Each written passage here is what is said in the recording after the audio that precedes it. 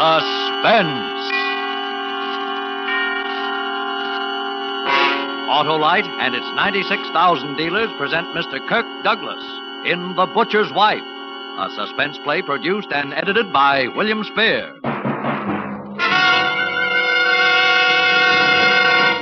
Wilcox! I say there, Wilcox, old man. Remingchester shotgun as I live, breathe, and batter my brains for burgeoning boasts about the battery of batteries, the Autolite Stay Full battery. The battery that needs water only 3 times a year in normal car use. Cease sounding off. Was it not you who defied me to find a camel that could go without water as long as an Autolite Stay Full battery? Defy you I did, you dubious dunderhead. Please, no compliments. I concede your claim regarding ordinary one-hump camels, but what about a two-hump camel? Need I say more? Well, you probably mean he can go twice as long without refilling. But Autolite Stay Full batteries hold over 3 times as much liquid reserve above the plates as ordinary batteries. Need I say more? Zounds. I shall have to find a dromedary with 4 humps. Even that won't do it, for Autolite Stay Full batteries need water only 3 times a year in normal car use. What's more, in recent tests based on SAE life cycle standards, Autolite Stay Full batteries gave 70% longer average life than batteries without Stay Full features. So get wise. Get an Autolite Stay Full battery, because you're always right with Autolite.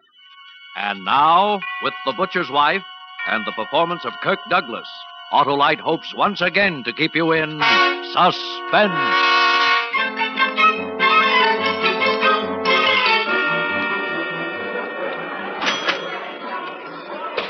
It started the first day of the job. I was clerking the liquor department of this supermarket. I hadn't been in Los Angeles a week.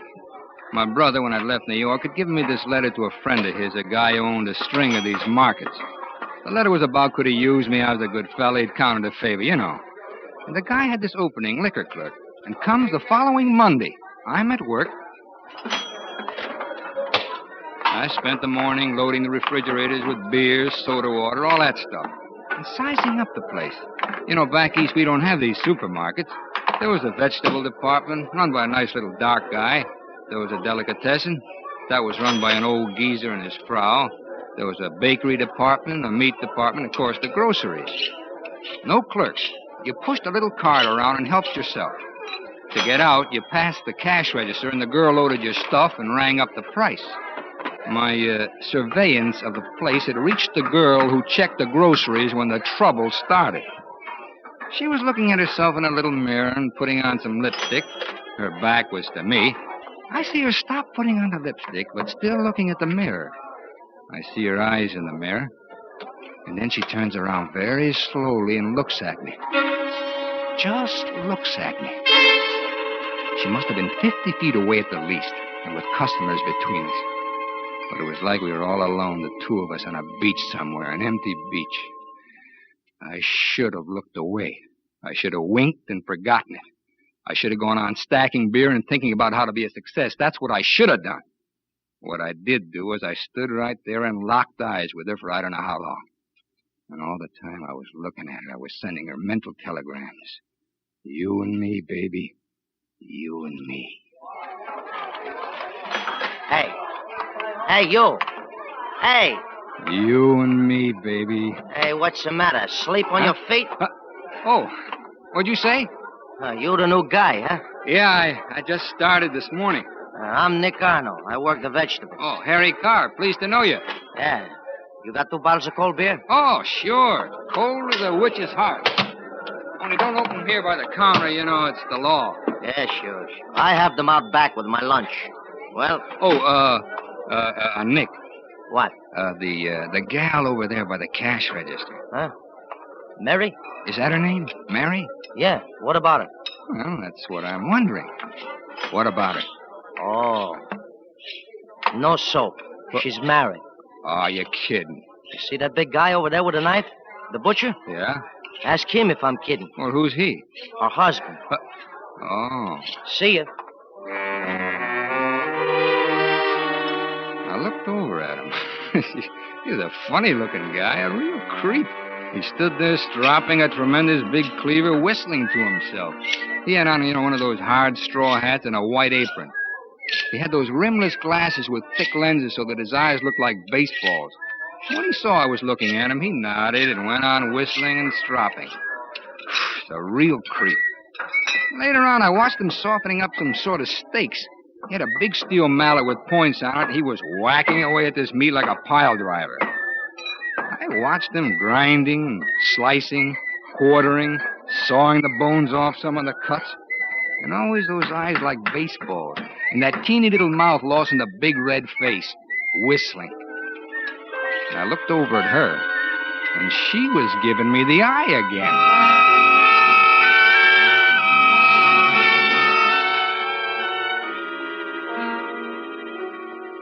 We closed at 7.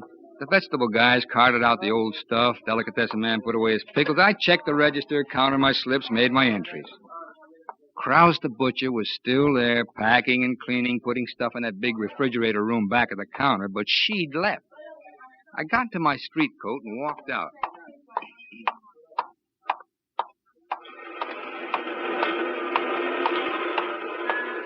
Hello? She was standing, looking at the shoe display a couple of doors down from the market. I said hello. Don't you say hello wherever it is you come from? Sure. Hello. Taking the bus? Yeah. Which way do you go? Down to Wester. I'm going that way. I'll drive you. No, I don't think you'd better. What's the matter? I wouldn't want to trouble you. No trouble. Well, Come on. I'm parked right here. Yeah, but what about, Mr. Krause? He'll be there an hour yet. He takes the bus. Oh. Come on. Well, Come on. Don't be afraid. I'm not afraid of you. You're afraid of me. Come right. on. Get in.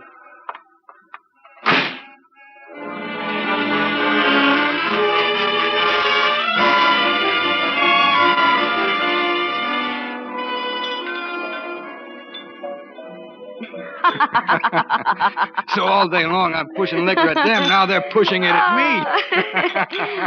You're cute, Harry. I mean it. You're really cute. So are you, baby. You really think so? Sure, baby. Harry, let's get out of here. Go someplace else. Hey, wait a minute. I gotta work in the morning. Hey, silly, this is the morning. It is. Hey, Mac, what's the time? 2:30. Harry, you really think I'm cute? Oh, sure, baby. Look, but it's late, real late. Don't worry, Look, sugar. Look, come on. I'll take you home. No. I'll take you home.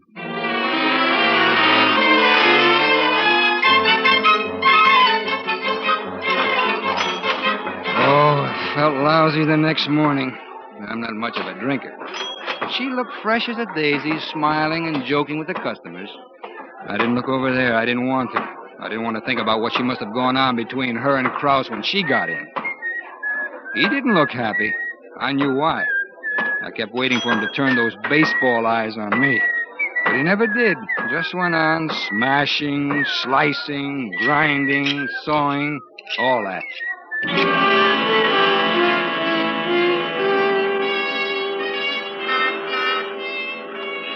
When I came out that night, she was there.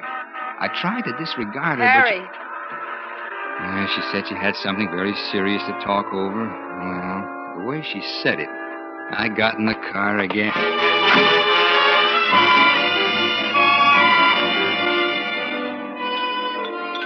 No, he's awful, Harry. Really, you don't know. Yeah, I guess it's You tough. just wouldn't believe some of the things. Look, Mary, He's crazy jealous. Well, of you?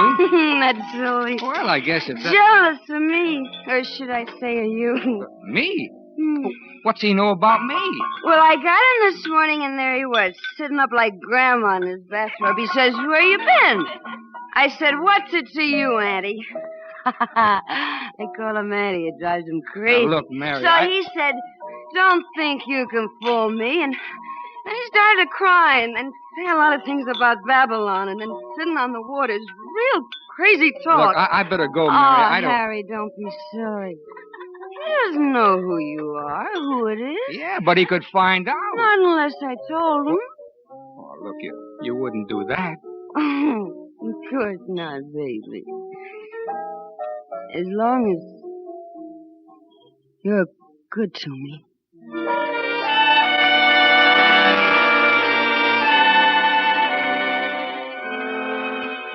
The next night, I stayed in the market. I was scared. I didn't want any more of that stuff. I did inventory, counted bottles, cleaned the refrigerator, changed the water in the soft drinks cooler. I kept busy. Across the market, Krause was moving around, cleaning up. After a while, he took off his apron and his straw hat, and he came over. Hello, Mr. Krause. Give me a bottle of beer. Sure thing. All right to drink it here? Sure. We're closed, aren't we? Yeah. Here. Here's an opener. Thanks.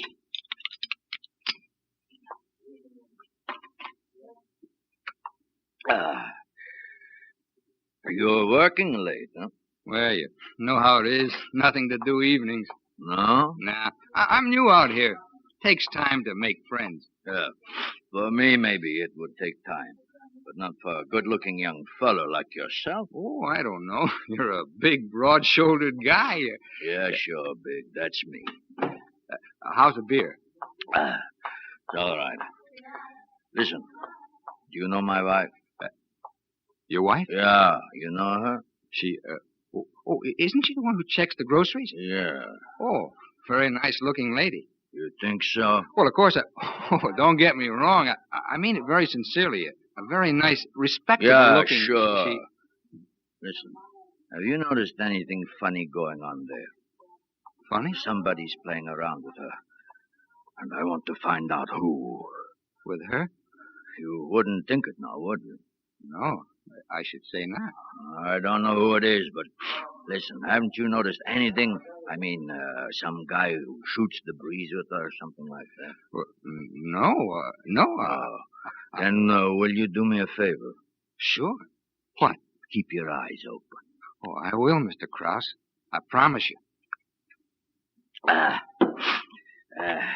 I'll find the guy.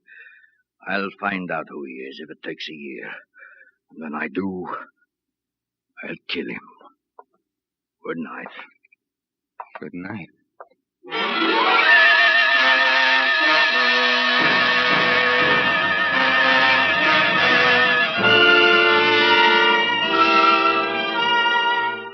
Autolite is bringing you Kirk Douglas in The Butcher's Wife, tonight's production in radio's outstanding theater of thrills, Suspense.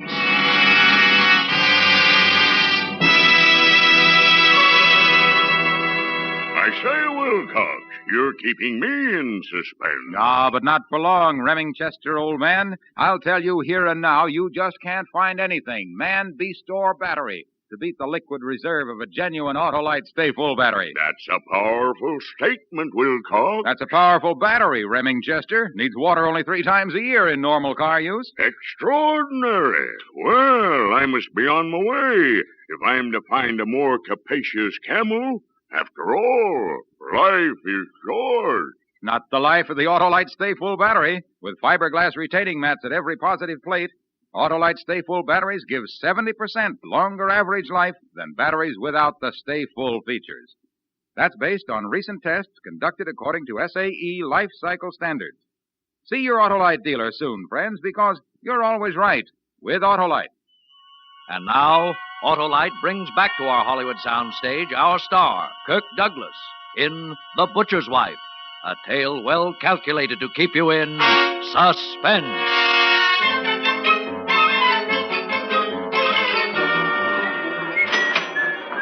See how it happens? You go along, minding your own business, trying to be a sweet guy, and whammy. Up pops the devil. The roof caves in and there you are. The executioner's honing the axe and whistling to himself. I tell you, I was nervous. My hands were sweating and my teeth were aching, and, well, if it hadn't been for needing the job bad, I'd have put on my coat and hightailed it out of there but fast. It was a situation. And Mary's looking over at me every now and then, giving me the big eyes. Yeah, the heck with you, baby. Get yourself another boy. And Krause is looking over, raising his eyebrows. Do I know who it is yet? And I'm making a long face and shaking my head. Then Nick, the vegetable man, comes over. I see you didn't understand what I told you the other day. Well, What's that, Nick? About Mary. I told you she was a married woman. Oh, what are you talking about? I see you, the both of you, coming out of a bar the other You're morning. nuts, Nick. Listen, Don't pull the hard face with me, Harry. What? I ought to tip Krause off to what's going on. Nick, look, Nick, be a good guy, will you? Be a good guy, will you? I'm telling you, you better be a good guy. And leave the butcher's wife alone if you know what's good for you. Look, I will, Nick. I will. I swear it. It was a mistake, that's all. Yeah. Look, be a good guy, Nick. Forget about it. All right. This once, okay. But do it again and you'll get what's coming to you. Sure, Nick. And I'm not just talking.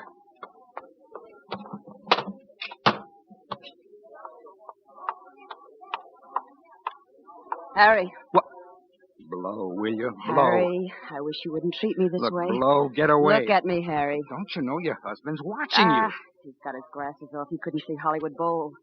You better be nice to me, Harry. Please, Mary. Please go back to your cash register. I want to see you tonight. No. Oh, yes. Look, understand me, Mary. You're poisoned. Now get away. You'll see me, Look, Harry, I'm not or you'll see Krause. All right. Where? I'll be pried. Around the corner. Around the corner. Don't be late. Oh, Harry. Stop being silly. Come on, get in. Look, please, can't you understand? I don't want any trouble. What are you so afraid of? Trouble. Oh, come on, baby. Let's go and have some Look, fun, please, huh? What's the matter? Oh. Hello, Nick.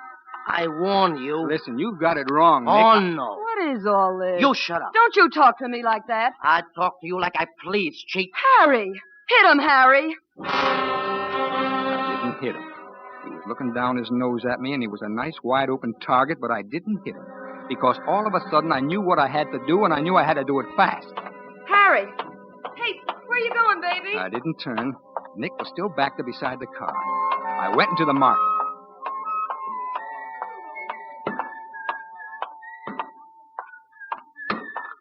Mr. Krause. Mr. Krause! Yeah? What? I found out. What? I can't hear you. I said I found out. I found out who it is.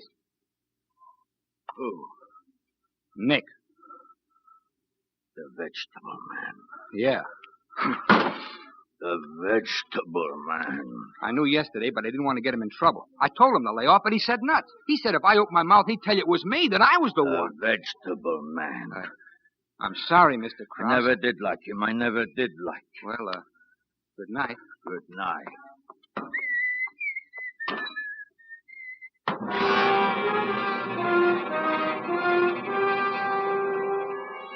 I took a bottle of brandy home with me.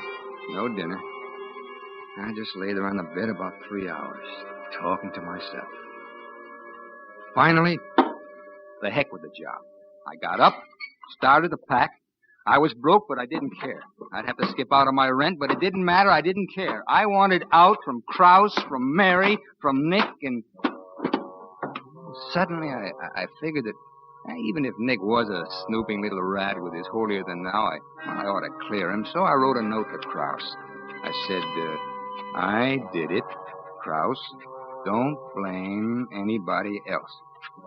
I took the note in my bag and the key to the market, and I tiptoed out of the rooming house. I caught a bus and went to the market. The boulevard was deserted. I looked into the glass door. In the back of the place up high, there was a red neon beer sign that blinked on and off, on and off. I unlocked the door, went in, and locked the door behind me. The place was kind of eerie in the dark, what with that red light blinking on and off. And 1 minute the place was pitch black, and the next it was 1,000 little red lights bouncing off the canned stuff in the groceries part. I went to the butcher counter first. I laid the note on the scale where he'd be sure to see it. Then I crossed over, past the vegetables and the bakery, past the delicatessen, to the liquor department. It was dark, and I kept bumping into things, and I thought, well, why am I acting like a criminal? So I turned on the light. The whole place was suddenly so dazzling it hurt my eyes. I looked at the cash register. I was just thinking, well, maybe I'd take a couple of bucks. When it happened, I hadn't touched it. Well, there were other switches in the place. I didn't know where. After the brightness, the place seemed twice as dark. The red sign blinked on and off. Then I saw Kraus. He was standing behind the meat counter at the scale, and he picked up the note, my note. I did it, Kraus, and he read it. I couldn't see his eyes, just the glasses. And every time the light blinked, they shone red, bright red, like some sort of terrible toy. And they began to move. And it was like a movie that you see one frame at a time. Each time the light blinked on, he wasn't where he'd been before, but closer. Closer. Kraus? Mr. Kraus? Mr. Kraus! His red glasses kept coming at me. I edged over toward the vegetables, and he moved too. I moved the other way toward the groceries. There was a railing. I climbed over it. I was in one of the long, narrow aisles of cans and bottles. The stuff was piled head high. I waited, hoping maybe he didn't see me. But he did. I hid behind a stack of canned dog food. He sounded 30 or 40 feet away. I waited.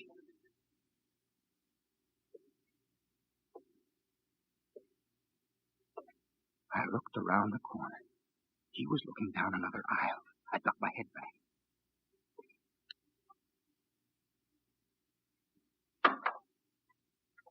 Couldn't understand that sound.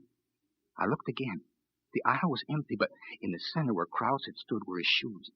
He'd taken them off. Very quietly, I bent and took mine off. And I began to tiptoe away from where I'd seen him.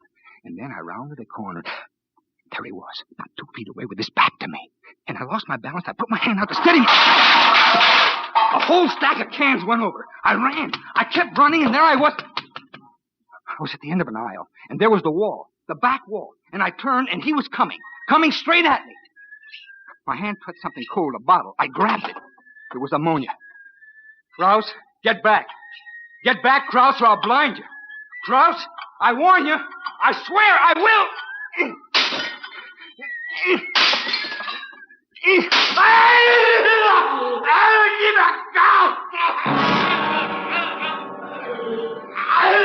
He stood there like a crazy giant, like Cyclops tearing at his eyes, the ammonia running down his face.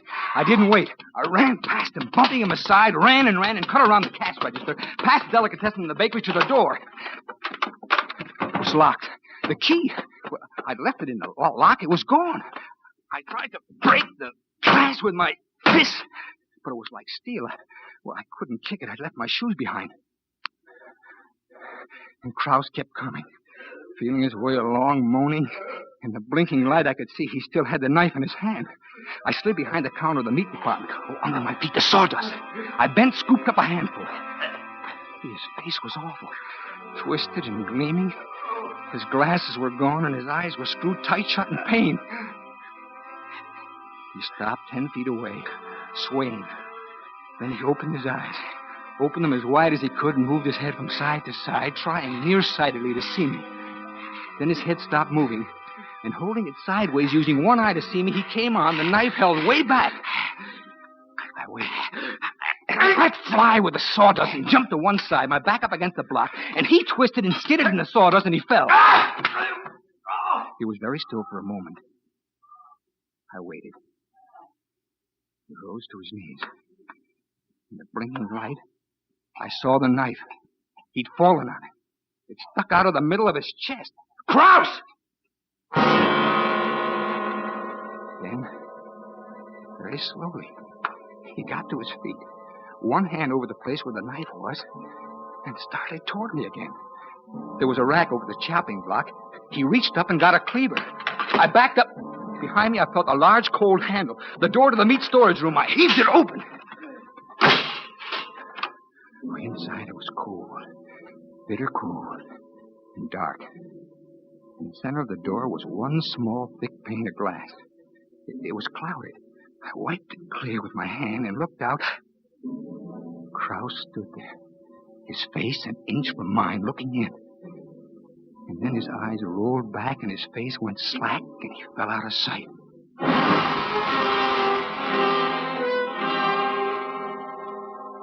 He was dead. I was sure of it. I felt around in the dark for the knob, but I couldn't find it. I felt the door from top to bottom. There were bars and bolts and something that felt like a handle. I yanked and tugged, but it wouldn't move. There was a knife on a slab there, a butcher knife. I felt around the door for a crack, slipped the knife in, and twisted. Broke off. Another door, I thought. Maybe there's... Oh, please. Another door out of this place. I began to search for it in the dark, feeling along the icy, damp walls. I walked into something cool that moved when I touched it. Oh, the side of beef. But no door. I moved farther. Another icy, cold thing. And I moved on and came up against another. Cold as the rest, but... And I'm crazy. I know it. I'm crazy. This one feels as though it's wearing silk stockings.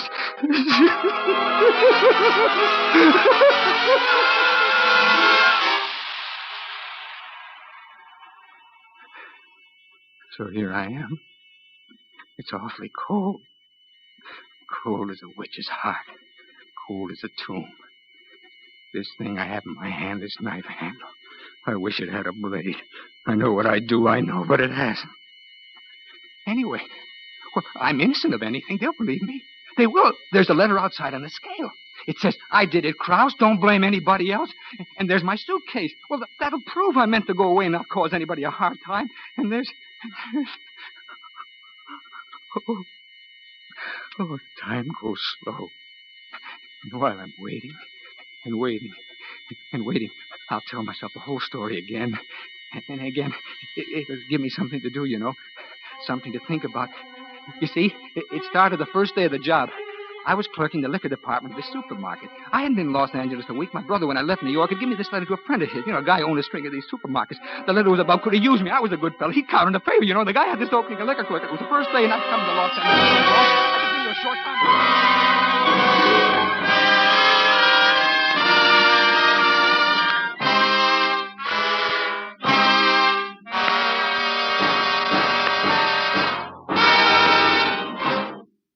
Suspense, presented by Autolite. Tonight's star, Kirk Douglas. Remingchester. Gosh, hey, you gave me a start. No, I didn't, Remingchester, old man. It must have been your new Autolite Stay Full battery, the battery that needs water only 3 times a year in normal car use. Just the thing for starting right.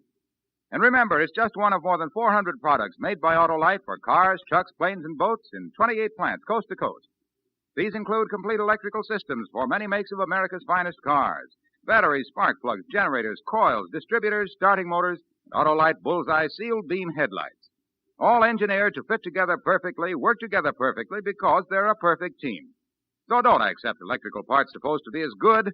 Ask for and insist on Autolite original factory parts at your neighborhood service station, car dealer, garage, or repair shop. Remember, you're always right with Autolite.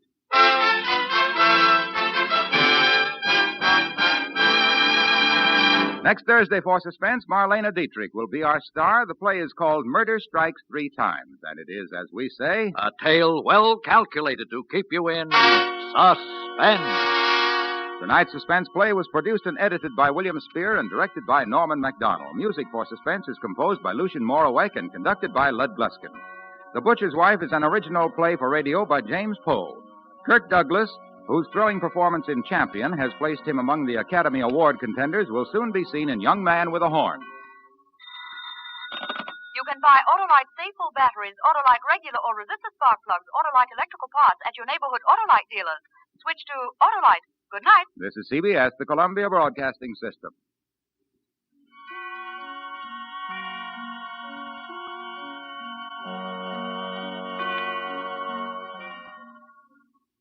And now, another tale well calculated to keep you in suspense. The target? A solidly built 2-story brick building on the edge of the industrial section of the city. The obstacle? 3 locked iron doors and 12 armed guards. The prize? $3 million in cash. The problem?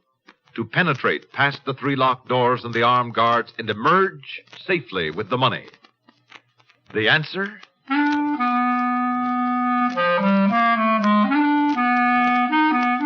Just for the record, the name is Pete Wilson. Job? Night superintendent of the Lakeside Municipal Crematorium. Time, midnight about a year ago, with a thunderstorm bowling duck pins in the sky. I was reading the Western in my little office by the front door. My job was a nice, quiet one. We hardly ever had any customers at night.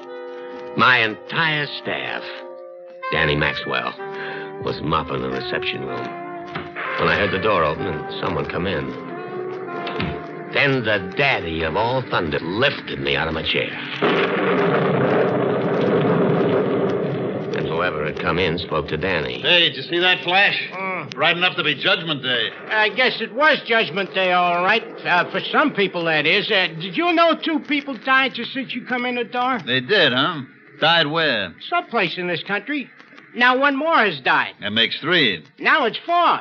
That's the mortality rate for this country, 4 a minute. For the city, it's 1 every 30 minutes. 2 an hour.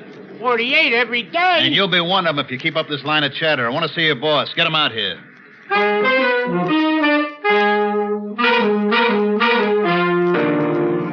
was Al Thomas's voice, and of all the people in the world I didn't want to see, Al was all of them. But I got outside fast. Al Thomas. Well, long time no see. Yeah, Petey boy, you're looking good, real good. Excuse me, Mr. Pete, but this gentleman is an old friend of mine, Danny. Go on out back and clean up. I want to talk to him. Danny went off with his mop, and I took Al into my office. I got out the bottle of bourbon I used to help the prowl cowboys warm up with on cold nights. Al took off his wet $90 gabardine topcoat and smiled at me with big shark teeth. Nice setup you got here, Pete. Your own boss, lots of time to yourself, everything nice and quiet. I like it quiet, Al. Yeah, you always did, didn't you? Remember how noisy our cell used to be? Always somebody in a cell block coughing or snoring or choking or screaming. Yeah, I remember. Look, what are we talking about cells? Let's talk about something interesting. Like money. Money, Al? Money. I got a little job in mind, Pete, and I need some help. You. Al, I'd certainly like to help out, but the doc told me to avoid any excitement. The old ticker, you know. Excitement? This will be like wheeling the baby to church. Tell me, Petey, can you drive a horse? Well, sure, I can drive a horse. Then you're in. But I'm giving you a 20% piece. The total take should be $3 million. So you'll be the first guy in history to earn $600,000 for driving a horse. Any questions, Petey? Oh, what kind of a horse, Al? Horse? Who said anything about a horse? I asked if you could drive a hearse. A hearse, boy, a hearse!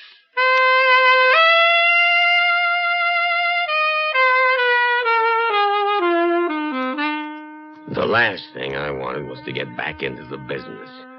And the last person I wanted to get back into it with was my old cellmate, Al. But if he wanted me, I was stuck. Being a 3-time loser, all he had to do was plant some hot goods on me and call the cops, and I was up for life. I had to play along. So the next afternoon, I went to see him in his room in a crummy lodging house, and he took me to the window and pointed. See that steam shovel across the street? Well, sure, I see it. Excavating for a new building. Yeah, and you see the solid old brick building right next to it? Uh-huh. It's the main headquarters of Dollar Delivery, the big armored car outfit. Right. It's where they load the armored cars with the money. Now, every Thursday night, there's better than $3 million in that building, Pete, being packaged for payrolls in this area. Next Thursday night, we're cutting ourselves in on that $3 million. Just, you and me? Just the two of us knocking over 12 armed guards and 3 locked doors and... Petey, relax. Of course we're not trying anything like that. I was afraid for a minute. I use brains, Pete. Brains, not muscles. You know who's operating that steam shovel? Marty Brannigan. Marty Brannigan? That's right. The whole construction gang is part of his mob. They have the foundation of the dollar delivery building weakened in one spot so it's all ready to cave. And next Thursday, it will cave. They'll just walk in and pick up the dough. But then, where do we come in, huh? Well, that's simple, Pete. We take it away from them. So that's how the dollar delivery holdup started. Anyway, how my part in it started.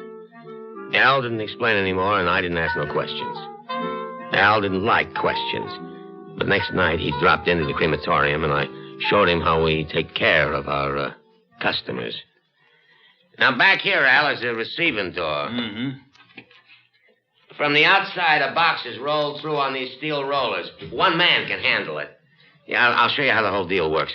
It's practically automatic. Danny! Yes, Mr. Pete? Come out here in a minute. What do we need him for?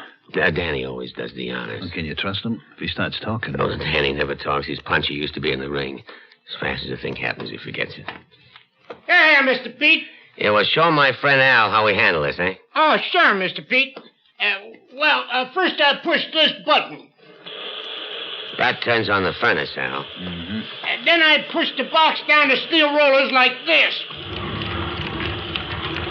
Now watch. The furnace door opens automatically.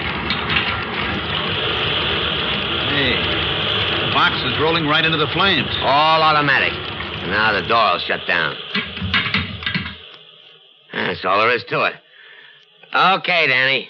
Go on back out front. Yes, Mr. Pete. Very neat. What's down these stairs?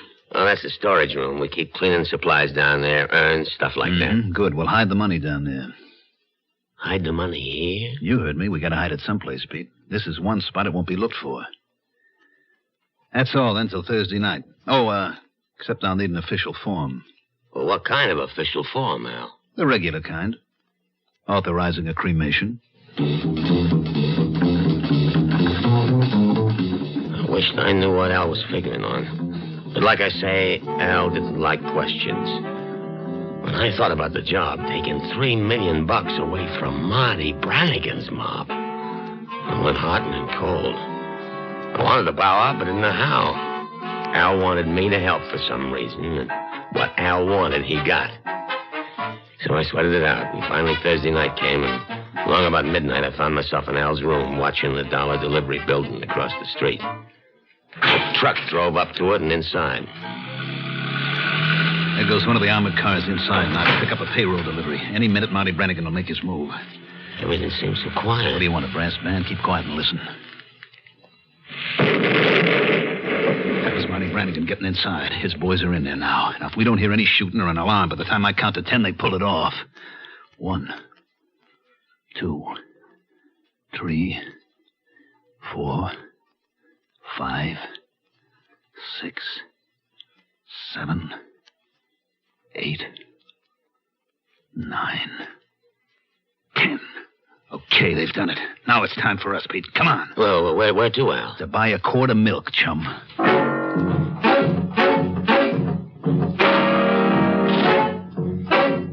Al led me out the back way, and we started walking through the dark, quiet streets. We walked 5 blocks, 10, and then the quiet night blew wide open. All right, the alarm's been sounded. The Brannigan and his boys are a long way from the dollar delivery building by now. Sure, but anything moving in this town is going to be stopped and searched. They know that. All right, here we are. Where? See that milk wagon at the curb? Yeah, I see it. Now, here comes the driver delivering the milk. Now, act drunk and try to buy a quart from him. Go ahead, go ahead. Buddy. Hey, buddy. Yeah, what is it? Listen, buddy. I want to buy a quart of milk. I just deliver, Mac. I don't sell. Well, my old lady sent me out to get a quart of milk. Just 1 quart. Now, let me have one little old quart, buddy. Hey, let go of my arm, you lush. Let go, I said. Okay, take this.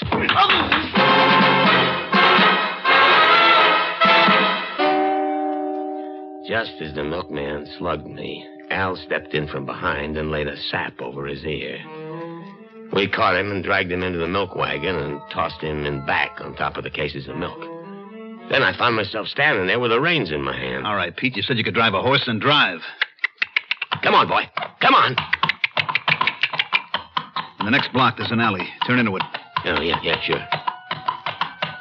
I hope none of them prowl cars stop us. Who's going to stop a milk wagon? Well, they might notice we aren't delivering any milk. Don't worry, they won't. They're all heading for the dollar delivery building. And that's one place they won't find anything. Brannigan and his mob have had 17 minutes to make a getaway. Then they got away with the dollars, too. Where does that leave us? With all the cream, chum. That milkman in back there is one of the mob. One of Brannigan's mob? Sure, he's been on the job for 6 months. That's how long Brannigan's been planning this. Marty wasn't taking any chance of being stopped and searched. First thing he did was stop and transfer all the loot to this milk wagon. The money is back there, Petey. Under the milk. Huh? Like I said, who's going to stop a milk wagon? Okay, here's the alley. Turn in here.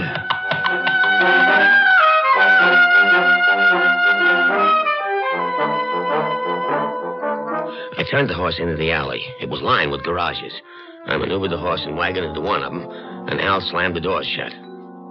While I took time to mop my brow, Al was already opening the door into the next garage. Hey, Pete, come here and look. Yeah, sure. At what? In there. All parked and ready. Holy cow. It's a hearse. That's right, a nice, respectable-looking hearse. And in that hearse is a plain pine coffin. Petey, we're going to fill that coffin with $3 million. Then we'll drive it to the crematorium. We'll unload the box and hide the money in the storage room, then put the coffin through the furnace just as if it was a legitimate customer. I got all the documents. Made out for Albert G. Cash. Albert G. Cash of Dorchmont. Now, in about a week, we'll load the dough into the hearse again, and I'll drive it right out of the state. Nobody's going to suspect a hearse, Petey. Okay, let's get busy. We got to put Mr. Cash in his coffin.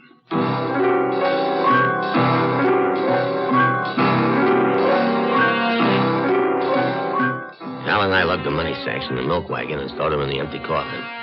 When we finished, Al went back to check on the unconscious driver, and I heard him yell, Hey, Pete, come here. This guy is...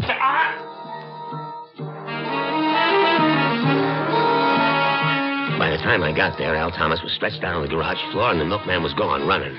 I didn't have time to wonder about him. I had to look after Al.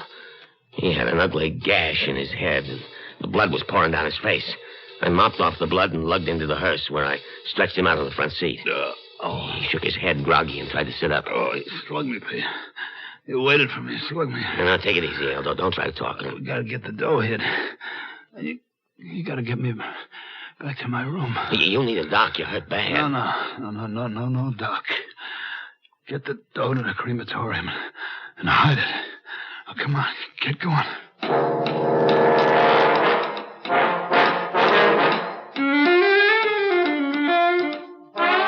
I got the motor started and drove the hearse out of there. I just hoped no cops would wonder what a hearse was doing on the street so late.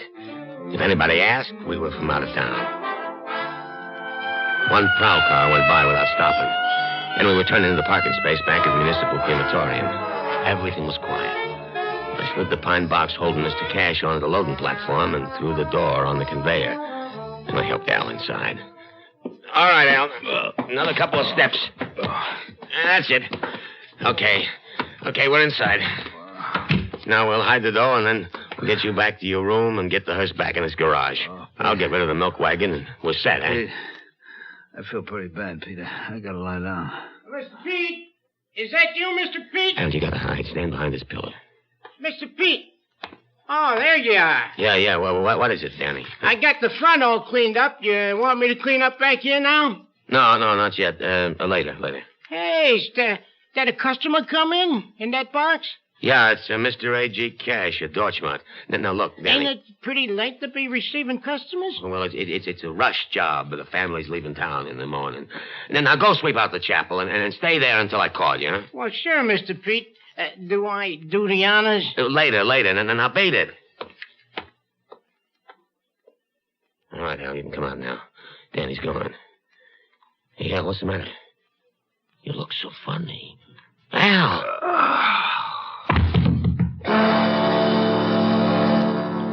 Al hit the floor like a sandbag and just lay there. I bent over him, feeling for his pulse. And then I knew. Al Thomas was dead.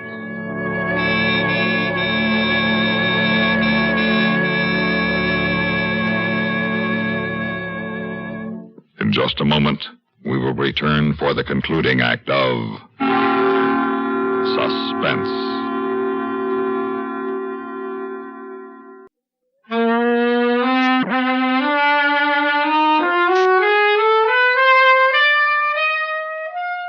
Al was dead, all right.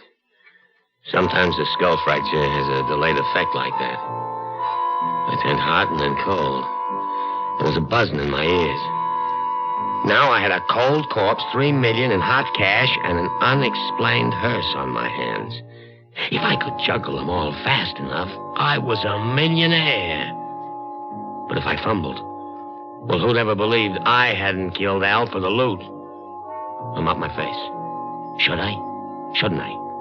Could I? Couldn't I? I began to think I could do it. I could hide Al and the money in the storeroom, burn the coffin, get rid of the hearse, and then... Mr. Pete! Huh? Mr. Pete! Yeah. What is it, Danny? There's 2 cops out front asking for you. 2, cops? Officer Hunt and Officer Connell. They want to ask you some questions. Oh, okay. Tell them I'll be right in.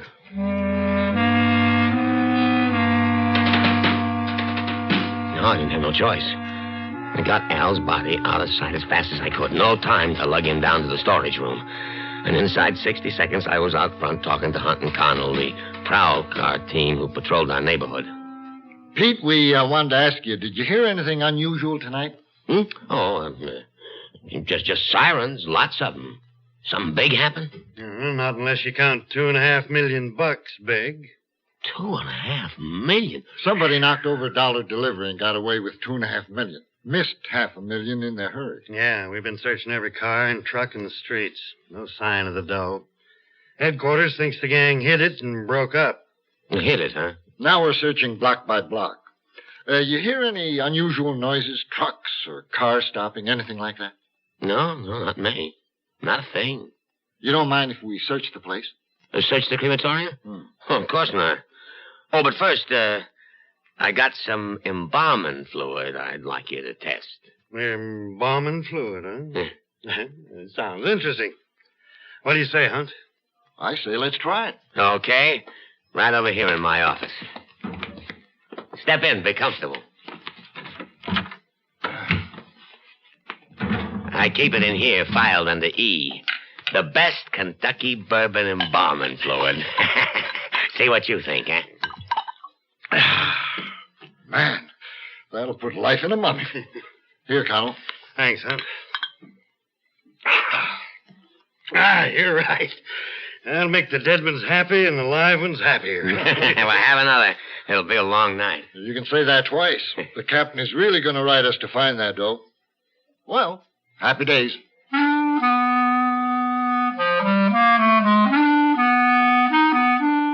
They each had another drink and then went out to look around. I sat there and held my breath, praying they wouldn't find Al or notice the hearse out back. They looked around for a minute, and then I heard him go out. I kept on sitting there until my heart stopped pounding. Finally, I went out to finish the job of hiding my dough. I was a millionaire now. 2.5 times a millionaire. And all of it tax-free. I even had a couple of nasty thoughts for Marty Brannigan's stupidity and missing the other $500,000. And as I stood in the reception room listening, I heard something. And all of a sudden, I had a horrible thought. And I began to run toward the back. Danny! Yeah, Mr. Pete? Danny, did you... Did I what, Mr. Pete? Danny, where's the box with Mr. Cash in it? Well, you said it was a rush job, so I processed it. Oh, no. Let me look. Let me see. Oh, you did it. It's in there. It's burning. I figured you'd be glad to have it done, Mr. Pete. Say, tell me, what did his initials stand for? I mean, A.G. Cash. Stand for his initials? I'll tell you. All gone, Danny. All gone. Cash. Yes, it was all gone, all right. The whole $2.5 million. Cremated. Well, I was passing out drinks to Hunt and Connell. Well, the dollar delivery boys and the feds finally caught Marty Brannigan and his mob. But they never would buy the story that Marty didn't have any idea where the money went to. Tell them to look in the urn on the top shelf of the storage room of the Lakeside Municipal Crematorium. Has the name A.G. Cash on it. I don't suppose they'll be able to do much with the nice white ashes in the urn. But ask them to be gentle with them. They're not only the most expensive ashes in the world, but they're also all that's left of Al Thomas. Because the only place I could hide Al in a hurry was to undo the trick lid of the coffin and put Al on top of the money and then latch it shut again. So Al and the dough went in the furnace together. Anyway, he died rich. And I like to think he made a liar out of those jerks who go around saying you can't take it with you. If anybody ever took it with him, it was Al.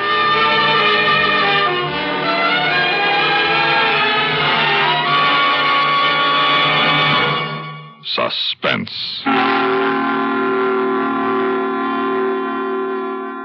You have been listening to Coffin for Mr. Cash, written for Suspense by Robert Arthur. In a moment, the names of our players and a word about next week's story of Suspense.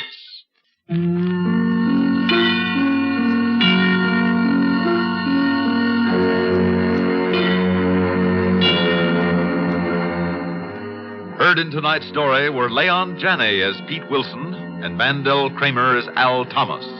Others in the cast included Sam Raskin, Sam Gray, Joseph Boland, and Bob Donnelly.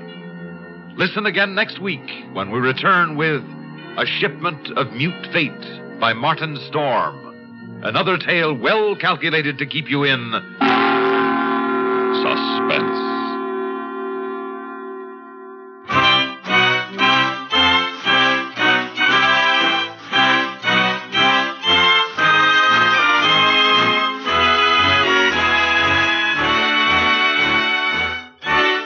Suspense has come to you through the worldwide facilities of the United States Armed Forces Radio and Television Service.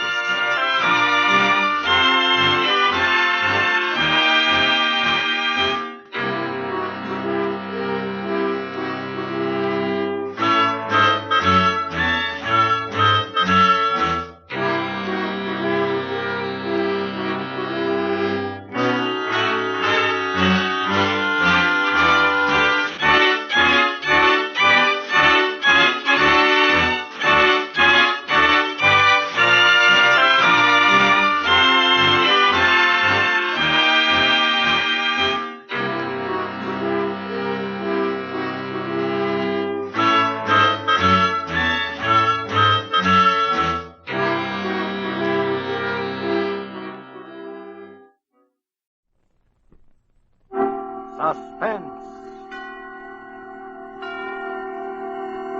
Tonight, Mr. Dane Clark as star of Spoils for Victor, a suspense play produced, edited, and directed by William Spear.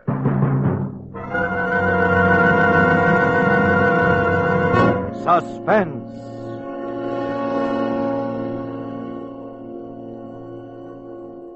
Can he talk, Doc? I wouldn't advise it. But... Maybe. What you ought to ask is, will he talk? Oh, I thought you were asleep. Hi, Harry. Remember me, do you? You had me down to the DA's office enough times, so I ought to. I didn't talk those times either, remember? You ought to save your strength as much as you can, Mr. Rediger. Doc here thinks I'm going to die. Are you? I don't think so. I don't think I'm going to talk either. There's some questions we got to have the answers to. If we don't get them from you, Vic, we're going to have to get them from somebody else. Oh.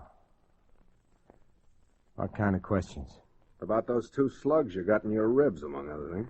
They're not in there anymore, at least that's what the doc tells me. All right, Vic, I'm sorry. Wait a minute, Harry. Yeah? Listen. I don't know how she feels about this. But if I talk, you gotta leave her out. Altogether out. Complete. See? That could be, Vic. You've always been a pretty right guy, Harry. Is that on a level? On the level, Vic. All right. Maybe you can sell it to pictures. Alan Ladd. You could call it The Gangster and the Lady.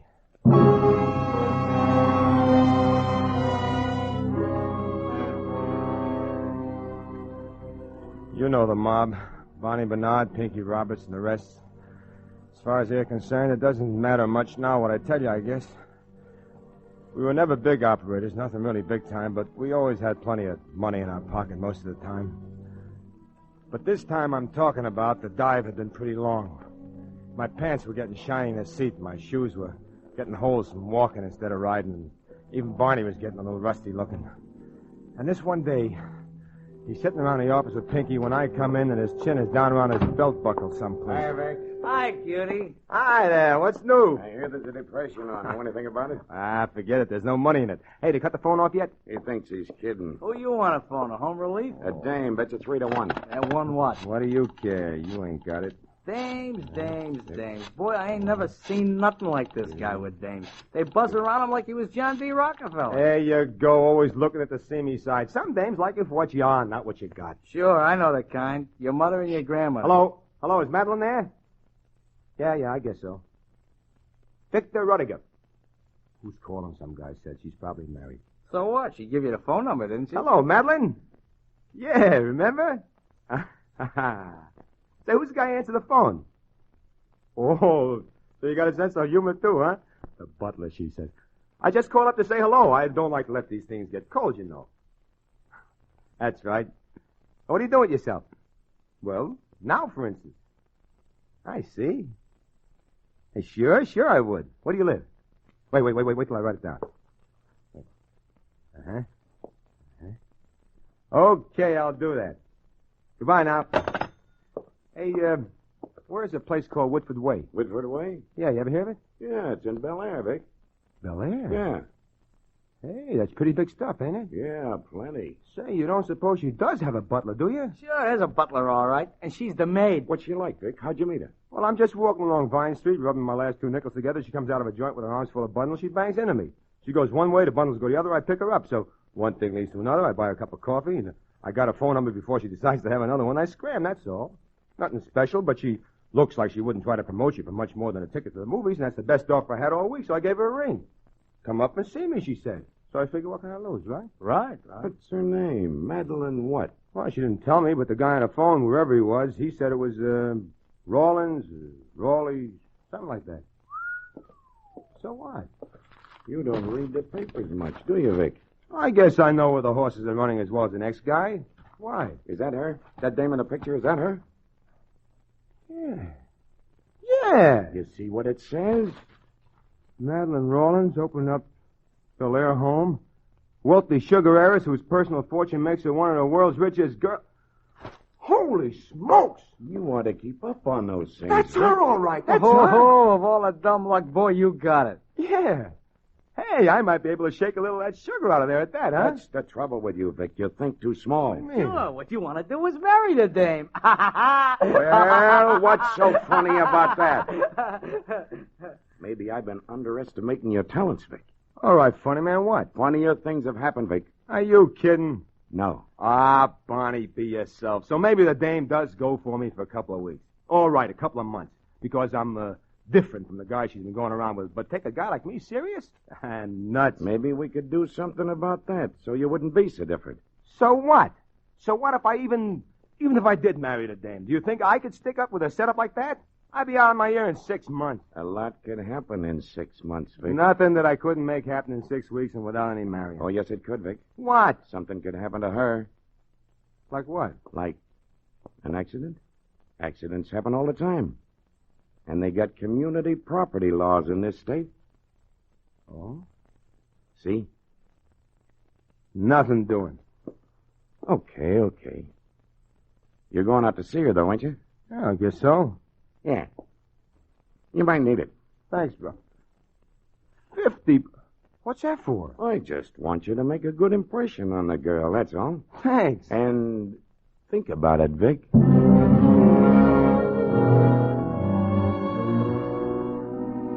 I did all right. I guess it's all I did think about the whole of that first afternoon I was out there to see her. I didn't see her again for over 2 weeks. Because that night, we decided. Barney put up nearly all the cash he had left. He bought me a car, a suite of rooms at the Ambassador, clothes. That's one of our very nicest numbers, Mr. Rudiger, and it looks just stunning on you. $185. Leave us see something that ain't quite well, so... shut up. We'll take it. Splendid. How about shirts, ties?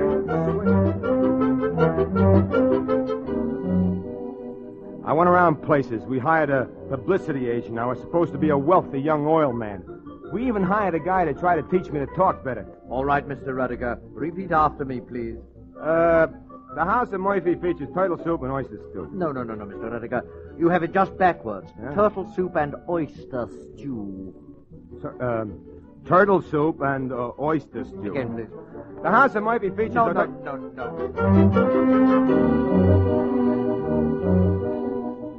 After 2 weeks, I looked a little better. Enough to get by in small doses anyway. And I began to go out and see her again. And after 2 months, I wouldn't have known myself because I was standing in a striped pants and a cutaway coat in church. And she was standing there beside me. And the minister was standing in front of both of us. Do you, Victor, take this woman to be your lawful wedded wife? To have and to hold, to love and to cherish from this day forth? For better, for worse, for richer, for poorer, in sickness, in health, until death do you part? I do. Do you, Madeline, take this man to be your lawful wedded husband? And all the time, all I could think of was that it was funny. And kind of tough, too, when you stop to figure how a woman is supposed to feel at a time like this. That when she spoke those 2 little words, she'd be signing her own death warrant. I do.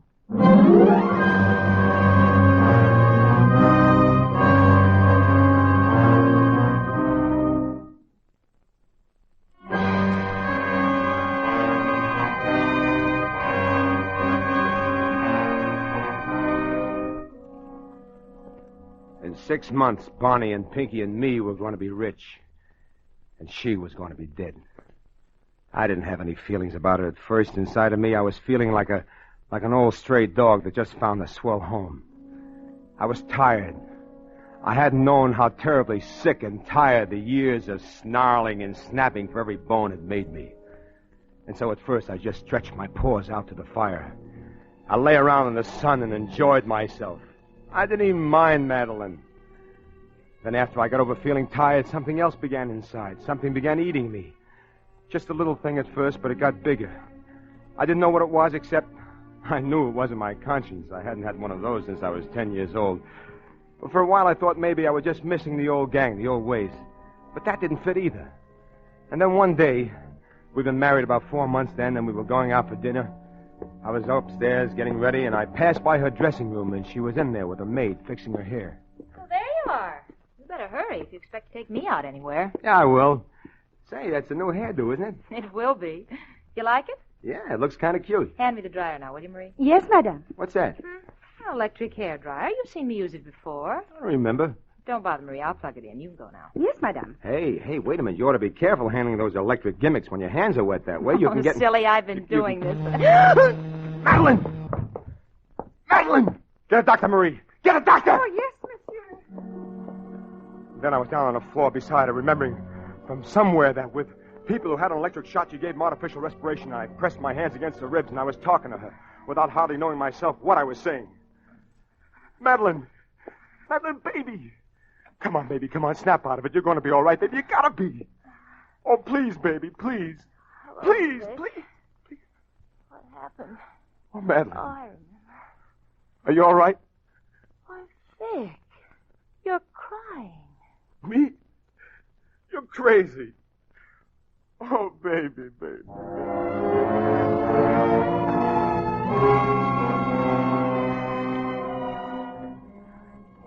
So there it was.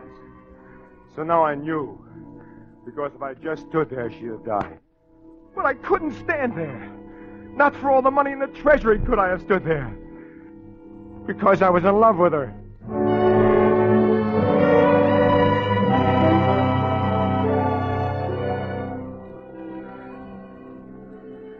I tried to keep my mind on all that money and what I could do with it. I tried to tell myself that no dame was worth that much to me or to any other guy. And all the time I was going nuts. I wasn't fit to be living with wild animals, to say nothing of a girl like Madeline. Vic, have you decided about going up to Arrowhead this next weekend? What? Huh? Vic, please put down the paper and listen to me. Where are you going? Business. I got a little deal. Oh, it must be quite a deal, Vic, to make you feel the way you have been lately. It is, Madeline. Quite a deal.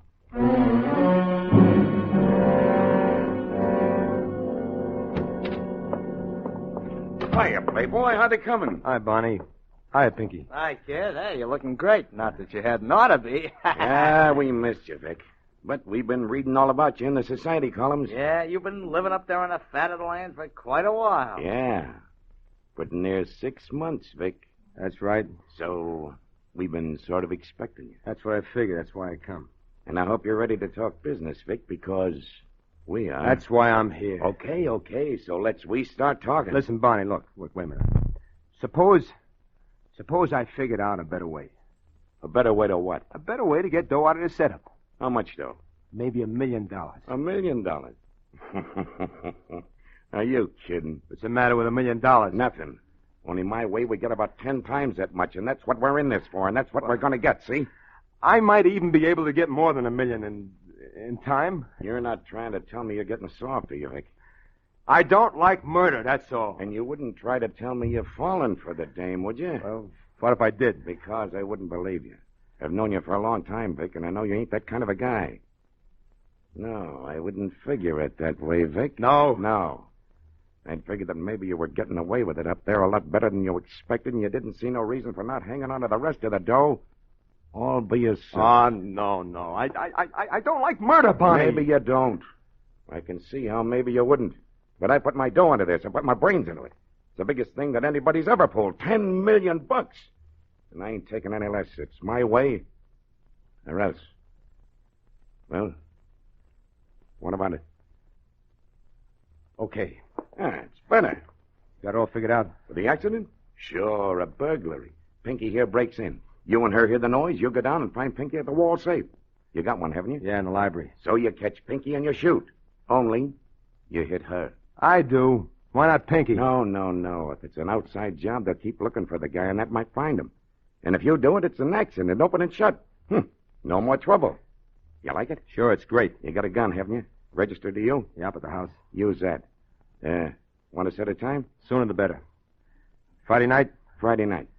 Okay, Pinky? Sure, anytime. Check with me Thursday, okay? Okay. And Vic? Yeah? When you shoot, don't miss.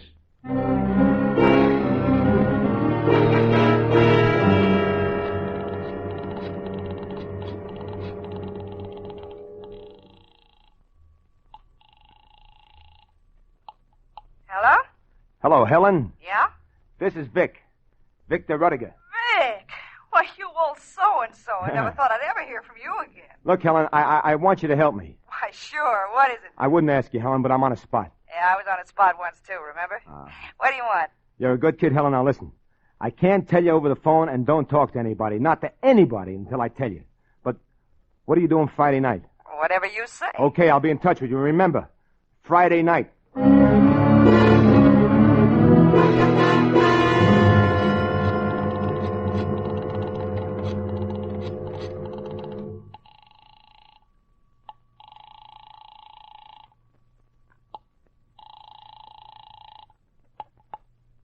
Yes? Hello, Madeline? Well, Vic. Look, hon, look. I think Arrowhead this weekend would be a great idea. What do you say? Well, Vic, that's wonderful. Well, I'll start getting things ready right away. When were you thinking of leaving? What about first thing Friday morning? Well, Vic, fine. Well, that's wonderful, darling. Friday morning.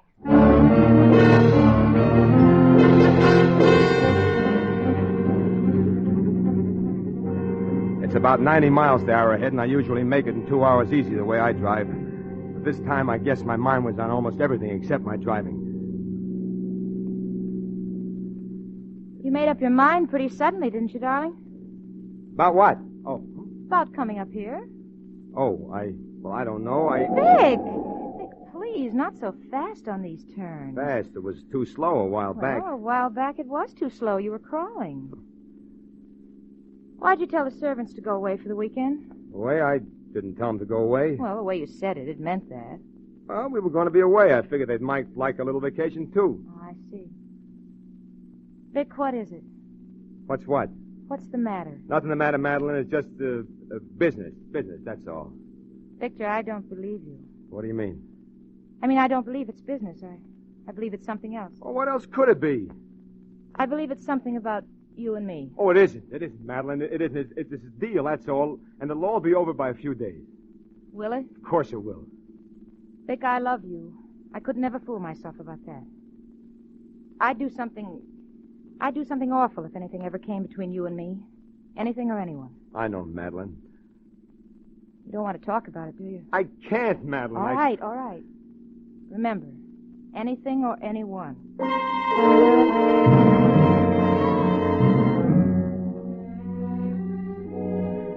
We got up to the cabin around noon, and I helped her unpack, and we changed, and I moped around a couple of hours stalling. And then I knew I couldn't stall much longer, and I'd have to come out with it. Rick, I thought we were going to go riding after we had... Madeline. What? Madeline, I just thought of something terrible. What is it? I got an appointment to see a guy tonight in town. Oh. Oh, I don't see how I could have forgotten it, but it's terribly important. I'll just have to go. Yes, I suppose you will. But I'll be back first thing in the morning. I'll have to take the car, but they'll loan you a station wagon at the hotel if you're going to be going anywhere. Yes. Will you be staying at the house? Oh, yeah, sure. Oh, Madeline, don't look at me that way. Please, you understand how it is, don't you? Yes, Vic, I think I do.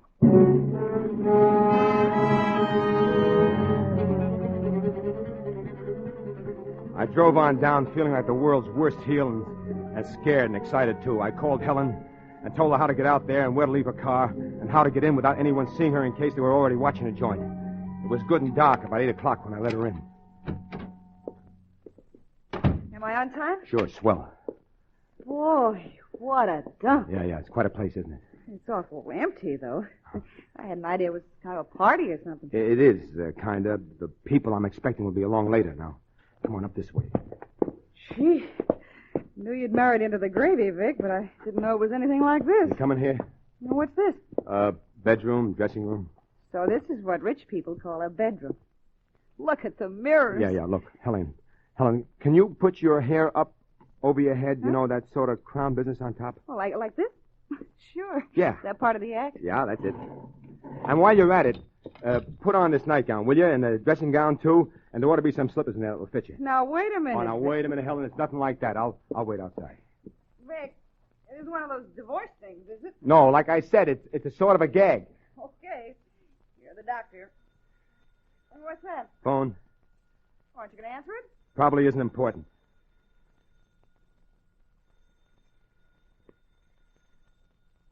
What do you suppose it could be? I don't know. Vic, it might be your wife. Yeah, it might be.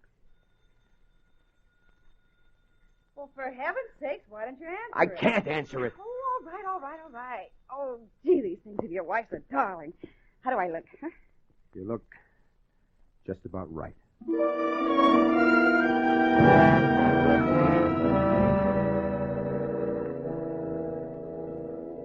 I hated the part about Helen, but I knew I didn't stand a chance in the world of getting Barney inside unless he thought he was seeing Madeline. He'd never seen her except from a distance, that lousy newspaper picture. And what with the hairdo and all, Helen looked pretty good. And after a while, I went around the house. I put up all the lights. And after that, we had to sit in the dark. I didn't even dare talk to Helen anymore. Pretty soon, she just went to sleep. And I waited. I heard the clock in the downstairs hall strike 4. And then right on the dot, I heard what I've been waiting for. Helen, wake up. Huh? Oh, what time is it? Come on, the people are here. Yeah, all right. Aren't you going to put on the lights? When we get to the library. Now, you stay right behind me, and as quiet as you can, and I'll shine the flashlight so you can see. I can see. And when I go in, you come in right behind me, close the door, and just stand right there, right against the door. All right. All right, here we are. All right, Pinky, drop that gun. What's the idea, Vic? Just not taking any chances. Drop it! Now, kick it across the floor, over to me. Barney outside? Yeah. Alone? Yeah. I want you to go to that side door where you came in and whistle to him. And when he shows, tell him we need him in here. And that's all. Anything more and I shoot. Understand? This ain't right, Vic. When this happens, I want Barney in here. Just in case. You wouldn't want you and me to be the only suckers, would you? That's right, too. All right.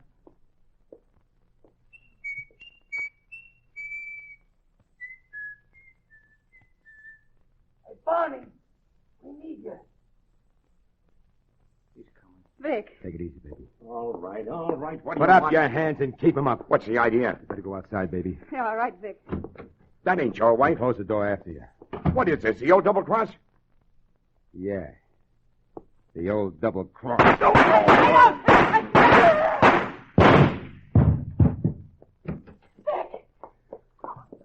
Oh, Vic, you killed him. They broke into my house. They were burglars. But that's Barney Bernard. They broke into my house. Oh, Vic, I don't want to be mixed up in anything. You're not going to be mixed up in anything. Nobody saw you come. Nobody will see you go. Is that why? I mean, your wife's nightgown and... I'm sorry. I couldn't tell you more. I can't tell you now either, but you better get your things and scram. I've got to call the cops. All right, Vic. What's that? Madeline. I told you what I'd do, Vic. Madeline! Put down that gun. Listen, will you? Anything or anyone. Madeline!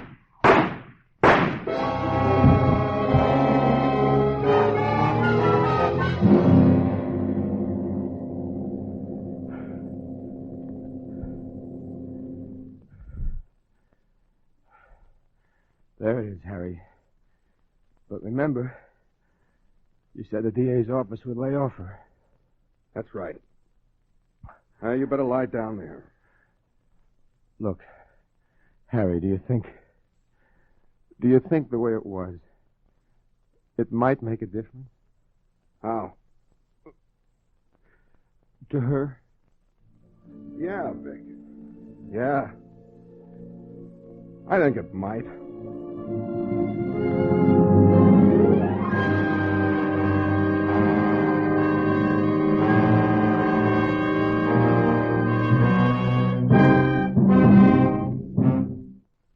This is the Armed Forces Radio Service.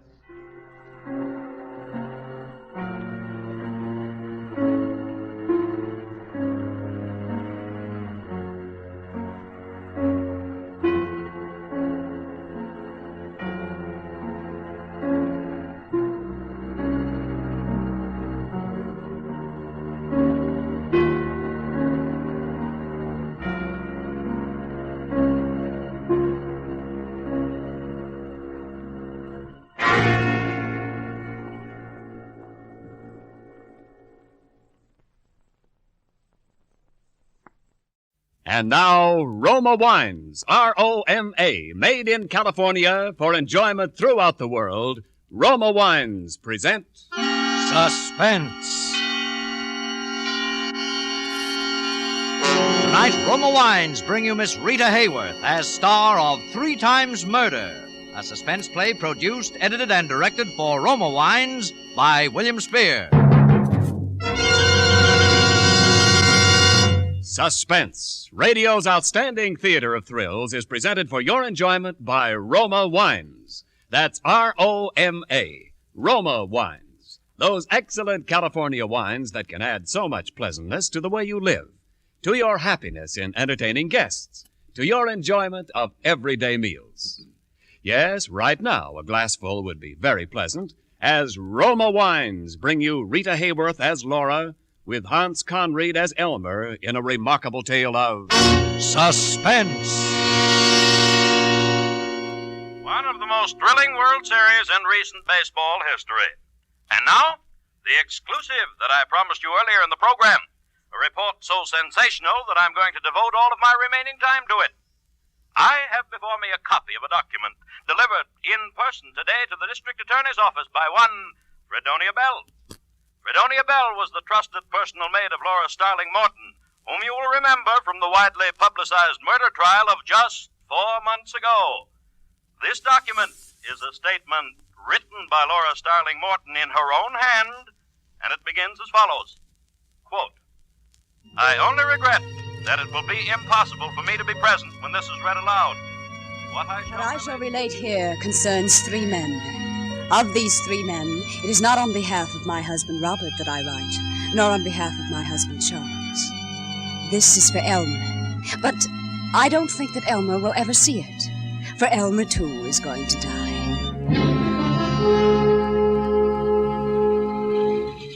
Laura?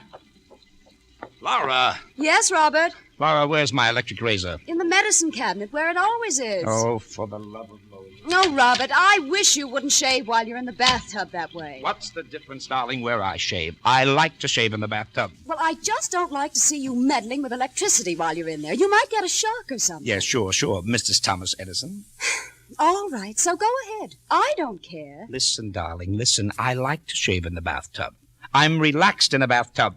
I read in the bathtub, I think in the bathtub, and I'm not going to change my habits even for you. I know, dear. I suppose that is a lot to expect.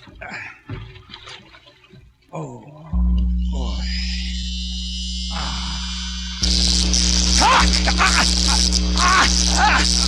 Robert! Robert!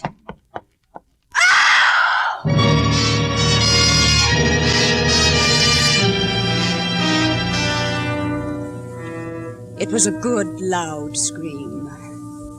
Then I stood in the door of the bathroom and looked. A good, long look. Then I called a doctor. The doctor called the police. The police called the district attorney. And I found myself confronted by a young man with red hair and glasses who gave the immediate impression of being clever, unscrupulous, and objectionable. That was Elmer. Mrs. Williams, I'm Elmer Garner of the district attorney's office. How do you do, Mr. Garner? I thought that you and I'd better have a little private chat. What about Mr. Garner? About your husband. What about my husband? Miss Williams, I'm going to be very frank with you on a number of counts. I'm what's known as an assistant district attorney. Mr. Garner, I have just lost my husband. I hardly think... I'm coming to that, Mrs. Williams. The district attorney has put me on this case because he thinks he doesn't have a case. Routine investigation. Now, maybe that's because a DA is essentially a nice man with nice instincts. And I'm not, but I don't agree with him. About what? About not having a case. Because I can smell him, Mrs. Williams. I can smell him a mile away. What can you smell, Mr. Garner? Murder? Oh, I see. Good. Your attitude's very good. No phony hysteria, no fake indignation. Realistic. I like that. I'm that way myself. Mr. Garner, I'm trying my best to maintain my composure under trying circumstances. And I must say, your extraordinary insinuation does not make it any easier. Now, look, I know you killed him. You know that I know you killed him. Mr. Garner! I said I was going to be very frank with you, Miss Williams. I am. On your side of the story is the fact that although I know you killed him, it may be a little difficult to prove that you killed him. Not too difficult, but a little. I should think it might, since it's utterly untrue. Yeah. Now let's see what cards I hold. You're a laboratory technician. You were before you married, at any rate, right? Right. And your technical knowledge would have told you that a man using a faulty electrical appliance while sitting in a tub full of water stood an excellent chance of electrocuting himself. I also know that a man firing a bullet into his head would stand an excellent chance of killing himself. Well, the insulation on the cable of that electric razor was frayed. Now, that might have happened through normal wear. It also might have happened because it was tampered with by you. And then again, as you say, it might not. Would it surprise you to know that we've got your fingerprints all over that razor? It would surprise me more if you hadn't. Or on everything else in the house, for that matter, Mr. Garner. Uh-huh.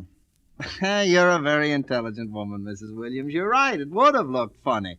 You were smart not to wipe off those prints. Very smart, eh? Thank you. However, so much for the means. Now for the motive. We can establish, of course, that you and your husband didn't get along. Unfortunately, you could establish that about many husbands and wives. And that your husband was insured for $50,000 in your favor. And that there's about $50,000 more in community property, and that you inherit, right? Naturally. Well, $100,000 is quite a nice little motive, Miss Williams. But it doesn't prove anything, does it, Mr. Garner? Well, that depends on how it's used by the prosecuting attorney. That's me, you know. I know. Do you have a lawyer, Mrs. Williams? Not yet. Uh-huh. Mm-hmm. Oh, you're a very intelligent woman, Mrs. Williams. That would have looked bad, too, if you'd had a lawyer right on tap. But you're going to need a lawyer, you know. So it would appear. All right. What about me? You? Sure, I'm a lawyer. You've just finished telling me that you would be the prosecuting attorney. Well, that's just the point. Why spend a lot of money on a lawyer who probably can't get you off anyway when you can spend it on me and have a sure thing? You see? Yes, I see. All I want is half. $50,000. No. What's the matter, too much? No. Now, look here, sister. You don't seem to realize that I'm in a position, depending on how I handle this case, either to set you free or to hang you. That, Mr. Garner, is where we disagree. You mean you're willing to gamble and I can't do it, huh? If you wish to put it that way. All right. But $50,000 is going to look cheap. Cheap when they slip that noose around your neck.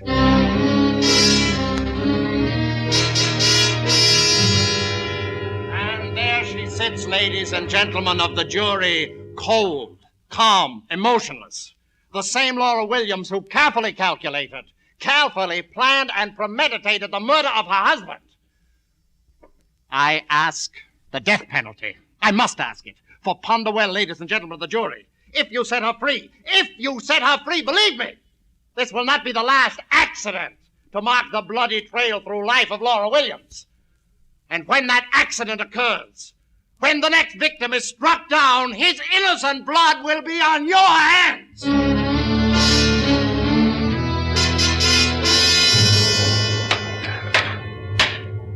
Ladies and gentlemen of the jury, have you reached a verdict?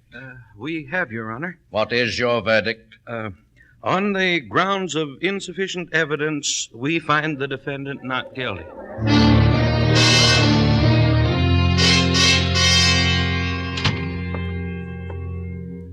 Well, Mrs. Williams, I guess the sporting thing is to say congratulations. Congratulations. Thank you, Mr. Garner. I'll say one thing. You got what it takes. You know, the jury was evenly divided the whole first day. Did you know that? Yes, I knew it. So I wasn't too far wrong at that, was I? Just far enough, Mr. Garner. Say, listen, again, just a sporting proposition. Tell me, did you? Did I what? Oh, come on. We're alone here. Anyway, it doesn't matter because you can't be tried twice for the same thing. You know that, don't you? Yes, I know it. Well, did you? Yes! You cheap, contemptible blackmailer! Yes! I killed him! How do you like that? I killed him!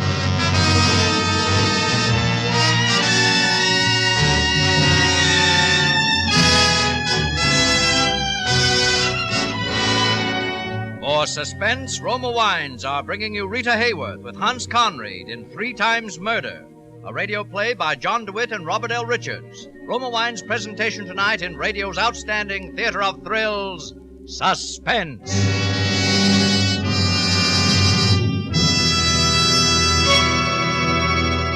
Between the acts of Suspense, this is Ken Niles reminding you that football season is here again, and along with it, those pleasant Saturday evening get-togethers after the big game.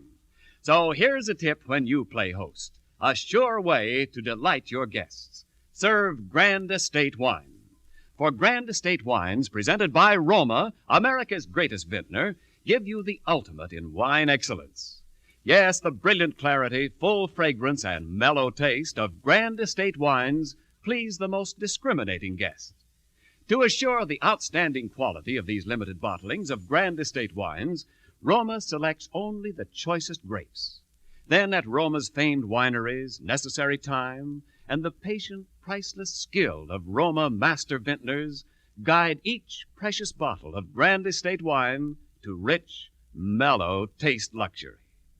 Yes, the host who possesses all 5 Grand Estate California wines is sure to please all tastes at all times. For pleasant entertaining, serve Grand Estate Medium Sherry, Ruby Port, or Golden Muscatel. For gracious dining, enjoy Grand Estate Burgundy or Sauterne. Remember the name, Grand Estate Wines, crowning achievement of vintner skill. Presented by Roma, the greatest name in wine. And now, Roma Wines bring back to our Hollywood soundstage Rita Hayworth, who, as Laura Starling Morton, continues the reading of a document in 3 Times Murder, a tale well calculated to keep you in suspense.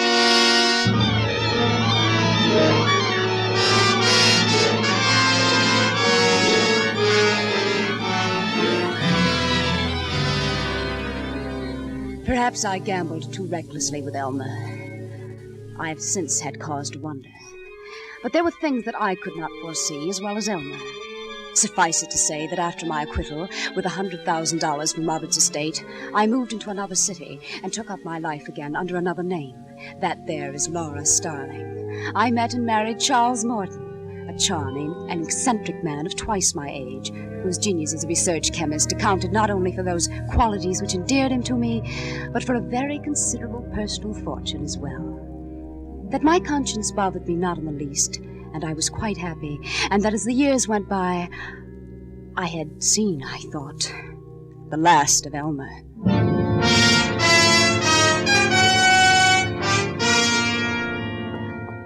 Charles! Oh, Charles! Yes, my dear. I have your coffee. Coffee? Well, you said you wanted coffee. It's ready now. No, but I have some coffee. Well, you took that out there 3 hours ago. Now come in and get your coffee. Yes, in a moment, my dear, as soon as I finish here. Charles, you come out of that smelly laboratory and have your coffee. Besides, I have a surprise for you. Oh, you have? Well, I'll be right in. And bring that other coffee cup with you. Yes. There.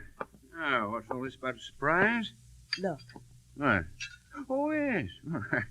I seem to have left my glasses in the laboratory. Oh, Charles, you're simply priceless. Why, it's a cake. It's a cake, yes. This is our anniversary, darling. Our 4th anniversary. It is?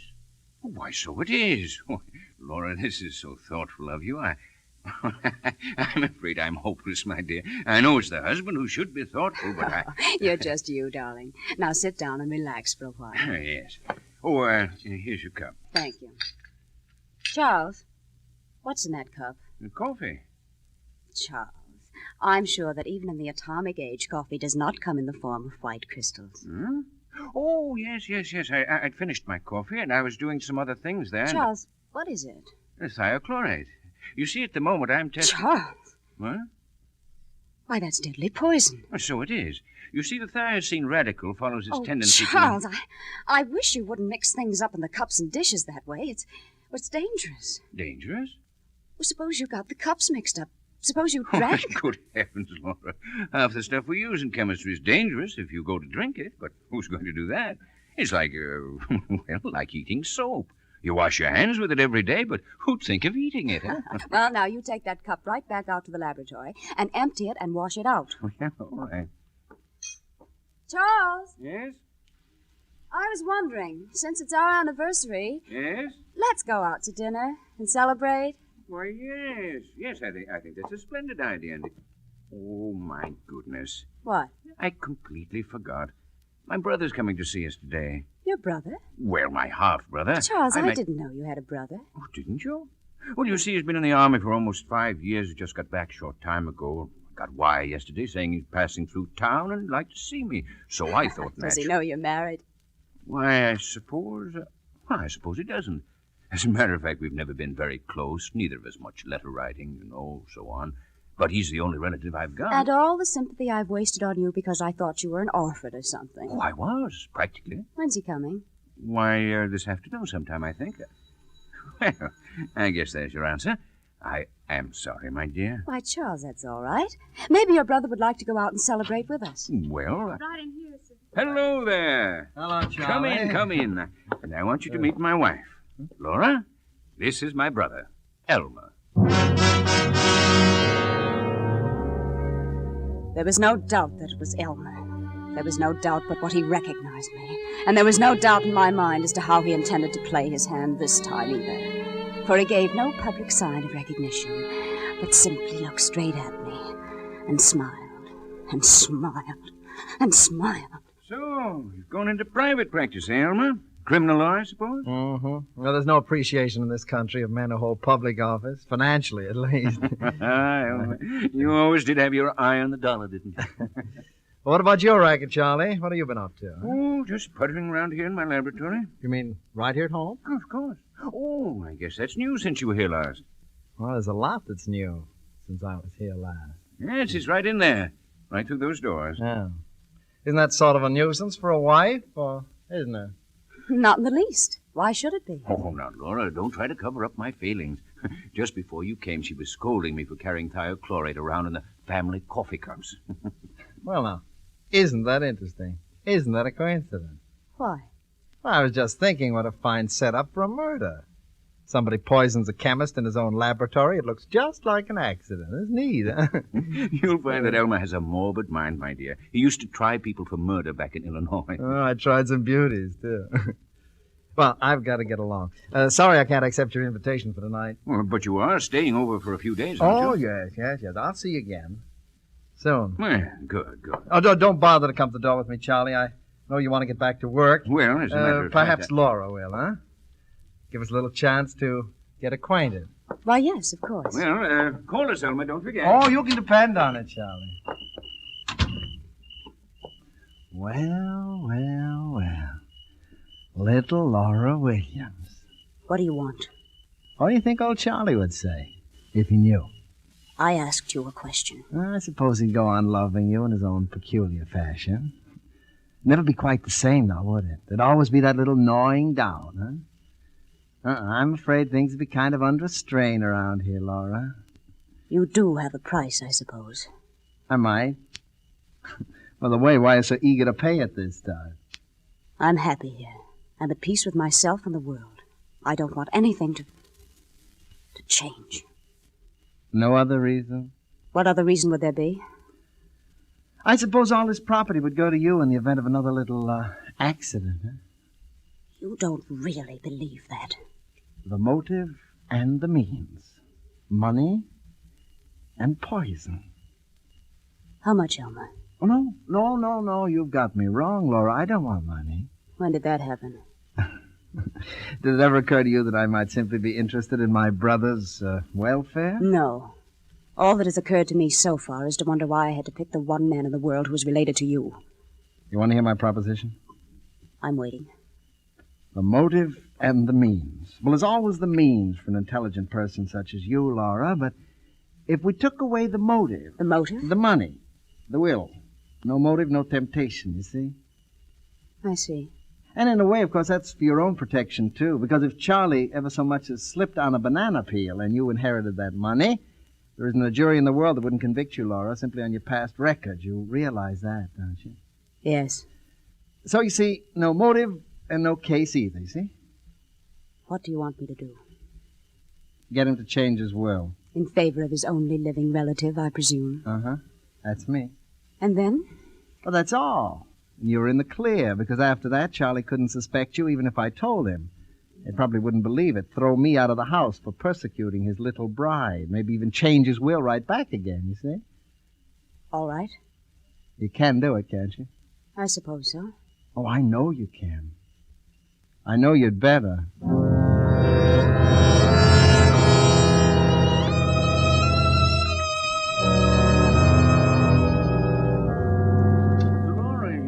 Such a strange request. Darling, to I make, don't dear. want your money. I only want you. Well, I know, but after all, I'm considerably older than you are, my dear, and chances are that someday... No.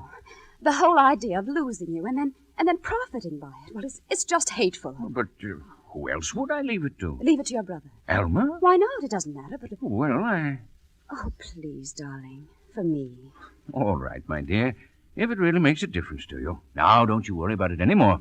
I'll take care of it sometime. No, I want you to do it now, right away, today. Well, I'd have to get in touch with my lawyer. I'll call him for you. I'll get him on the phone right now. My goodness, Laura. You act as though it were a matter of life or death.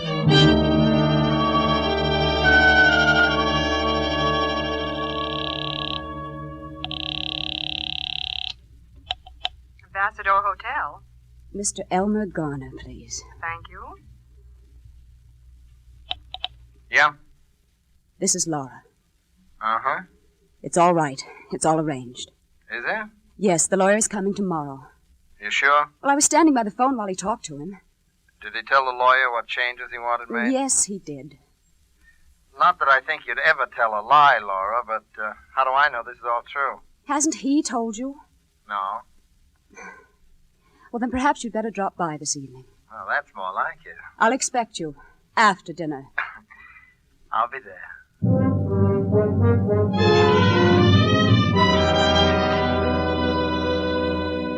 Elmer arrived this evening, less than an hour ago. We were having coffee in the living room. Earlier, Charles had been showing him through the laboratory. It was not until after that I had a moment to speak to him alone. Oh, wonderful fellow, old Charlie. So trusting. Did he tell you? Oh, what? The will. Oh, that, yes. It seems that I'm to be old Charlie's beloved heir. He still can't understand it. Are you satisfied, then? My dear Laura, I was never more satisfied in all my life. Almost evens things up, doesn't it? Almost. You never forgot that, did you? That you lost. Lost? Who says I lost? The game isn't over till the whistle blows, sister. It is for you. Now get out of here. Okay. Okay, all in good time. Yeah, I'm sorry I had to leave you, but those reactions have to be checked every hour, you That's know. all right, Charlie. Laura and I were just going over old times in Illinois. You didn't know we both came from Illinois, did you? No, I hadn't realized. Oh, I'm sure I told you, Charles. You must have forgotten. Oh, yes, probably. Coffee ready? Yes. Will you have coffee with us, Elmer? Oh, you bet I will. Anything in it? No, nothing in mine. Charles always takes his black, too. Laura does make the best coffee. Well, here's to Laura's coffee. There was something about his smile when he said it. That smile. And then all of a sudden I saw it. I saw the whole terrible thing. Don't drink it! Charles!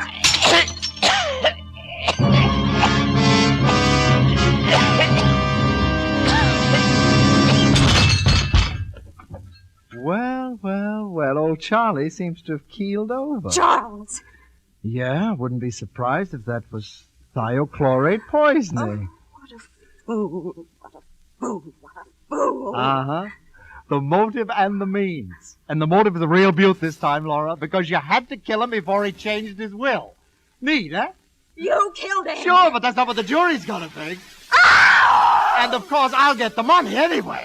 You couldn't very well collect it. Because they're gonna hang you, Laura! They're gonna hang you!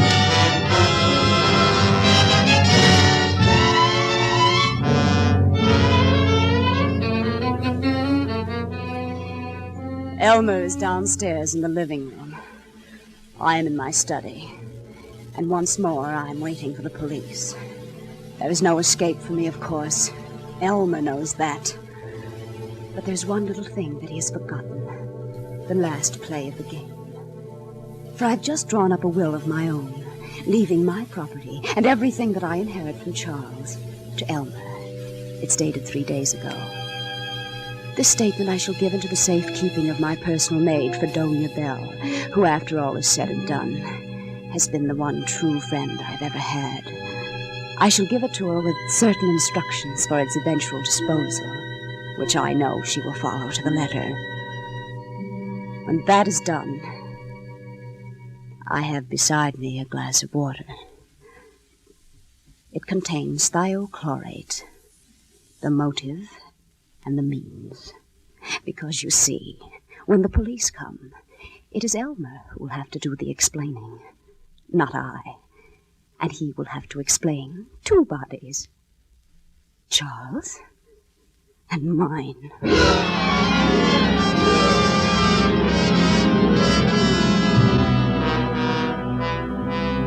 But the irony of the document, ladies and gentlemen, the terrible irony is that it was delivered to the district attorney's office by Fredonia Bell this evening at 8 o'clock. And why did the good Fredonia wait until now? Because she was thus following explicitly the instructions of her mistress, Laura Starling Morton, whom she adored, and who specified that the envelope be handed to the police exactly 24 hours after the execution of Elmer Garner. Good night.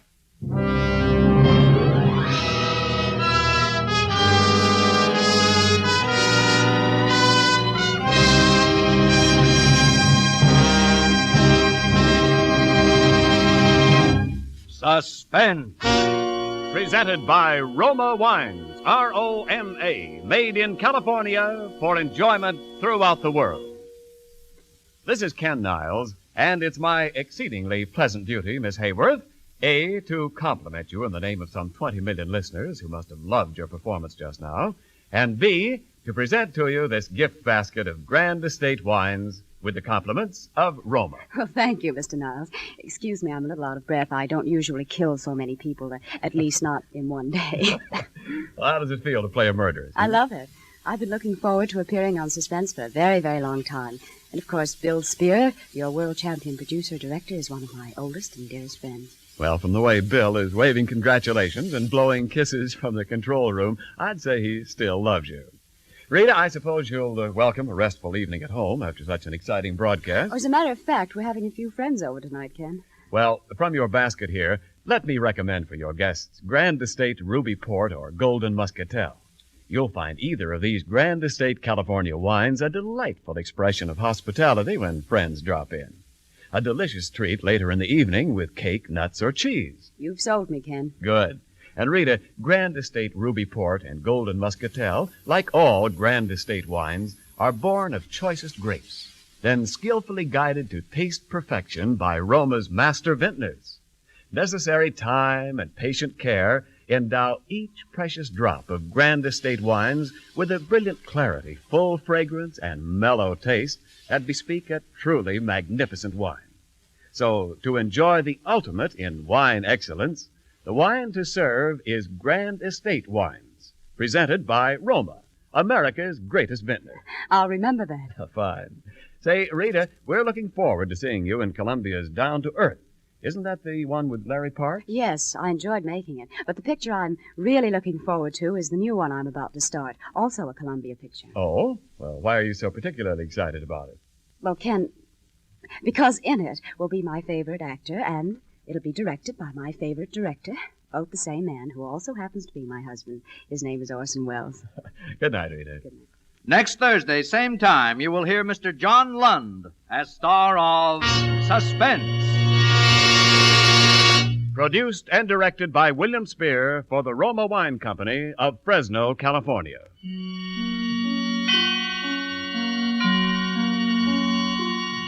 Suspense is broadcast from coast to coast and to our men and women overseas by shortwave and through the worldwide facilities of the Armed Forces Radio Service. This is CBS, the Columbia Broadcasting System.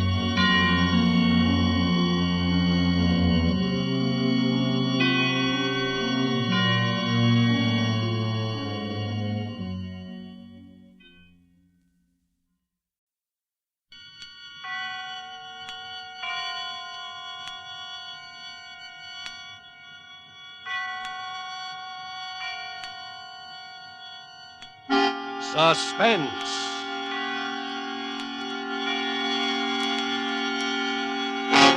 Produced, edited, and directed by William Spear. This is the second in a special limited series of 5 Friday night performances of Suspense at this hour. Suspense is compounded of mystery and suspicion and dangerous adventure. In this series are stories calculated to intrigue you, to stir your nerves, to offer you a precarious situation, and then withhold the solution until the last possible moment. Tonight from Hollywood, we bring you Mr. Jackie Cooper as star in The Clock and the Rope, a radio play by Lewis Pollock. We trust that with this tale, we shall once again keep you in suspense. Would you like to hear the old story about the innocent man facing execution and his last-minute attempts to get a pardon, and how it feels when he doesn't get it? Well, I can tell you all about it, because that's my story. There's a couple of different twists to it, of course. There always are. For one thing, it happened to me. Now I keep away from people. I keep away from cities and buildings. Buildings with the cells they call rooms and the doors that don't always open. I never button my collar. You'll find out why. I earn my living as a guide for hunting parties.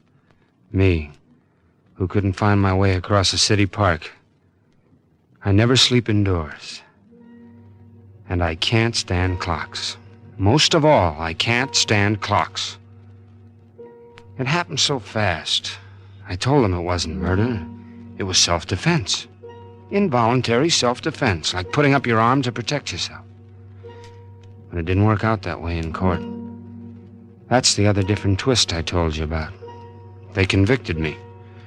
They sentenced me to be hanged. And they hanged me.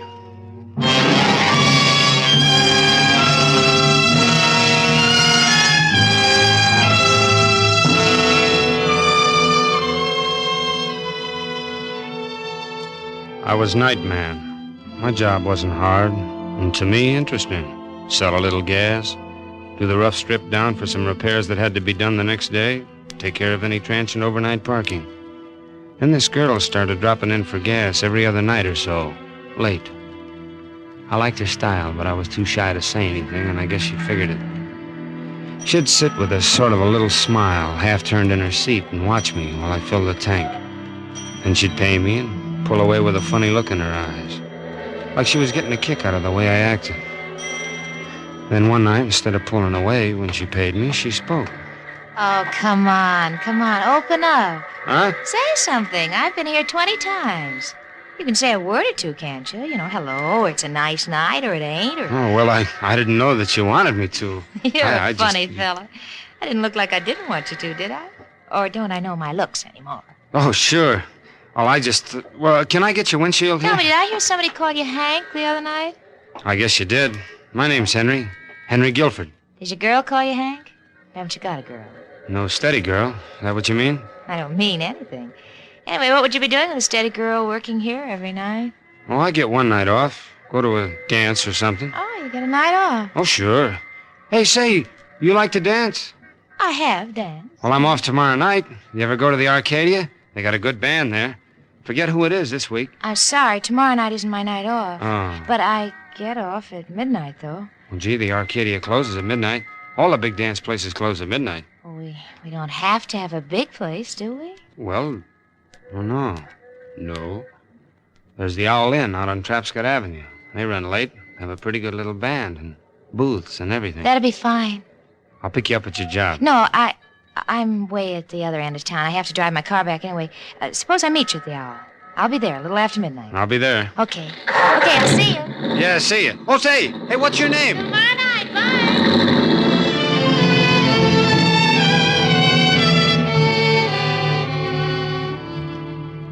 Well, that next night, around 11:30, I caught the trolley going out along Trapscott Avenue. The motorman was old Steve Hoffman. He'd known me since I was a kid. He ribbed me about my new gray suit, and especially about wanting to get off at the Owl Inn. Said I was stepping out in fast company. Well, we got there in about 20 minutes, and I started up the driveway, kind of thrilled at the idea of a midnight date. I was just starting up the steps to the inn when I heard voices coming from a grove of trees to one side. Seemed to be a quarrel, so I instinctively glanced that way and saw a man and a girl talking. The girl was my girl. She was saying something. Nobody, I tell you. Don't give me that stuff. I followed you all the way out here. Who are you meeting? Nobody. Who are you meeting? Oh, Joe, I told you nobody. Don't lie to me. Who are you meeting? Hey, come back here. Hey, what is this? Get out of my way, will Well, you? but look, this is... What's you, Hank? Look, here, I'll help you up. I'm sorry I got in your way, but I... Yeah, so this is the guy, huh? Swell. Hey, now You what's wanna going on? meet anybody, huh? Hey. All right, you... What did you hit him for, Joe? He's got Come on, nothing to get do with up. you. Get up, Hank, and run. This guy is just crazy. Crazy? Well, go call somebody. Now, wait a minute, fella. Look, I don't know what this is. Oh, Hank, will you Listen. get out of here? Run. You want more, huh? Well, I got it right here for you. Hank, it's a blackjack. Will you run, please? No, now, wait a minute. No, listen, fella, you're drunk. Here, put that away. Now somebody's gonna get... Let go. Let go of that. You don't grab Let this. go. You... You got him, Hank. Hit him. Hit him again. Hit him. Hit him. Hit him. I did it, I guess. Hey, who is he? He would have done worse to you. We used to go together. Oh, I didn't know you had a steady fella. I thought we made our date. You didn't ask me. Besides, we were breaking up. He had no right to interfere. Well, what do we do now? I mean, about him. You better go. I'll take care of him. No. You mean leave him here with you? Please He's go, lovely. will you? There'll be more trouble if you two of you... Go ahead, will you, Hank? Well- I'm going to leave right away, too. He'll be all right, honest. Well, okay, I guess. He'll be all right. Joe. Joe?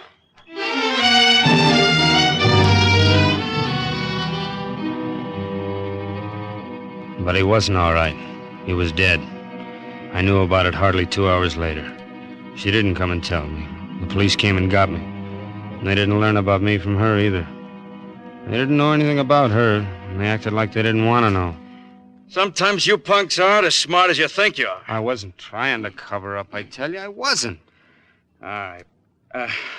Why did you walk home? You rode out there on the trolley. Why didn't you ride back? I just wanted to think, that's all. Sure.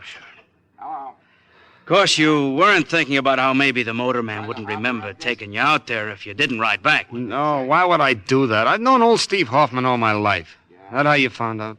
I told you, you aren't as smart as you think you are. I'm not trying to be smart. Okay. So you hit him in self-defense and to save the girl. Right. Now, what's her name? Her name? Gee, I never got it. She never told me. You mean you had a date with a girl and you didn't even know what her name was? Well, yeah. Well, I asked her. I seen her often. Well, she didn't tell me. Are you sure there was a girl? Of course. Now, who did I have a date with? Maybe just with the guy you killed. I never met him before. I don't even know him. You just don't know anything, do you? Well, I'll ask you a very simple question. I'm sure you can answer this one. I'll try. How much money did you take off the man you murdered? How much money? Yeah, how much? Where is it? His pockets were turned inside out. You went from self-defense to help yourself.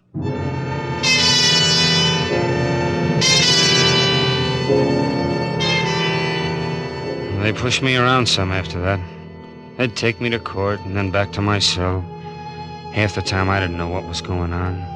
They gave me a lawyer, Mr. Hall, Bailey Hall. He'd do the talking. He kept asking for things like reduced bail, time for further investigation, continuances to find witnesses. Just sort of stalling all the time. I don't know why. I told him I didn't have any money for any bail. And witnesses. There was only one I wanted, that girl. But he kept on, always trying to hold up things. And one day he told me I'd been indicted. I knew what that meant, all right. It meant I had to go on trial. For murder. That's bad, boy. I've done all I could to delay indictment and trial and hope that something would turn up, but worrying for it now. I wish you could give me something more to work on. What do you mean? Well, this girl you can't even name. I can't go into court with just that. The police feel certain there never was a girl. There's no trace of her anywhere. Well, maybe she'll show up. Show up? My boy, you've got a lot to learn. I'd hate to bet my case on a hope like that. That's all I got. Whole case smells. A man is killed and his pockets emptied. You admit hitting him. You talk about a girl who saw you hit in self-defense. You don't know her name. She doesn't show up. The police can't find her. It's a great case for the state. Mr. Hall, that's all I know. I can't help it. Why, George, if you'd never mentioned the girl and just claimed self-defense or a fight, I'd like it 10 times better. It's a girl thing that's so bad. It makes your whole defense phony. Good Lord, boy, if you made up a girl, why didn't you make up a name? I've been all through that with the police. If you're going to talk that way, too, maybe we better forget the whole thing. Maybe you'll give me another attorney. You're none for all I care. Easy, boy. Sorry I piped off. It isn't a new attorney you need. It's a new story. Well, I'll do my best.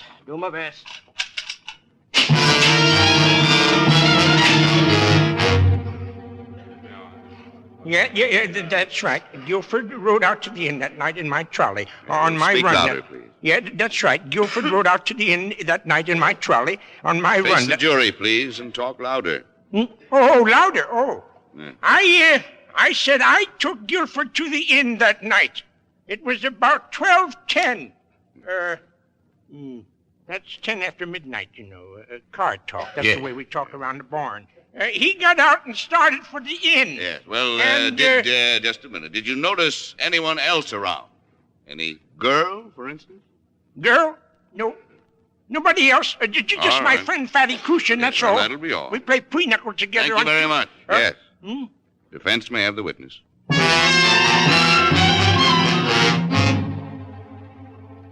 As soon as we started to talk to Guilford, he confessed to striking the blows. He talked about doing it in self-defense and about a girl he had a date with a witness to fight. Yeah. Well, now, Lieutenant, has your department been able to trace this girl whose existence is claimed by the defendant? No. No trace of her at all? No, sir. No trace of her at all. Beyond the shadow of any reasonable doubt. Now then, we come to the actual evidence, ladies and gentlemen of the jury. Where do we get the evidence? From the witnesses. And who is the state's principal witness? None other than the defendant himself, Henry Guilford. But the defendant can prove his story as a witness. The girl who saw it all. The girl he saved from a bad beating. Would any girl be so heartless as to leave such a benefactor in the lurch when just a word would save him? Why doesn't she appear? Why isn't she found? But no trace of her. Not even a small-sized note. In other words, she is behaving exactly as you would expect of someone who is not real, but just the figment of a desperate man's imagination.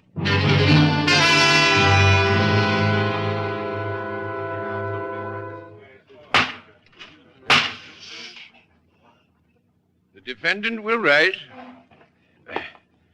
Gentlemen of the jury, have you reached a verdict? We have, Your Honor. What is your verdict? We, the jury, find the defendant, Henry Guilford, guilty as charged of murder in the first degree. Henry Guilford, you have... Yes, sir.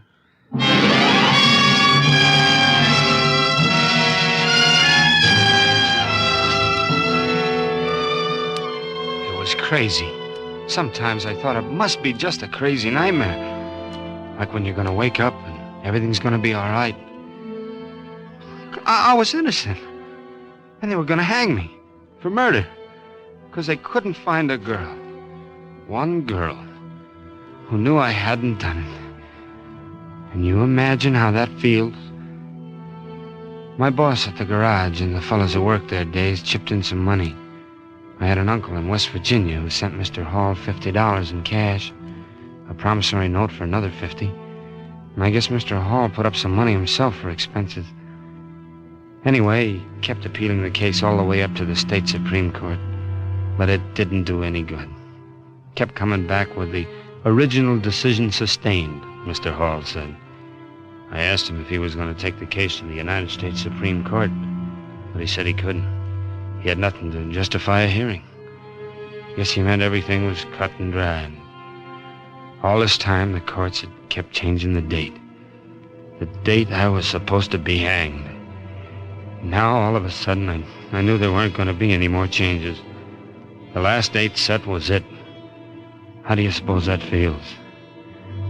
I think I started to suffocate right then. There was something growing in my throat that wouldn't let me breathe. Evening of the next day, McGill, the deputy warden, came into my cell with a couple of guards. Told me I was moving. I knew where. It was down on the main floor, a row of only 3 cells. These were larger cells, more light, more convenience. This was the last stop. Death row.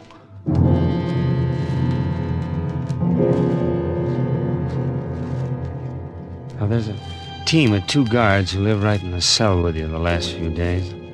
It's one time a prison breaks down and shows a human touch, I guess.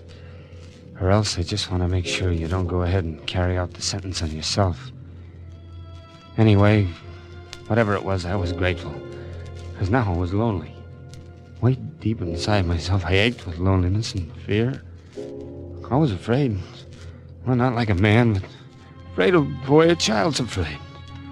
I was going someplace. The last place. I was going alone.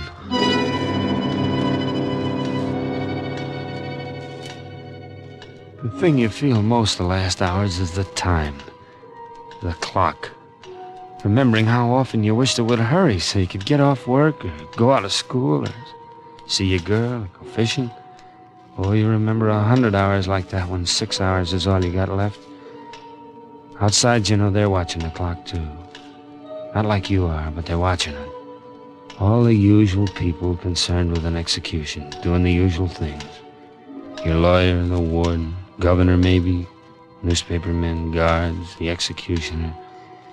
I know what every one of them was doing as they watched the clock that night. They told me afterwards. Now I'll never forget it. Clocks all over the state, ticking away my life.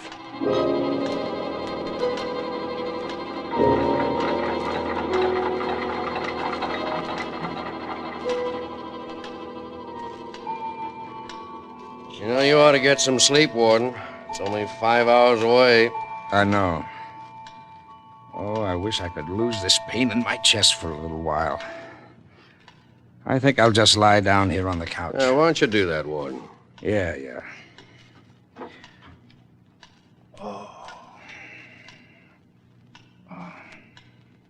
What time is it? It's coming up 1 a.m.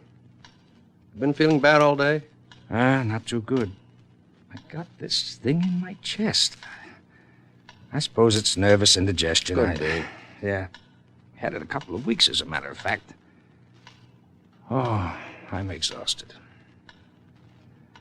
This is a tough job, McGill.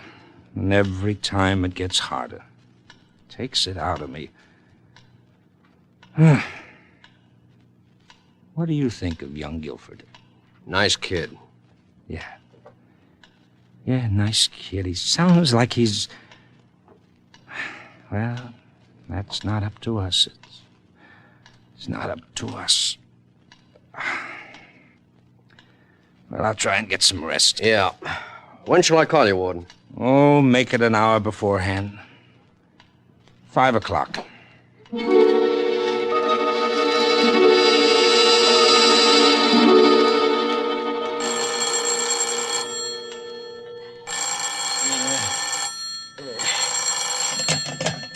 Hello. This is Bailey Hall. Yes, I'm Guilford's attorney. Look, it's 4 o'clock in the morning. I need... You're who? Well, where have you been all this time? What? Yeah, now look, you're not just some crank that's after publicity. I know. It's for 6 o'clock. Where are you? Well, wait for me. I'll be right down. We've got about 2 hours.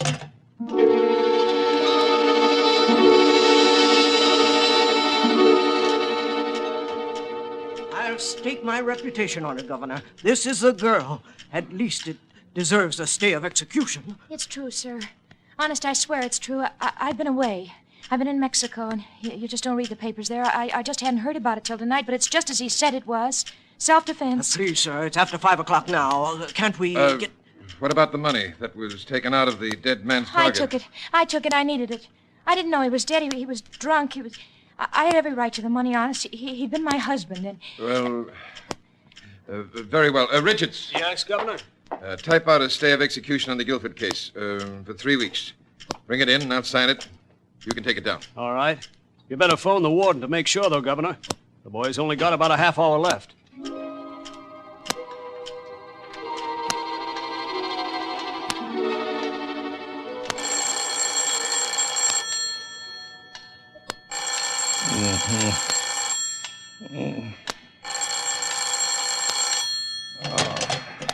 Warden's office. Yes, this is Warden Barnes. What? Well, put him on, of course. Yes, Governor. Young Guilford? Well, oh, you don't say so. Why, that's splendid, Governor. Yes. Yes, I'll let them know right away. Yes. Oh, McGill!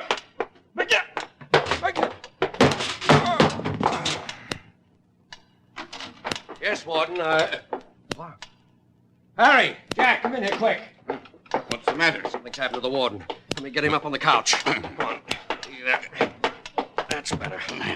Looks like a stroke. Yeah, you better call the doctor, will you? Sure. Phone's off the hook. Oh, never mind that. Call the doctor.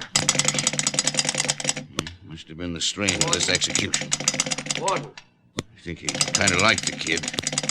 What's the matter with his phone? I'm afraid there's no hurry for the doctor. The warden's dead. Dead? Yeah.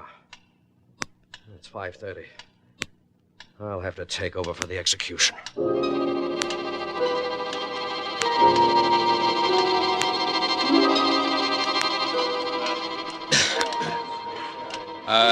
Gentlemen, please. It's now 10 minutes to 6, gentlemen. In a few moments, you will be admitted to the ground floor of Blockhouse A, where the scaffold has been erected and where the execution, which you are to witness as newspapermen and members of the medical profession, will take place. You'll find rows of benches. Please take your seats quietly in any of the rows except the first, which has been reserved for members of the Medical Examining Committee. We ask you to cooperate with us in our duties and to respect the solemnity of the occasion by moving quietly and refraining from any loud conversation from the moment you enter until you leave. Thank you. The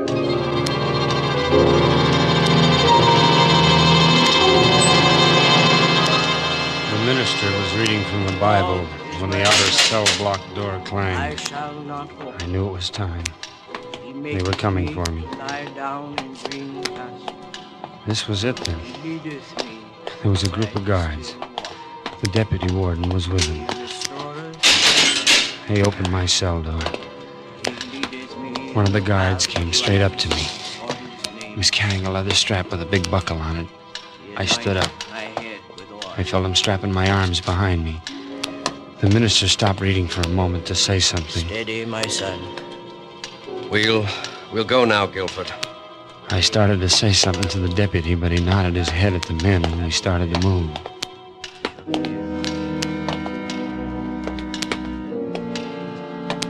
The two guards who'd been with me in the cell stood back. One of them reached over and let his hand fall on my shoulder for a second. I tried to say goodbye. I walked and realized I couldn't breathe very deeply, though I wanted to. Just short breaths were all I could take. The deputy turned around once and looked at me. He seemed nervous. That bothered me. I wished he wasn't so nervous. Then we got to a door in the corner. Through that and another door that was already open. I walked through and I was in a room full of men. But my eyes went to something else. There were steps just ahead of me. Unpainted wooden steps. They led to a platform, and from above that,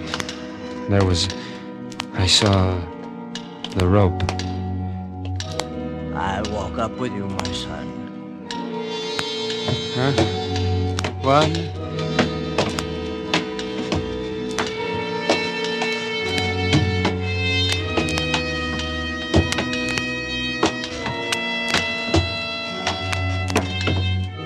The guard who was waiting worked fast. He moved me into position. The men in the room were below me now, looking up. There was a movement among them. One of them had fainted and his bench fell over. He landed hard. I wondered if he'd hurt himself. Then I felt something over my head. I knew the rope was being adjusted. Then another guard was in front of me. He had a hood. He lifted it and came down over my head. Somewhere inside of me a scream began, but my lips were closed, and I was just saying to myself, hurry, hurry, hurry.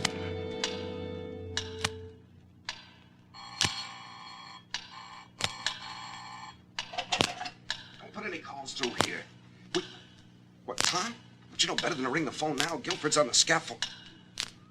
What? Governor's messenger at the outer gate? Well, are you sure it's not? The trap is sprung. McGill! McGill, stop! There's a pardon! Stop it! Stop it, McGill!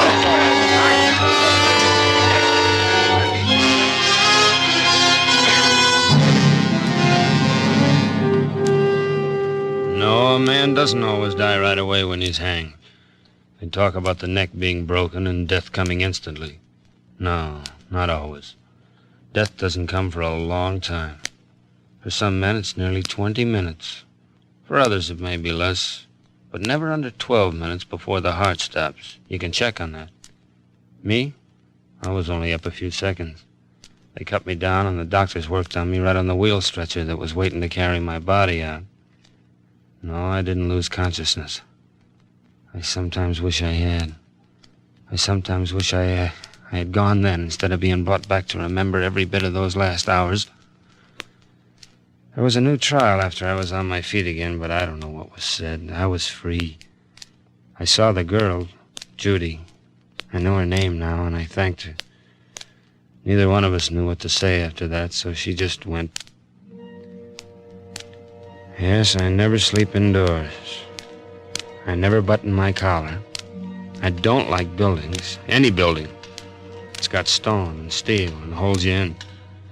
I want to be out here where I can see the sky anytime I open my eyes. And I open them often. I think too much when I hear the clock. The clock.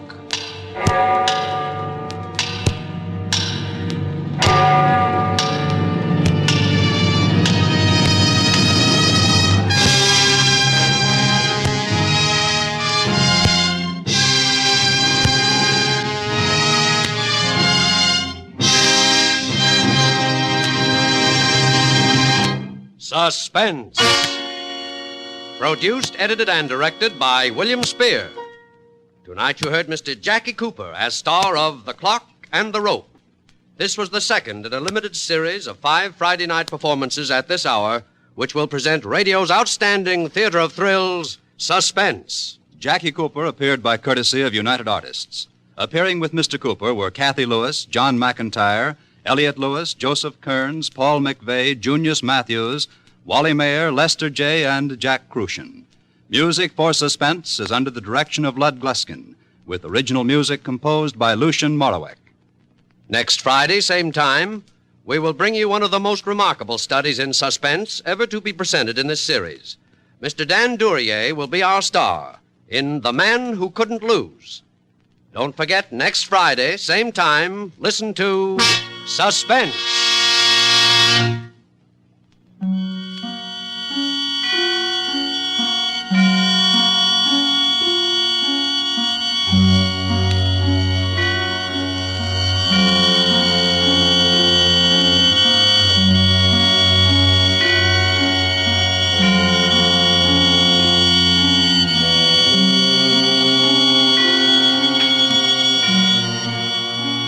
This is CBS, the Columbia Broadcasting System.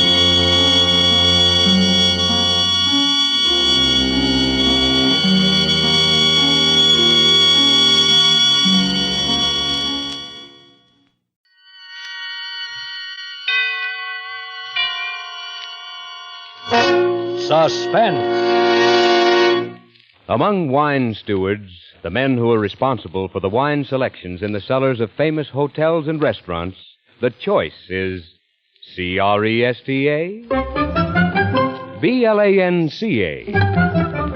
Cresta, Blanca, Cresta Blanca, Cresta Blanca.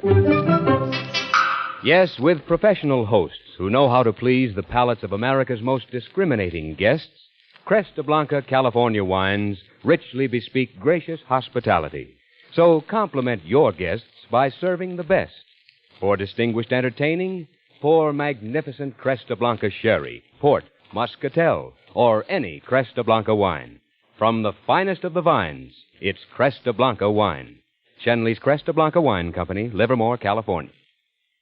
And now, Shenley brings you radio's outstanding theater of thrills, Suspense. Presented by Roma Wines. That's R-O-M-A. Roma Wines for your everyday enjoyment. Tonight, Roma Wines of Fresno, California bring you Mr. Walter Abel in Quiet Desperation, a suspense play produced, edited, and directed for Shenley by William Spear. It was during my lunch hour one day. Funny, I can't even remember the name of the book. Anyway, the sentence was, "The mass of men lead lives of quiet desperation."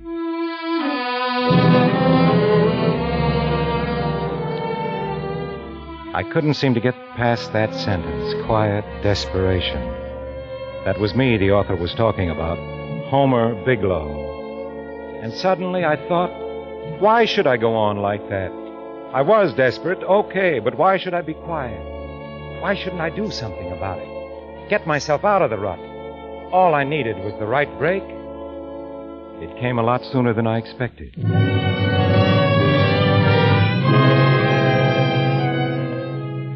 One day, just before my vacation, I happened to overhear Mr. Pearson, he's president of the bank, talking to one of the bank's directors, Corbin Vandergrift. Usually their conversation is about debentures or first mortgages or government issues. That stuff doesn't interest me. Today, their talk was a horse of another color. It was a hot day, and the door of the boss's office was open. They didn't even know I was alive. Well, I understand she's no great beauty, but it's just as well she doesn't attract too much attention going through customs at both ends. Do you mean to say, Corbin, that a young girl is willing to take the risk of violating her country's currency control? Evidently. Of course, she feels exactly as her father does. That they should be free over there to spend their own money wherever they choose. Right. Old Vale would break every law they've written here just for the satisfaction of knowing he's outwitted them. Mm-hmm. And Hester probably feels the same way about it. Well, then he'll probably get quite a kick out of slipping 20,000 pounds out of the country. Not pounds, John. But they might as well be. They're just about as negotiable as cold cash. Why, when that girl turns them over to me, I can walk into any dealer in the city and get full market value in 10 minutes. And I intend to do it for him. I'm in complete sympathy. No government on earth could tell me where and when and how to spend my own money. Once she gets the money, what is she going to do with it? Oh, I don't know, and I don't care. My guess is that she's going to do some shrewd buying of highly scarce products for shipment back abroad. Leave it a Vale to find a profitable deal. When is she arriving? Monday on the Elizabeth. I've engaged a suite for her at the Ambassador. I wrote them that I'd meet her at the boat, take her to her hotel, get the negotiables, and exchange them for her. That afternoon, she can throw the dollars out of the window for all that matters to me. My duty will be over. Well, aren't you going to entertain her while she's here? See that she has a good time? Entertain her? Sure. I should say not. I don't even know the girl. Besides, I'm a little old for that sort of thing. Oh, Corbin, wait a minute.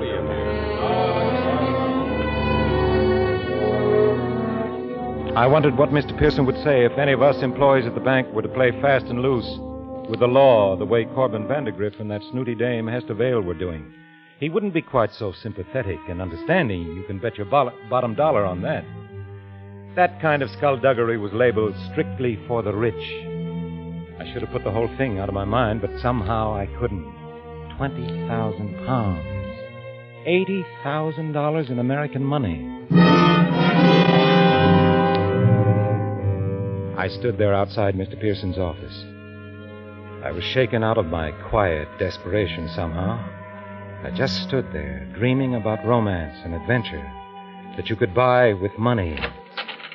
Well, Homer, you all set for your vacation? Oh, yes, sir. Leaving Friday for good old Eel River. My 13th year up there. Well. I envy you. I won't be going up until September. Well, then you'll be fishing up at Eel River again this summer, too. Oh, yes, indeed. I wouldn't miss it for anything. I wrote Emil and told him to expect me. Say, we'll be quite a party this year, 5 of us. By the way, did I tell you about the trout I caught last year? Yes. It weighed close The to bank 2.5 president and his lowly employee both went to the same place for their vacation. But what a difference. When he went out fishing, he had 2 guides per man with him. To pack and to carry, to paddle and to cook, to set up camp, to do everything that needed doing.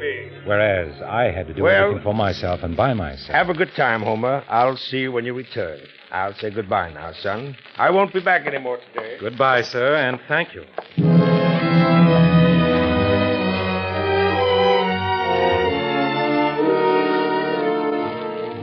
I had my lunch that day as usual. In the boardroom, Jenny, Mr. Pearson's secretary, had left the door to his office open so that if the phone should ring, I could take the message while she was out. The phone did ring, and it was Corbin Vandergrift. Who is this? This is Homer Bigelow, Mr. Vandergrift. Oh, yes, Homer. Excuse me. Make sure to give this message to Mr. Pearson. I'm laid up here in the country with a cold. Won't be able to get in the city for that appointment on Monday. Mr. Pearson knows about it. I say Mr. Pearson knows about it. Ask him to meet Miss Vale at the boat for me and see to it that she's settled at the hotel. Tell him not to expect me back in the city until next Wednesday at the earliest. Yes, sir. Tell him I'll take care of that financial matter for Miss Vale when I get in. It can wait until Wednesday. Yes, sir. And tell him not to bother to call me. I'm going to spend this week in bed. I don't want to be disturbed. Yes, sir. Thank you. Thank you, Homer. So Mr. Vandergrift was indisposed. Too bad. And now the girl would have to be met by a substitute, a stranger. Well, she didn't know either Vandergrift or Pearson from a hole in the ground. So what did it matter? And if it came to that, why did the substitute have to be Mr. Pearson? Why couldn't it be me?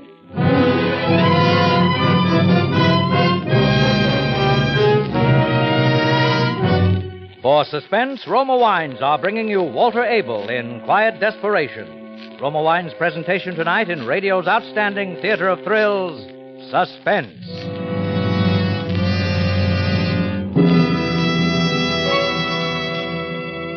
Suspense, radio's outstanding theater of thrills, is being brought to you by Roma. That's R-O-M-A. Roma Wines. America's largest selling wines. Mark Twain once said, "Everybody talks about the weather, but nobody does anything about it." Well, that may have been true in Mark Twain's time, but today it's a different story. Today, there's an easy way to beat the heat. Just half fill a glass with better-tasting Roma wine, such as rich Roma Tokay, fruity Roma Zinfandel, or mellow Roma Claret. Add ice, fill up with soda, sweeten to taste, and garnish with fragrant mint or fruit slices. Then lean back and enjoy Roma Wine and Soda, America's smartest, coolest summer drink. I'm sure you'll agree that Roma Wine and Soda, so delicious, so refreshing, so cool to come home to, is the perfect warm weather thirst quencher. Perfect for summer entertaining. So inexpensive, too. It's a hot idea to treat your family and friends to cold, refreshing Roma Wine and Soda made with better tasting Roma wines. America's favorite wines. And now, Roma Wines bring back to our Hollywood soundstage Walter Abel as Homer Bigelow, with Kathy Lewis as Hester Vale in Quiet Desperation, a play well calculated to keep you in suspense.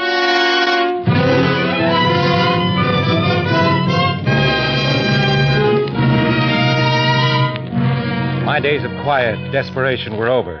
Anyone taking a real close look at me that Friday wouldn't have been sure I had a fever. My face felt hot, and every now and then I had a fit of trembling, but evening finally came. I gulped down some food at the cafeteria, picked up my bags at home, and went to the station. The next day, I was saying hello to Emil on the platform of the Eel River station. Hello, Homer. Comment ça va? Hello, Emil. Glad to see you again. How is my bon ami, Mr. Pearson? Fine. He sends his regards. How's the fishing? Oh, magnifique. The best ever, eh? Many others on the river, Emil? Not a one. The fish, they are hungry like anything, and not the one to give them small fry to eat. Now you come, Homer, and they will be all for you. That's fine. I'll get started right out. Is everything all set? Oui, tout prêt. Everything is ready, eh? Cut.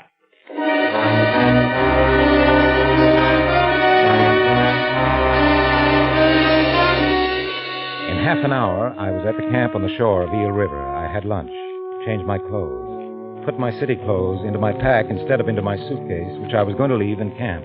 And by 3 o'clock, I was a good 8 miles up Eel River. By 4, I had hidden my canoe and equipment in some bushes along the bank. And, dressed again in city clothes, was walking slowly through the woods toward Loudon Corner 3 miles away. It was a local stop on the railroad just below Eel River. And the train south was due in at 9 that night. I had plenty of time to catch it and make the transfer to Boston for the night train to New York.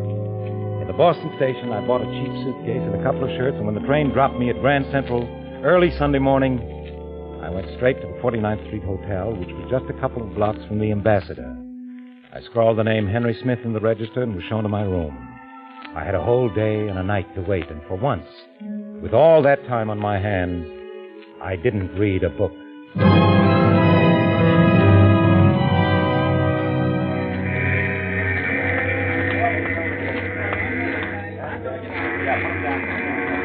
Excuse me, where could I find Miss Vale, one of the passengers? What? What name? Hester Vale. Vale, well, look over there by the fees. She hasn't gone through. She's probably there. Thank you. That's okay. So help me, I'm going to call. Miss Vale? Miss Vale? Oh, good morning, Miss Vale. You're Mr. Vandergrift. That's right. So good of you to come. My father promised you'd meet me. How is your father? Very well, thank you. Still growling about Europe's ruin.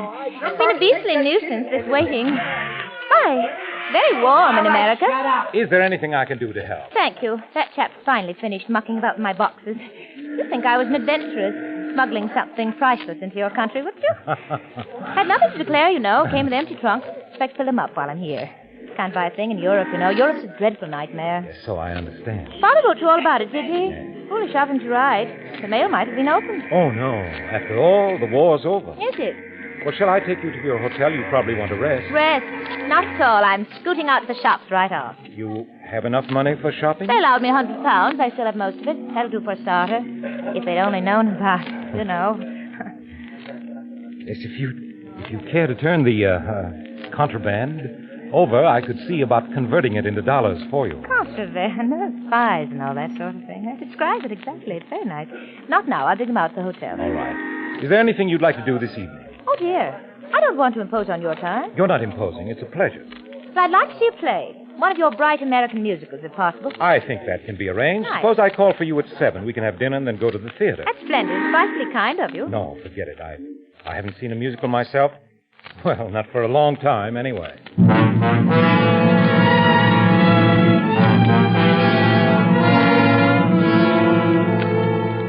I took her to her suite at the Ambassador. Then I went back to my room to think over my plan. It was almost too simple.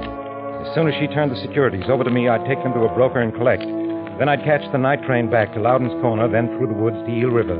By tomorrow afternoon, I'd be in my canoe again as if nothing had happened. A few days after that, the canoe would come drifting downriver, wrong side up, and my stuff would be found floating in a quiet backwater. Under another name, I'd go out west. With $80,000, I'd never have to go back to that old life of quiet desperation. No, sir, I was through with that forever. As for the man who posed as Corbin Vandergrift, he'd never be found. And no one would ever connect him with the Homer Bigelow, who was drowned on a fishing trip in the swift waters of Eel River 250 miles away.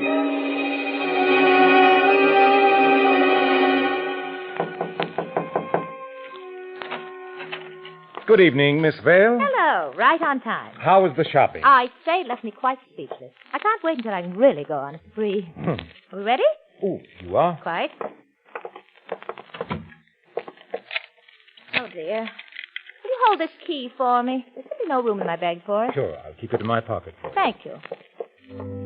I picked a quiet little restaurant where I was sure I wouldn't meet anyone who knew me. The theater was going to be an ordeal, all those people, but that couldn't be helped. I had to play my part until she handed over those securities.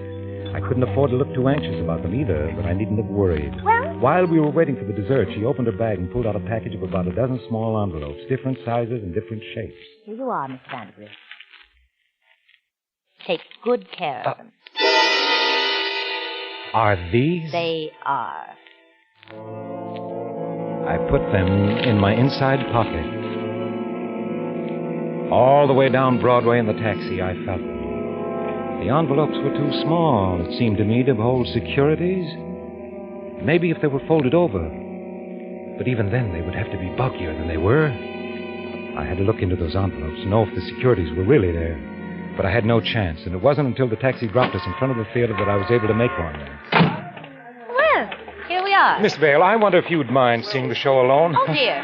I don't know what did it to me, but I've suddenly got a terrific headache. Oh, that is too bad. Oh, it'll be all right. I just thought the music and the excitement wouldn't help much. No, I should think not. Suppose you take me back to the hotel, then you can go right home. But wouldn't you like to see the show by yourself? Well, you could, you know, and then take a taxi back to the Ambassador. Yes, I suppose I could. I should hate to think a headache of mine spoiled your whole evening. Here, you take the tickets and go on in. Thank you, I will. I'm dreadfully sorry you have to miss it. Oh, I'll make up for it another time, Miss Vale. There are plenty of musicals you will want to see. You'll be sure to take something for the headache now, won't you? I will. Thanks a lot for being so considerate. Good night, Miss Vale. Have a good time. I'm sure to. Good night, Mr. Vandergrift.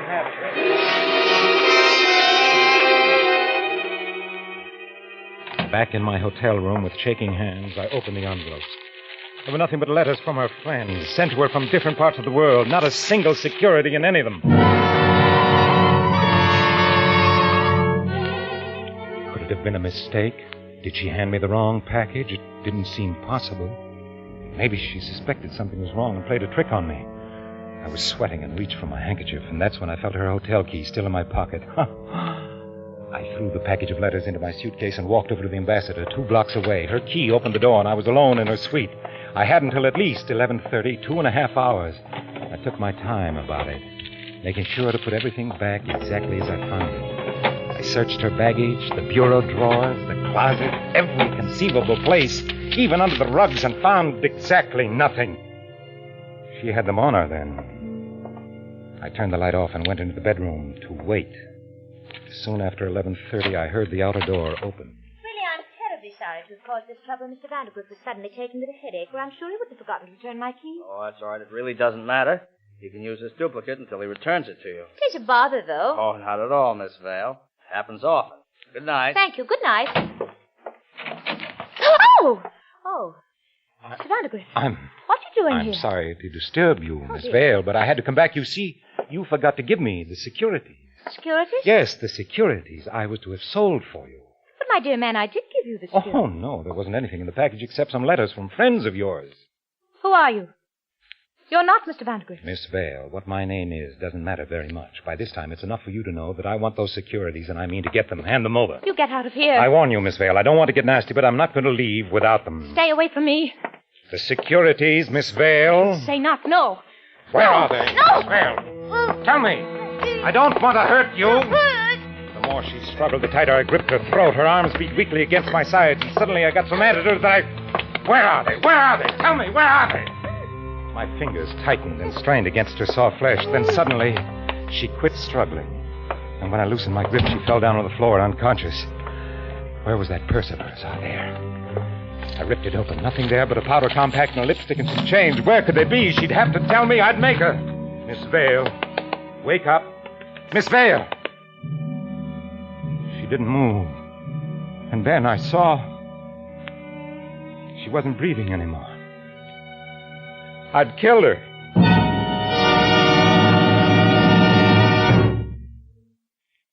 I never meant to kill the girl. I hadn't any idea I was choking her that hard. All I wanted was... But no, I had to get away. I couldn't stay here with that limp body sprawled on the rug. But I had to be careful. I couldn't afford to make a mistake now. I tried to remember everything I'd read in detective stories. You had to be careful about fingerprints. I ran to the bathroom, grabbed a towel, and with it wiped every surface I might have touched. Then I dragged the body to the bedroom and put it on the bed. I shut the door behind me and turned the lights off in the sitting room. I listened a couple of seconds at the outer door. Everything was quiet. I ducked out and went for the stairs. The lobby was empty. I crossed over and went out into Park Avenue. 5 minutes later, I was at my hotel. It was 12:30. I could still catch the 1 o'clock train for Boston.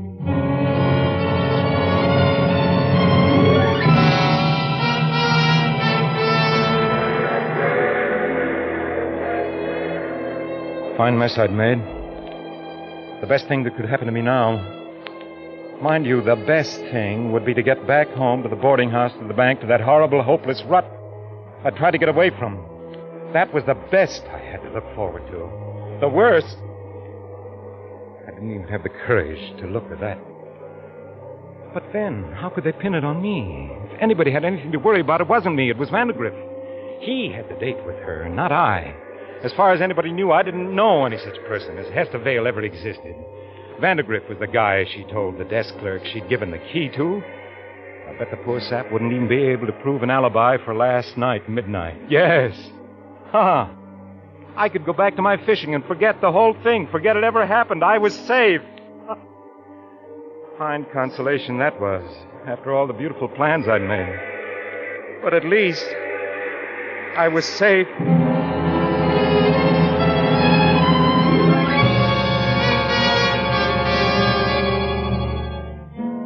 In Boston, I checked the new suitcase. I could pick it up on the way home. The local dropped me at Loudon's Corner. By noon, I was sitting over my campfire, having a bite just like any other fellow out on a fishing trip. 10 days later, on a Saturday morning, I was back at Emil's camp. Well, Mr. Bigelow, how was the fishing, huh? Fine, Emil, fine. Oh, you get nice sunburn. Last the rest of the year, anyway. Did I really get that, Brom? Like a berry, huh? Yeah, real nice and quiet, no?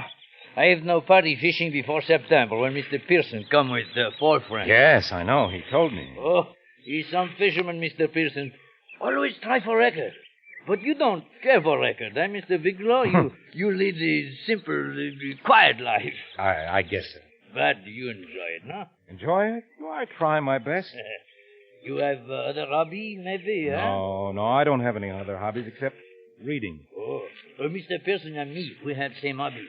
That's why we such good friends. I didn't know that. Oh, we great one for philately, the stamp, you know, huh? Someday I show you my collection. It feels 3 albums. But I have not so good collection like Mr. Pearson. But then I no have so much money. Neither have I. Oh, you make joke. Mr. Pearson, he very wealthy, I know. But still, Emil can give him some stamp once in a while. I have few duplicate. You do me big favor and give them to Mr. Pearson avec mes compliments, eh? What? Oh, sure, I'd be glad to. Ah, yeah. Now I drive you to station. Next year you come again, no? Yes, I'll come again.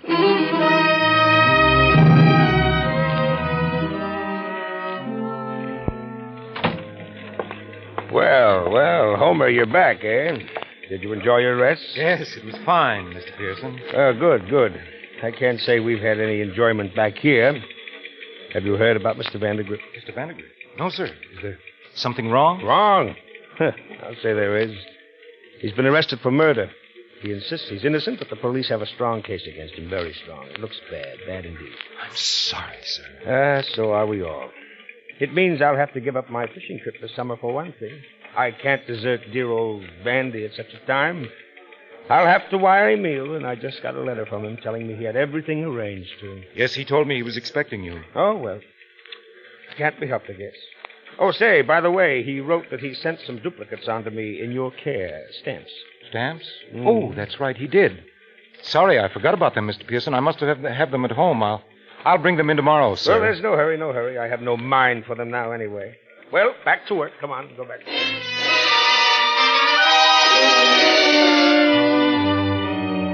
That night I looked for the stamps, but couldn't find them. How I ever managed to lose them, I'll never know. Now I'd have to explain to Mr. Pearson. No, I wouldn't have to explain. I still had those letters, her letters. They were from foreign countries. I'd take the stamps from those envelopes and give them to Mr. Pearson. He'd never know the difference. I knew how fussy he could get about a little thing like lost stamps. Rather than get him started on a lecture, I got out the package of letters, cut the stamps off, and then burned the letters and the envelopes. The next day... Yes? Here are the stamps, sir. I found them at home, all right. Oh, well, just put them on the desk, Homer. Thank you very much. Don't mention it, Mr. Pearson.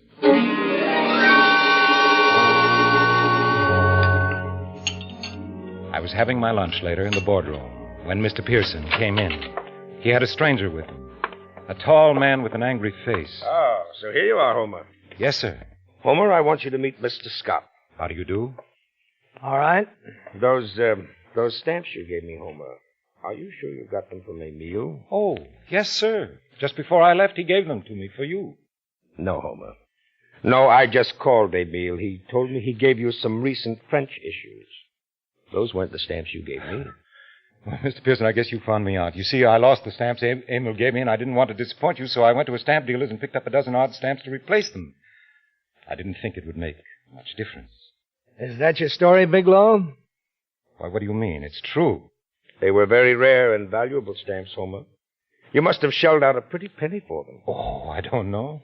Mr. Pearson feels a man in your position couldn't afford to buy stamps like those unless... Unless what? Unless you didn't buy them at all, Bigelow. Unless you got them from the late Miss Hester Vale. What's the matter, Homer? Is the name familiar to you? Why, no, sir. I never heard of... What makes us think so is that the stamps Miss Vale smuggled into this country were the same issues and worth exactly as much. $80,000. We're worth $80,000? Could it be a coincidence, Mr. Bigelow?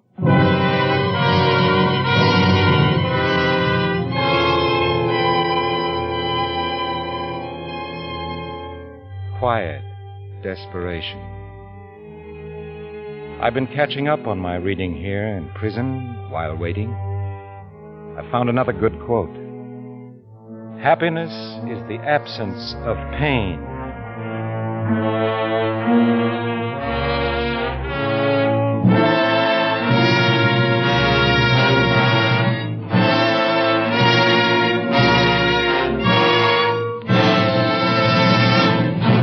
Suspense. Quiet Desperation, starring Walter Abel and presented by Roma Wines. That's R-O-M-A. Roma Wines. Those better tasting wines selected for your pleasure from the world's greatest reserves of fine wines. More Americans enjoy Roma wines than any other wines because Roma wines taste better.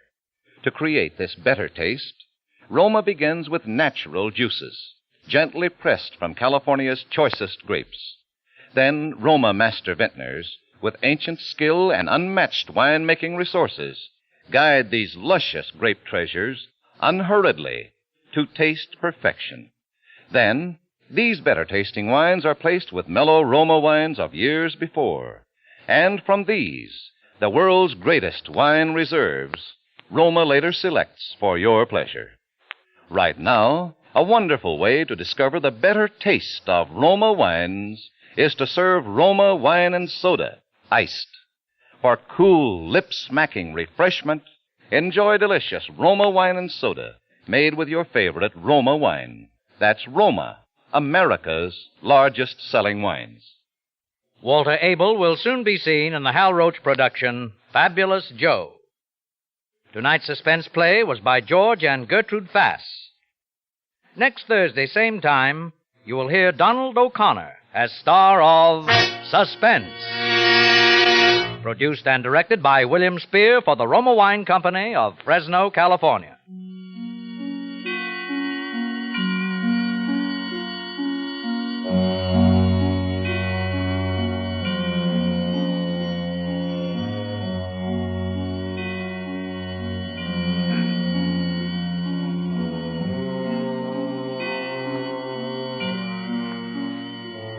In the coming weeks, Suspense will present such stars as Edmund O'Brien, John Lund, Lloyd Nolan, and many others. Make it a point to listen each Thursday to Suspense, radio's outstanding theater of thrills.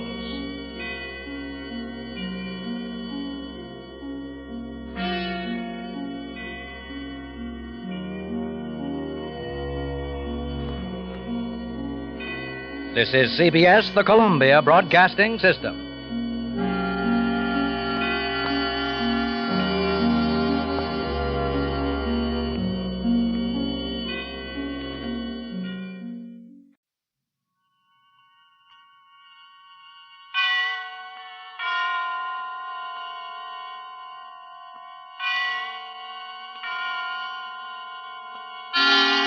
Suspense.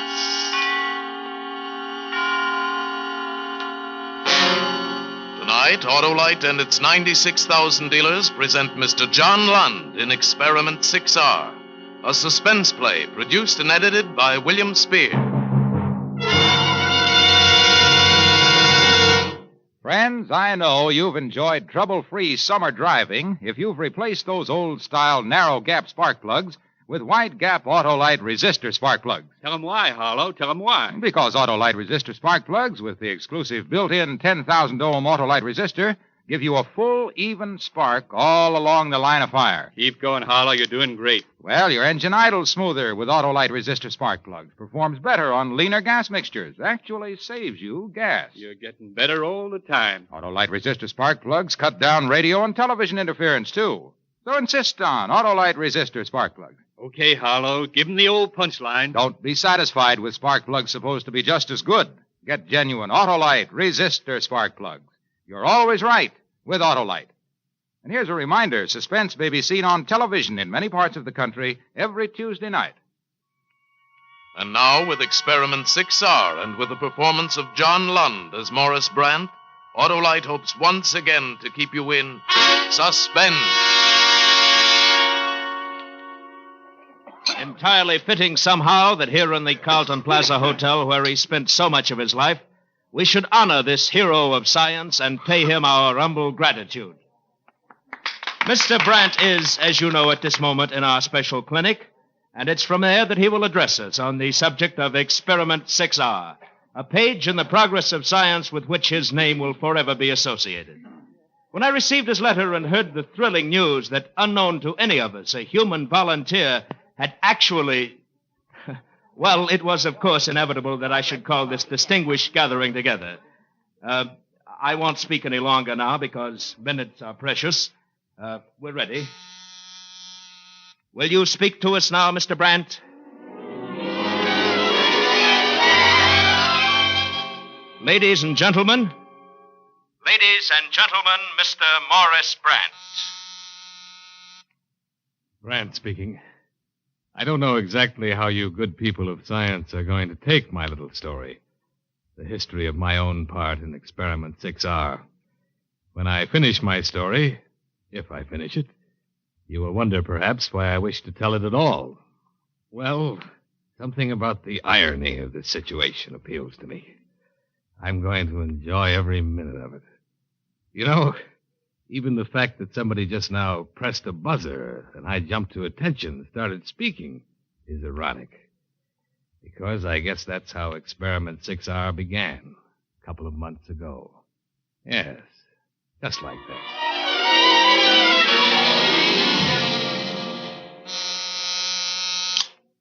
Brandt speaking. Coffee, Mr. Brandt. Very well, sir. It was precisely 3:15. and 3:15 was the time for Mr. Paul Koblenz's afternoon coffee. Naturally, it was beneath the dignity of the manager of the Carlton Plaza Hotel to have the coffee served by anyone less than me, the assistant manager. And so each day, the coffee tray with its silver urn, silver sugar and creamer, silver spoons, and graceful Limoges cups was left on my desk by a waiter, ready for the humiliating ceremony. I picked it up and went in. Ah, Mr. Brent. You'll join me, of course. Thank you, Mr. Koblenz. A little coffee is very relaxing. It was relaxing for him. My duties only began with bringing in the coffee. I had to set the silver tray on his desk and then wait while Mr. Koblenz detached a small key from his vest chain. Then it was my job to take the key and open the small wall cabinet near the heavily draped window where Koblenz kept a supply of liquor.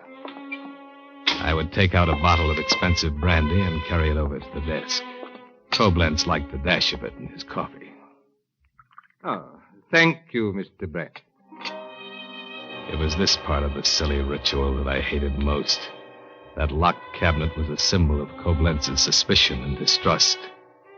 No one but me was ever permitted to enter his sacred office, and I didn't drink. But that made no difference. The liquor was expensive and might be stolen. By whom? By me. Mr. Brent, I've been looking over the monthly accounts. Your latest innovation seems to be doing quite well. The stag room? Oh, that was a lucky guess. I think not.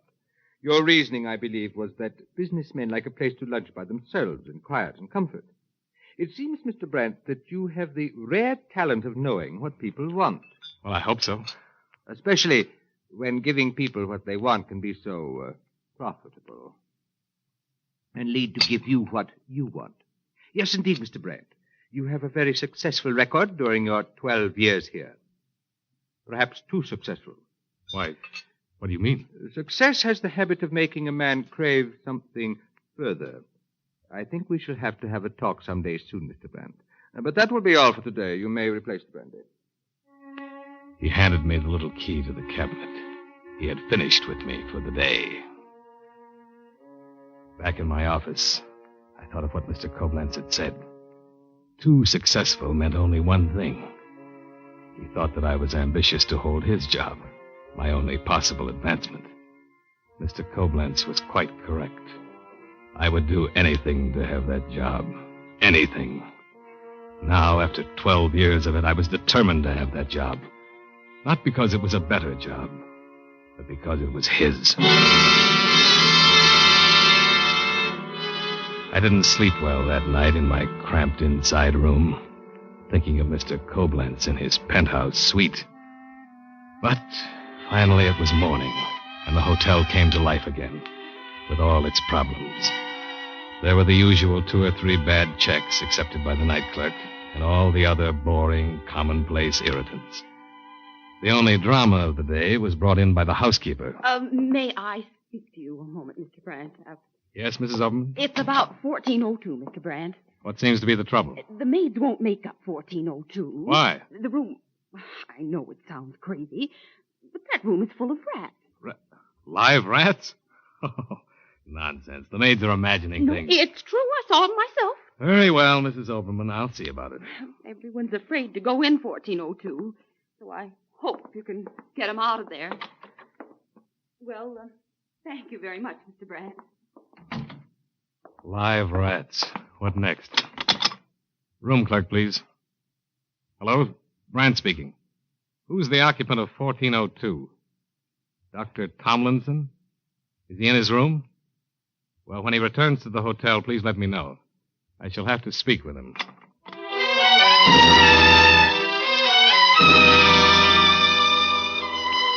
Rats.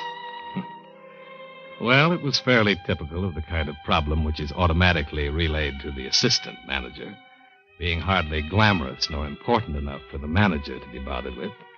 Some difficult and taxing assignment, like greeting Greer Garson, maybe, would be more fitting use for the time and talents of Paul Koblenz.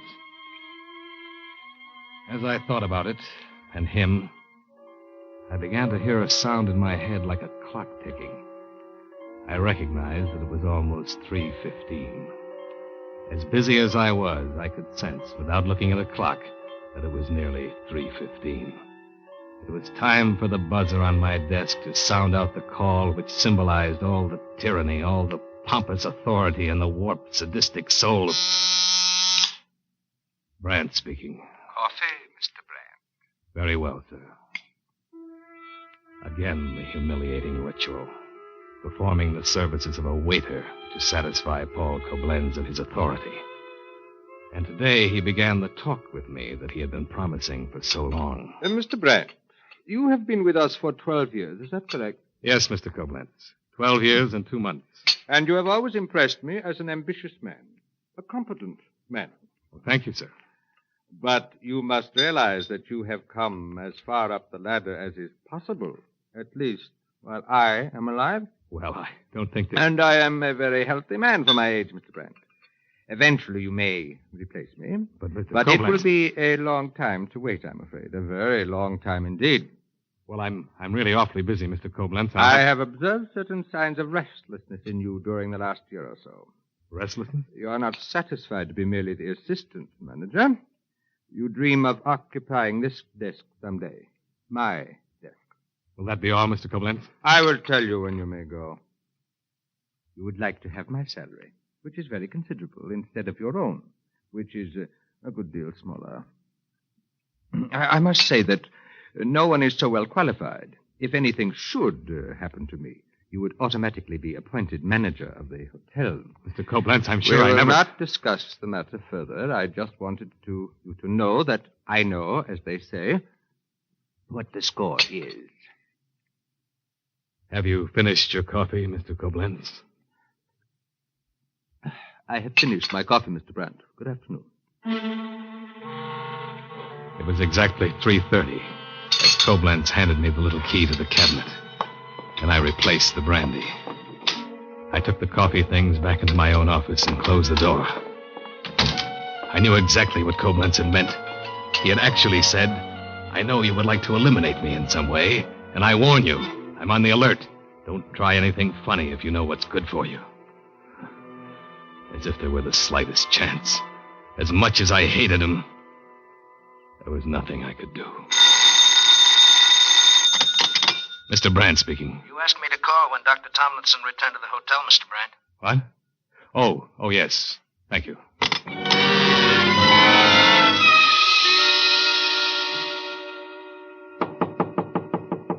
Yes? Oh, yes, sir. I am Mr. Brandt, Doctor, the assistant manager of the hotel. Oh? May I step in for a moment? Well, yes, come right in. What can I do for you? Well, I suppose you noticed your room hasn't been straightened. And, of course, it's not difficult to see the reason why. You have them caged, I see. Oh, yes. You mean my rats. They're beautiful specimens, aren't they? Beautiful. How did you get them into the hotel? Oh, the cage fits into a leather carrying case. Rather clever, isn't it? I see. Well, I'm sorry, Dr. Tomlinson, but I'm afraid those rats will have to go. Yes, dear me, I was afraid of that. It would only be for another day, Mr. Brandt. I'll be returning to New York tomorrow. I can't leave them now. They're the subject of an experiment that may lead to the cure of an extremely deadly disease, which, for scientific purposes, we refer to as 6R. Well, I'm sure, Doctor. Let me show you something here. You see this yellow powder? Take a look at this label. Paradimethyl. Doctor, I really don't have... Paradimethylaminoasbenzamine. It's commonly called butter yellow, Mr. Brandt. You see, when a rat gets a bit of this daily in his food, he develops 6R within 4 months, a spreading internal growth which insidiously destroys vital tissues. And by the time the results are evident, the rat is past all hope, and in a very short time it's dead. Yes, Doctor, it's very fascinating, I'm sure. But I'm afraid... Oh, will this powder induce 6R in a human being, too? Oh, almost certainly, but naturally we haven't been able to try it. No volunteers. I don't suppose it requires very large doses, either. To develop 6R? Oh, no, indeed. Just a very tiny bit daily, and then... Mr. Brandt, surely you understand the importance of this work and why I must have the rats with me constantly? But if you insist, I shall move to another hotel, of course. No, Doctor. I represent the management, and I ask you to stay. And I'll see that your room is straightened. Well, I must say that's wonderful of you, Mr. Brandt. Are you interested in science? Not until now. Oh, that's wonderful. Oh, by the way, please tell the maid not to go near the cages. Sometimes the rats might bite, and it might be that they could transmit 6R that way. We're not sure, you understand, but it's better not to take any chances. Yes, I understand. Is that powder, I won't attempt to pronounce it, is it quite safe in here? Oh, yes, see? No one could find it here. I see. And besides, no one would know what it was. If some got lost, it looks just like yellow dust. It would only be thrown away. I have more for the experiments. Don't worry, Mr. Brandt. Yes. Well, I'm sorry if we've inconvenienced you, Doctor. Oh, have you had dinner? Why, no, as a matter of fact. Oh, would you join me? 7 o'clock in the grill room? Well, I should be very pleased. Good. We'll talk some more. You know, I should think that someone who, well, is desperately ill, let us say, would be honored to be your volunteer. I know in similar circumstances, I should be proud. Until 7, Doctor. You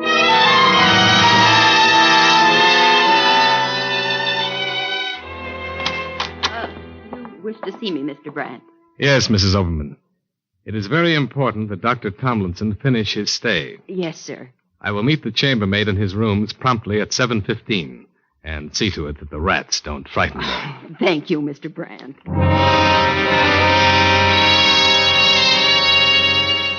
The doctor arrived exactly at 7, and at 7:10, while he was still sipping his sherry, I excused myself and went up to 1402. When the chambermaid was taking the soiled linens to the laundry wagon in the hall, leaving me alone in Dr. Tomlinson's room, I filled a hotel envelope with a deadly yellow powder. I was back downstairs before the soup was served. I have never enjoyed a dinner more. Dr. Tomlinson prattled on, but I didn't even hear. I was thinking what a pleasure it was going to be to have coffee at 3:15 tomorrow afternoon with Mr. Paul Koblenz.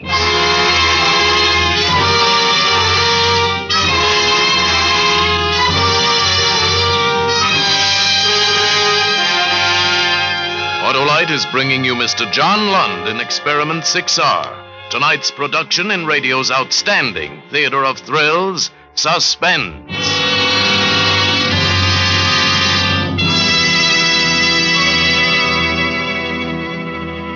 Say, Hap. Yes? My nephew went to camp this summer, and they taught him a lot of useful things, like how to send smoke signals with a brush fire and blanket. Oh? You should see the lovely charred hole in our living room rug. Yes, but did they teach him about the new wide-gap Autolite resistor spark plug? No, Hap, they didn't, so I had a man-to-man talk with him. I told him replace old-style narrow-gap spark plugs with wide-gap Autolite resistor spark plugs for easier starting in cold temperatures, for smoother idling, for better performance on leaner gas mixtures. They actually save you gas.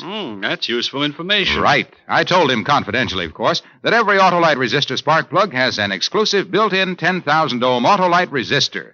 I said insist on Autolite resistor spark plugs now. Don't accept spark plugs that are supposed to be as good. That's telling them. I said, my boy, that mighty might, that Autolite resistor, explains why Autolite resistor spark plugs mean easier starting in cold temperatures, smoother idling, better performance on leaner gas mixtures. They actually save you gas. So insist on Autolite. And now Autolite brings back to our Hollywood soundstage John Lund in Experiment 6R, a tale well calculated to keep you in suspense. Brandt speaking. Coffee, Mr. Brandt. Yes, Mr. Koblenz. A waiter had just brought the tray, set it on my desk, and left. My door was locked. I took out the envelope with the powder, put a pinch of it into one of the costly Limoges cups, filled both cups with coffee from the silver pot, and carried the tray into the sumptuous office next door, the office that would soon become my own. You will join me, of course, Mr. Brandt. Of course, Mr. Koblenz. Of course I would. I always had. But beginning with today, I would enjoy it. There was not the slightest alteration in the usual ridiculous routine. Koblenz removed the little key from his chain and handed it to me. I got the brandy from the cabinet. Koblenz poured a bit of the brandy into his cup. and took a sip. Exceptionally good coffee today, Brant. Make it yourself? What? Why, how do you mean? Oh, don't take me so seriously, Brant. But knowing your efficiency in all matters of the hotel, I'm sure you could prepare a very unusual cup of coffee. Well, that's very nice of you to say, Mr. Koblenz. But I know you haven't time to waste in making coffee. Too busy thinking of ways you can work your way into my job, aren't you? And as I told you before, you won't get it while I live, and I come from a very long-lived family. Yes, surely. More coffee, sir? Nothing could possibly go wrong. I had found out enough from Dr. Tomlinson to know that humans, and I stretched a point to include Paul Koblenz, that humans responded to drugs in very much the same way as rats. That was the reason rats were used for experiments in medical research. Almost invariably, the drugs that could kill a rat could kill a man. But the powder would never be detected, only its effect. When, after months of tiny doses, Koblenz would suddenly learn that he was harboring the hidden killer, 6R. I kept the powder in my jacket pocket. As the weeks passed, it became a matter of routine to put some in Paul Koblenz's daily coffee. But try as I would to remain calm, sometimes the excitement of it would become almost unbearable, particularly at the moments when I served the coffee.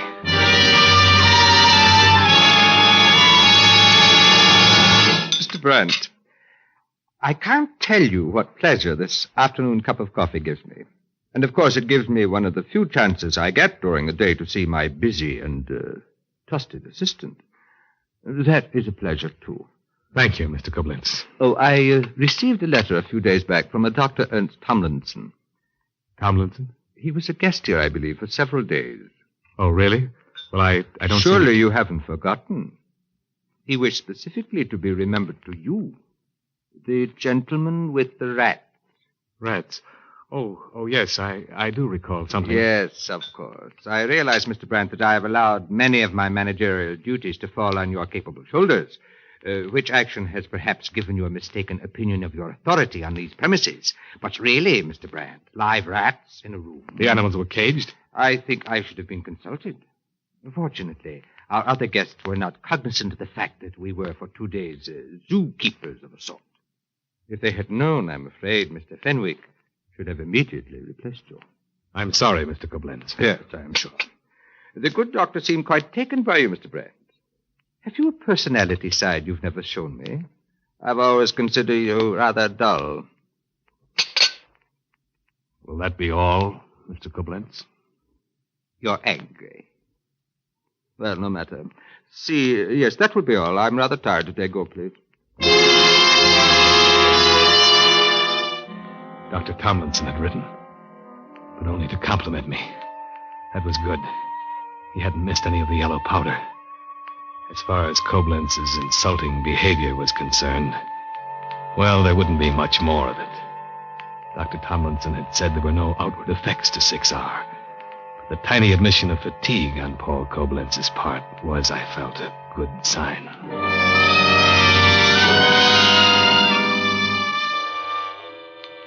I watched Paul Koblenz grow progressively more testy and insulting. 2 weeks into the 4th month of Experiment 6R, and in a way I didn't expect, the last scene began. Under the insurance laws of our state, all employees participating in group insurance had a yearly physical examination. The 4 months Dr. Tomlinson had considered necessary to allow the growth of 6R were almost completed. By now, 6R would have taken hold of Paul Koblenz, sufficiently to be recognized in a medical examination, and sufficiently to be at that point incurably fatal. Even at this late date, there were outwardly no signs of Koblenz's illness, which would make the announcement by the insurance doctor even more shocking. It was a nervous moment.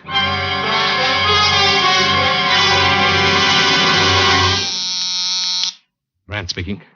Mr. Brant, I have set aside 2:30 as the time for my visit to the insurance doctors. That should get me back to my office for coffee.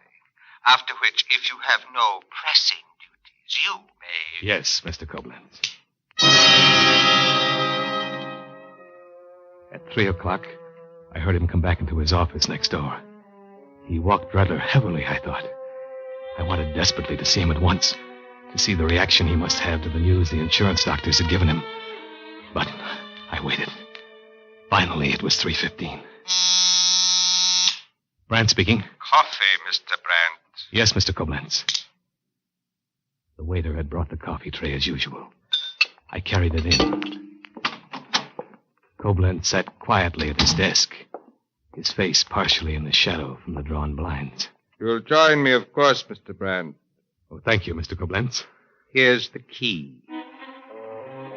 I set the tray down, took the little key to the liquor cabinet which stood against the wall, and bent over to open it. There was a new mirror above the cabinet, and when I saw in it, made me drop the bottle. Anything wrong, Mr. Brandt? You seem startled. The cups. The cups. You turned absolutely white as death. But then I meant to talk to you. You haven't been looking well for some time. You changed. I beg your pardon? You switched the coffee cups while I turned away to get your brandy. I always do. It is an old custom in my family. An old German custom. A very old custom. A very old and long-lived family. Have you all this time? Yes, Mr. Brandt. All this time. Operator, connect me with the insurance doctors, please. In 308.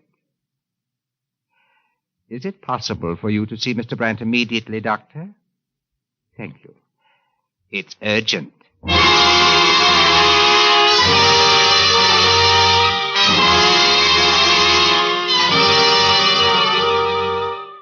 And so, experiment 6R is finished. I am glad to have been of service to science, but I just couldn't die without sharing the credit with Mr. Koblenz. I am sorry, truly sorry, that he could not be there with you today in his old capacity as manager of the hotel. But Mr. Fenwick saw fit to discharge Mr. Koblenz when it was brought to his attention that live rats had been permitted to spend the night in one of our rooms. And now, thank you for your attention, and goodbye.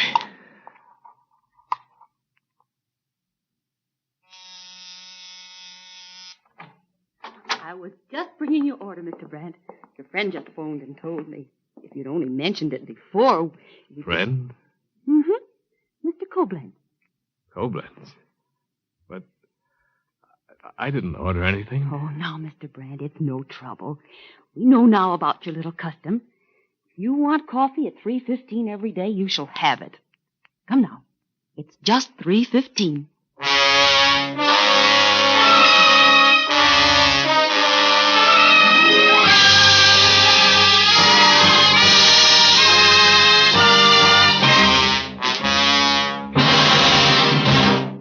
Suspense, presented by Autolite.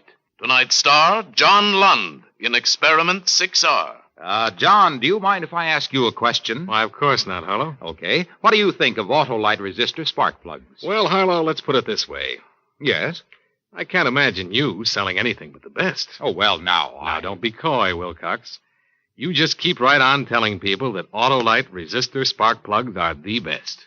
Any more questions? No, John, and thank you. I'll also tell people that in its 28 plants from coast to coast, Autolite makes more than 400 products for cars, trucks, airplanes, and boats, including complete electrical systems for many makes of America's finest cars. Batteries, spark plugs, generators, starting motors, coils, distributors. All engineered to fit together perfectly, work together perfectly because they're a perfect team. So, friends, don't accept electrical parts supposed to be just as good. Insist on and get Autolite original factory parts at your neighborhood service station, car dealer, garage, or repair shop. Remember, you're always right with Autolite.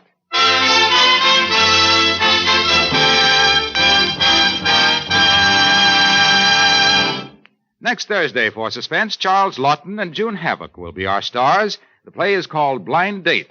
And it is, as we say, a tale well calculated to keep you in suspense. Tonight's Suspense play was produced and edited by William Spear and directed by Norman MacDonald.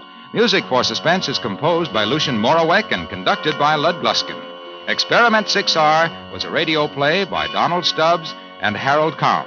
John Lund may currently be seen in the Hal Wallace production for Paramount, My Friend Irma.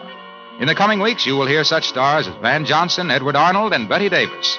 Don't forget, next Thursday, same time, Autolite will present Suspense, starring Charles Lawton and June Haviland.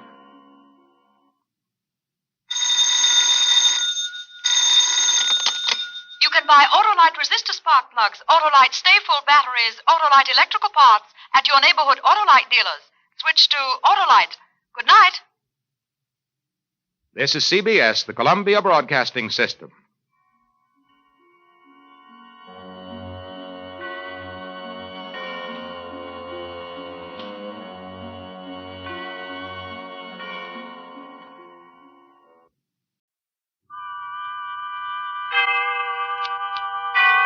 Autolite and its 98,000 dealers bring you the First Lady of Suspense, Miss Agnes Moorehead, in tonight's presentation of Suspense.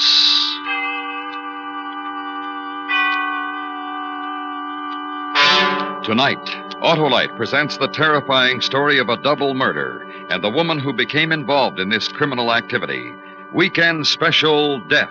Our star, Miss Agnes Moorehead.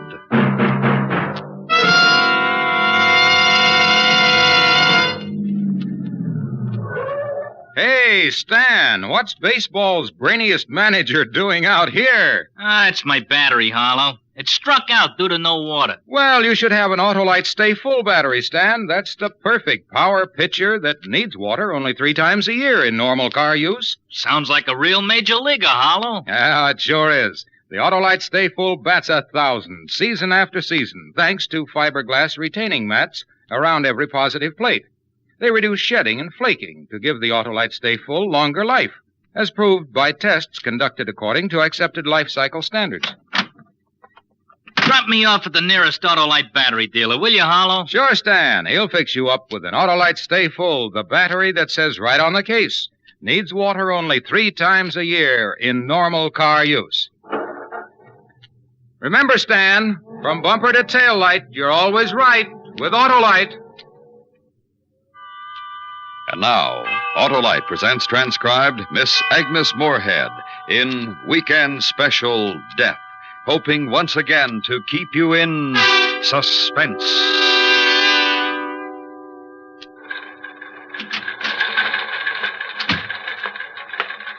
Who is Franz? I am. I'm Lee Stanley. Oh. What is all this? Maybe you can help us, Mr. Stanley. The woman says she works for you. Rita, she certainly does work for me. She's worked for me for 2 years or more. Why are you holding her? What does she do for you? My secretary. Look, if I can't get any answers from you, I'd just as soon call Captain Hilliard at home. I understand you're an attorney, Mr. Stanley. I am. Right now, you might consider that she's my client, and I want to see her.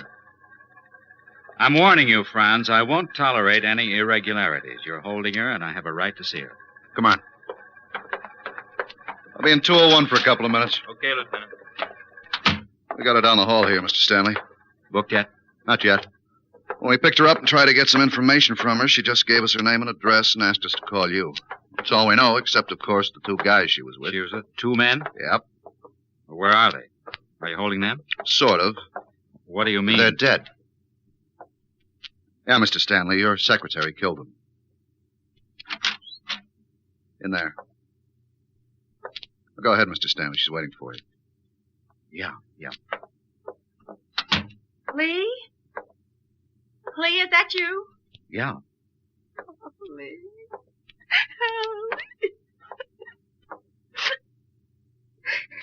This isn't a very nice way to spend a Sunday morning, is it?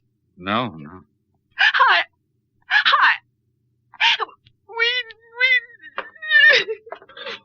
Rita.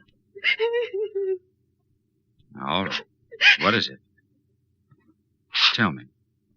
Lee, it was one of those silly things. Just one of the silliest things that could possibly happen. 2 men are dead, Rita. I know, but Lee, I've heard you say it many times. You've even said it to me. If you're arrested and taken into custody, just give your name and address and ask for your lawyer. You say that to people all the time. You said it many times. I've heard you. I know. You did right. Well, I asked for you. I wanted to tell you. I never thought I'd be... Lee, it was so silly. So very silly. Coffee was 92 cents a pound, and they had a special on steak, $1.15 for T-bones, and there were some bakery goods. What? The weekend specials. Well, yesterday afternoon, in the office, I was making out my list for the week. Oh. And I was getting my list ready. I was going to stop in the market on my way home.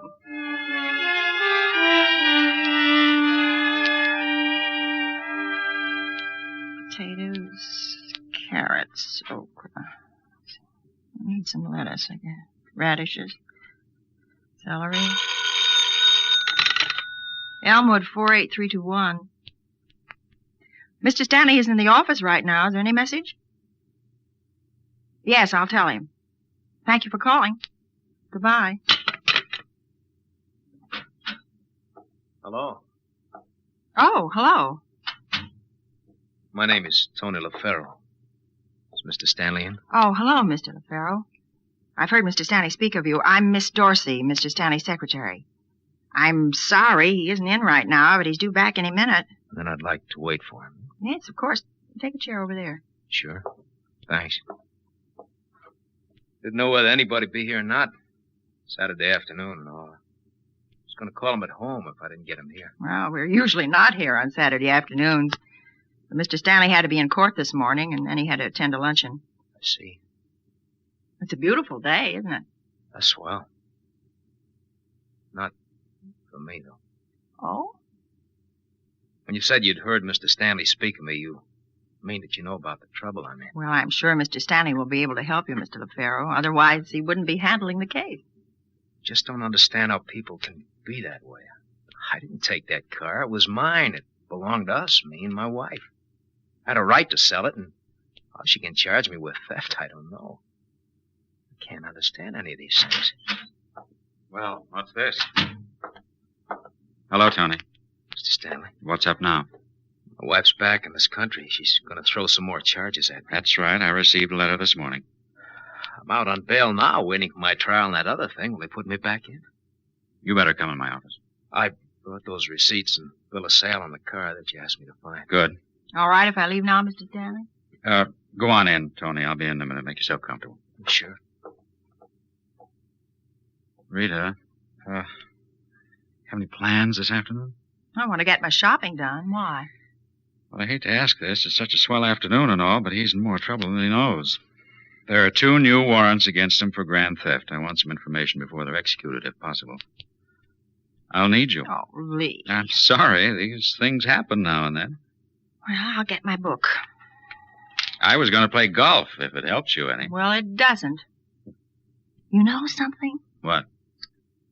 That mild, sweet little man, he's so polite and gentle. How could he get into all this trouble? Because that mild, sweet little man is a liar and a thief, and they usually get into trouble. Oh, you're always... If he had a gun, he'd as soon blow your head off as look at you. Sorry I ever took him on as a client. Well, let's get started.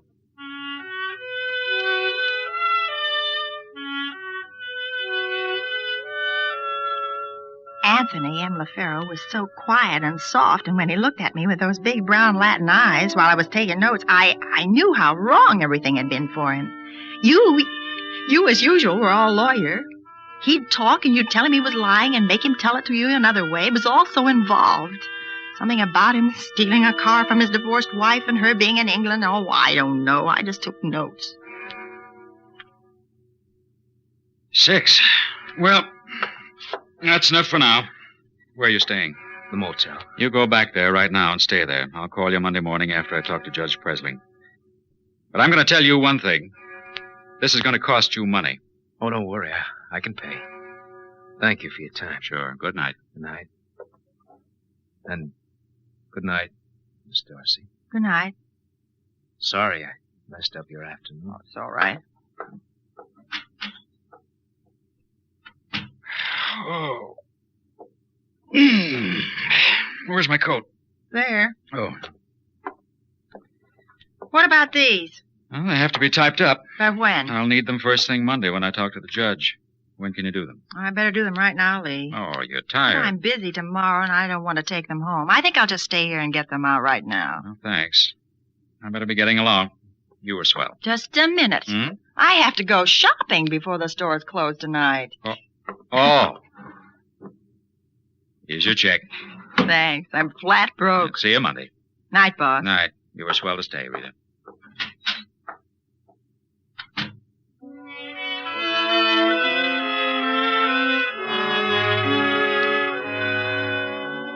Well, it took me until 8:30 to type up the notes. And after that, I drove straight to Jack's Market. It's about 2 blocks from my apartment. I wanted to cash my check, get the groceries, and go home. My idea was to have a little something to eat and get to bed early. Well, it didn't work out that way.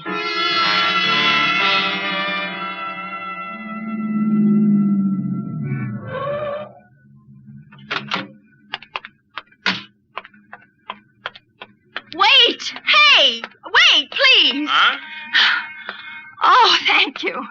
Thank you. You aren't closed, are you? Afraid we are, miss. It's 9:05 now. Oh, there's still some people in there. I can see them. They got here before 9. Well, what time is it now? 5 after.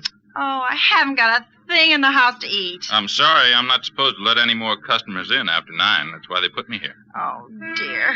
There's just nothing in the house at all for dinner. I'm sorry. We're open from 10 to 6 tomorrow. Could you come back then? Yes, of course, but what about now, tonight? What do you want? Well, I could get by with a little steak. Well, just something for now. I just got off work Well, and he isn't looking now. You go ahead. Oh, thank But you. don't say anything to anybody. It'll be my neck. Just pretend you got here before 9. Gotcha. Go that way.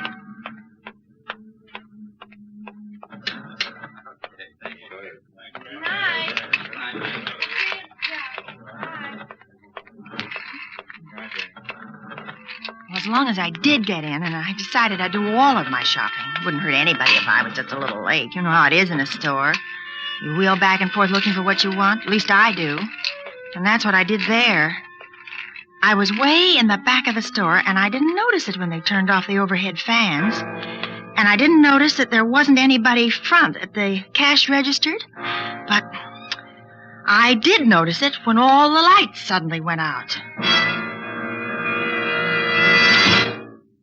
Hey! Hey! I'm still in here! Hey! Hey! Wait a minute! Wait a minute, you! Mister! Hey! Hey! Oh, well, I'll be darned. I'm locked in.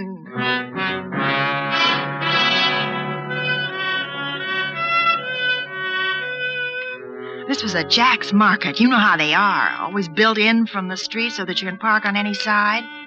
Well, that's fine when you want to park, but when you're locked inside at night and you want to get somebody's attention so you can get out, it isn't so fine at all. As a matter of fact, it's terrible.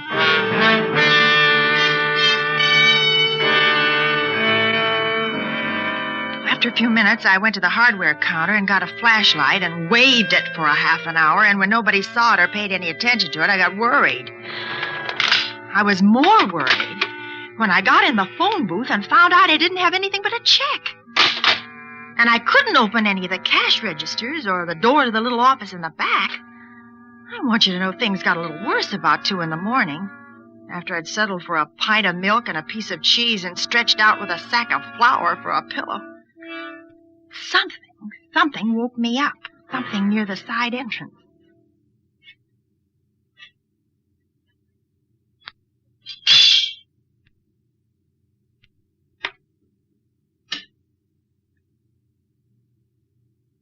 Wires over here.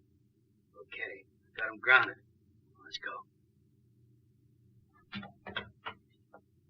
Come on.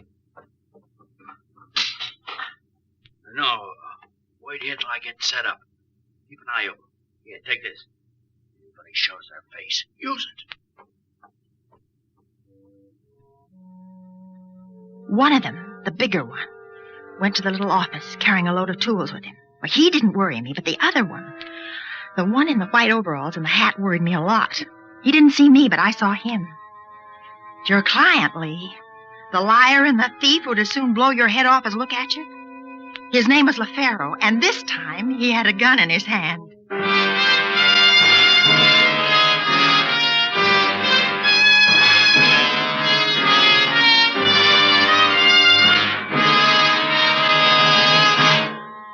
Autolite is bringing you Miss Agnes Moorehead in Weekend Special Death. Tonight's presentation in radio's outstanding theater of thrills, Suspense.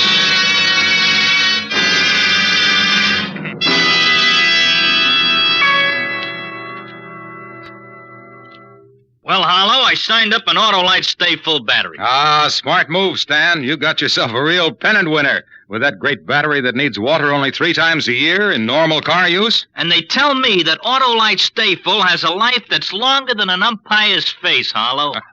Yes, sir, Stan.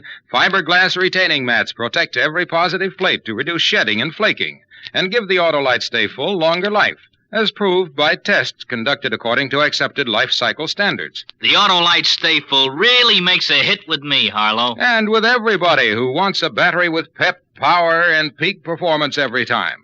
Friends, visit your Autolite battery dealer. He services all makes of batteries, and if you need a new battery, he has the Autolite Stay Full, the battery that needs water only 3 times a year in normal car use. Remember, from bumper to tail light, you're always right with Autolite.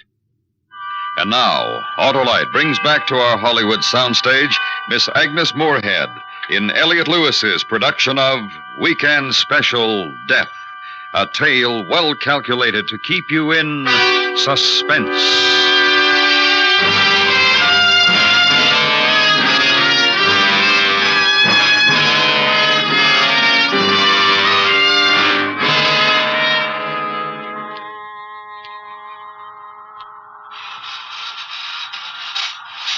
When I was in high school, I went with a boy named Rudy.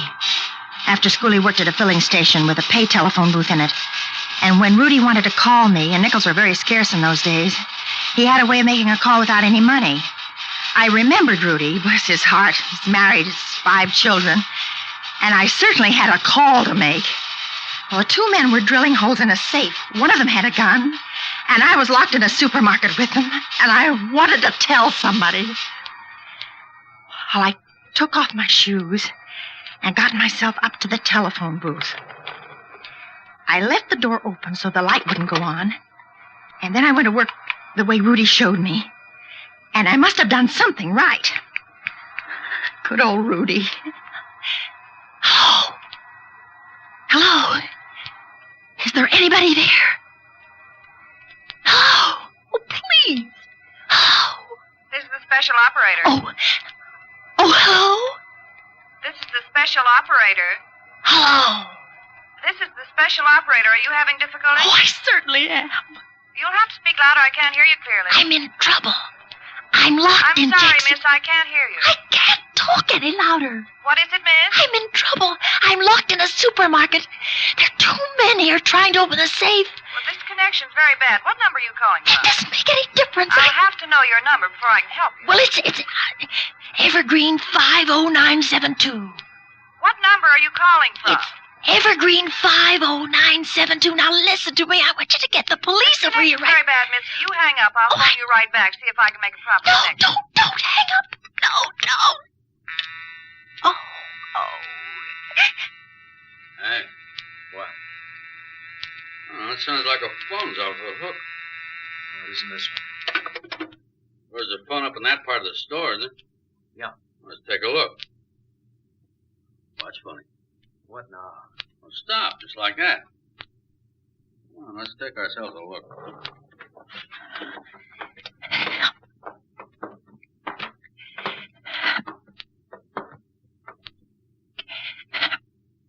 If you heard a phone off the hook, it wasn't this one, look. I guess I'm getting old or something. Any other phones in this place? Just this one and the one in the office. You told me that. Oh, yeah. Besides, how would a phone get off the hook by itself? I don't know. How would it? You may be getting old at that. I'm not too old to take you in on a job so you can get some money to get yourself out of a jam. You old guys give me a pain. I was behind the post-toasty display, I think. They were about 10 feet from me. As long as I just saw them and they didn't see me, I was happy. I was willing to let them rob the safe. I was willing to stay in the store all night. I was willing to do anything as long as I didn't get hurt. Hey. What are you going to do? You're going to answer. Well, a minute ago, That was a minute ago. This is now. Well, Oh, look, you can just let it go and it'll stop ringing. Who calls a pay booth this time of night? It's the wrong number, you know that. Then I'll tell whoever it is that they've got the wrong number. Hello. Special operator? Yeah. This is Evergreen 50972. No. No, I'm sorry. No one could possibly have called from here in the last 5 hours. I'm the night watchman. Yeah. Thank you. Brad? Yeah? There's somebody in here. They were trying to use that phone 2 minutes ago. Dame. Dame? Yeah. All right, come out, wherever you're hiding. Hey, you crazy. Suppose she's got a gun. If she did, she'd have used it by now. Come on, come out! Okay. Take that aisle, I'll take this one. All right.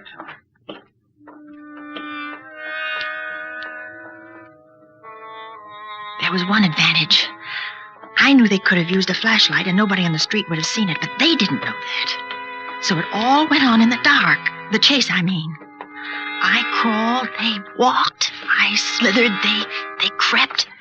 There was one point when I was near the soup counter and they were off in the vegetable market. I thought I was safe. Oh, dear. Come on, get out.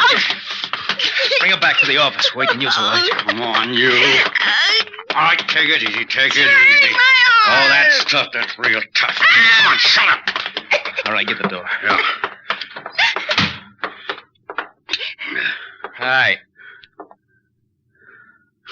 This Dorsey, isn't it? Well, you know her? Yeah. Yeah, works for my lawyer. Oh, swell. How'd you get in here? Well, come on, can't you talk? I was locked in by mistake when they closed the store. I was locked in. You said that. I didn't have any change. I couldn't call anyone. No? No! I didn't want to be here. I don't care if you rob this store. I don't care what you do. I don't tell anybody. That's so. Yes, just let me go. I won't. But you did make one call. I'm locked in a supermarket. There are 2 men here. That's about the way it went with the operator, isn't it? You're kind of nice in a certain light. I said that to myself this afternoon. Kind of nice. Stanley says I lie all the time, doesn't he? I've never discussed you with Mr. Stanley. What are we going to do? Huh? I said, what are we going to do? Well, we're going to finish the job. I need some money. I mean, what about her? She's seen both of us. She could pick us out of a show of mugged files. I got 2 losses already, and so you. I know. Well, what are we going to do? Relax. She isn't going to say anything or pick out our pictures. Huh? No. We'll kill her, Fred.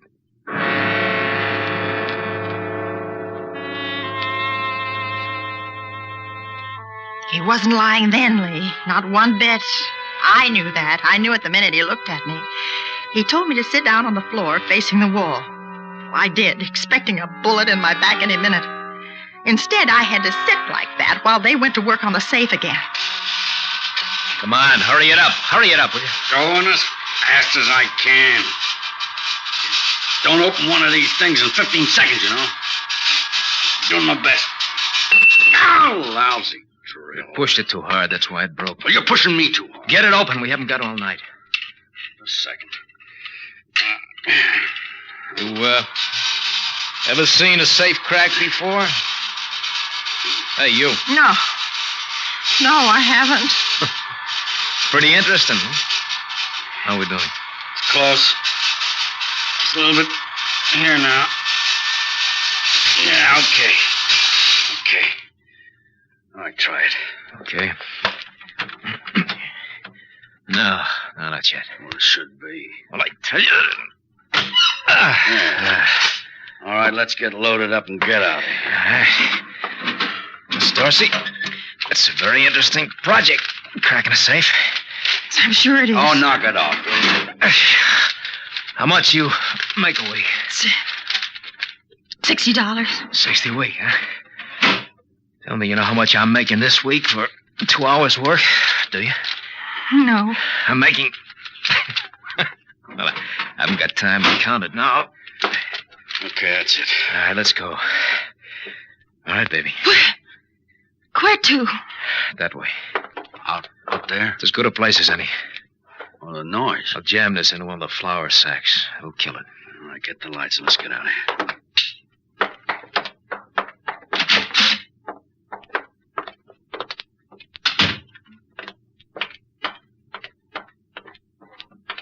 I was surprised how anxious I was to live, even with those two men on the same planet with me.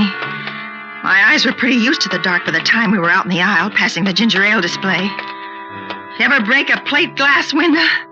Well, I did. Leave that bottle.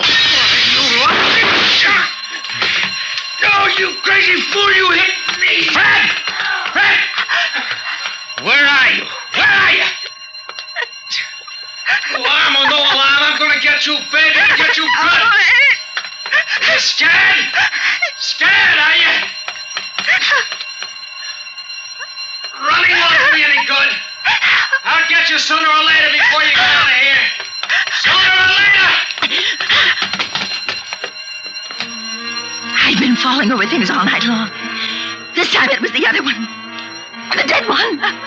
Sooner or later, baby. I didn't see it in the dark on the floor, but I felt it. His gun.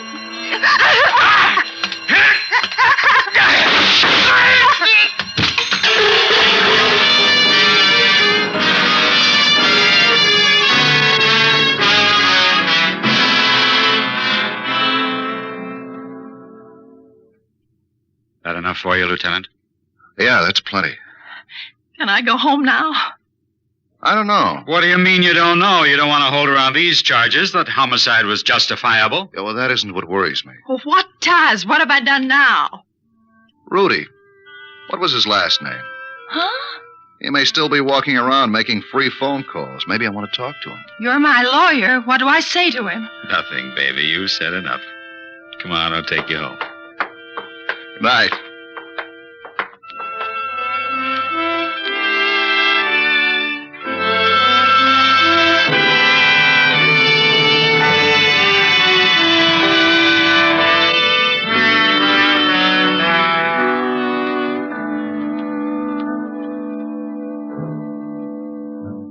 Suspense. Presented by Autolite. Tonight's star, Miss Agnes Moorehead.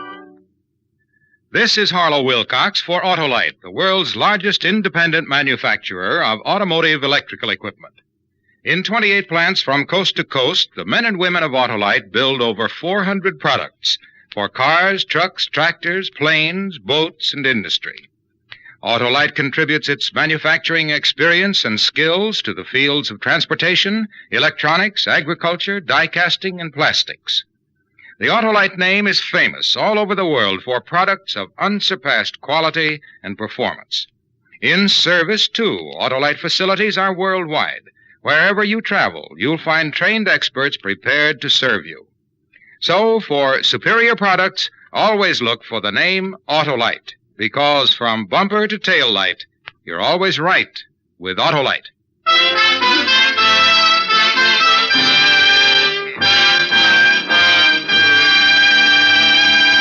Next week, the true story of an escape to freedom in which it has been necessary to change the names of all the principal participants in order that their survivors, still imprisoned, may live.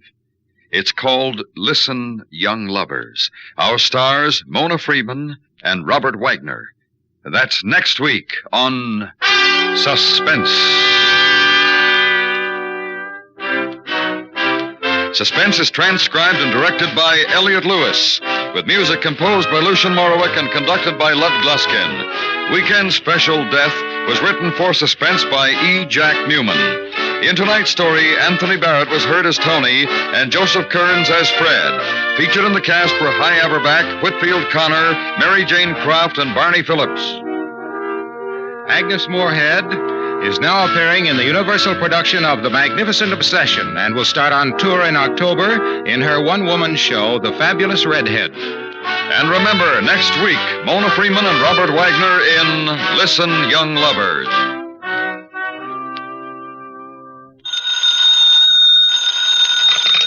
You can buy Autolite Stay full batteries, Autolite original service parts, or Autolite standard or resistor type spark plugs at your neighborhood Autolite dealers.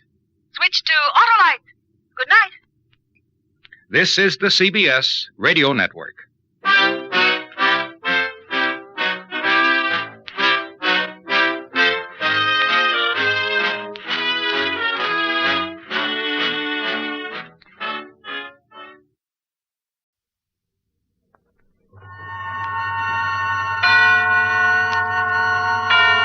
Suspense. And the producer of radio's outstanding theater of thrills, the master of mystery and adventure, William N. Robeson. Am I my brother's keeper? Has often been the agonized cry of mankind when the troubles of his fellows have been heaped upon his shoulders. Our story tells of a man who was not his brother's keeper, but who was designed to be his brother's corpse. And it requires one actor to play identical twins. Now, dual identity roles are difficult enough in the visual medium, but they can be solved by technical tricks. In radio, they depend completely on the vocal skill of the actor. That is why we have asked one of radio's finest actors, Mr. Carl Swenson, to complete this assignment. Listen then as Mr. Swenson stars in The $5 Tip. And now, $5 Tip, starring Carl Swenson. A tale well calculated to keep you in suspense.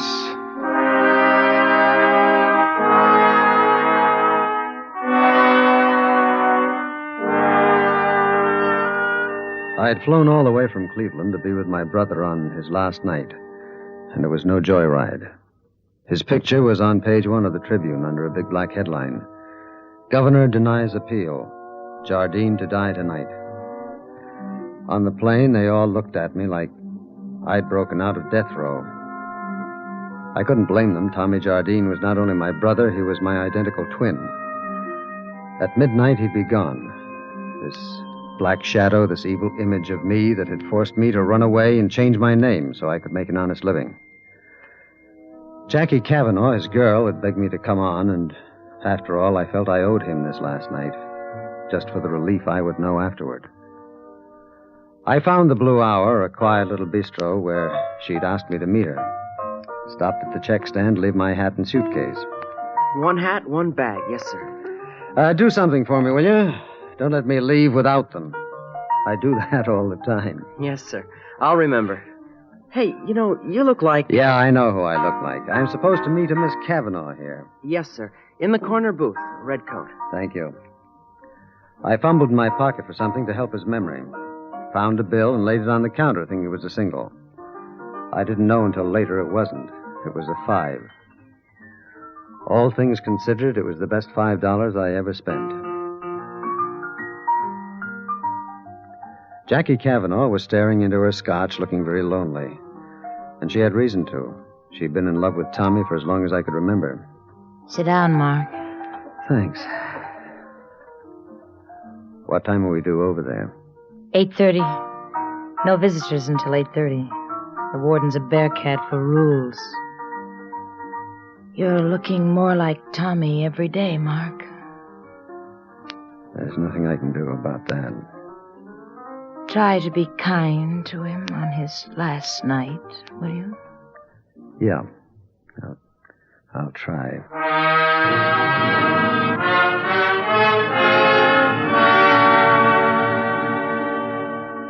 I had a double scotch, and then another one. And we sat there for a half hour with Tommy's picture staring at us out of page 1. Then we slipped out a side door and caught a cab for the prison.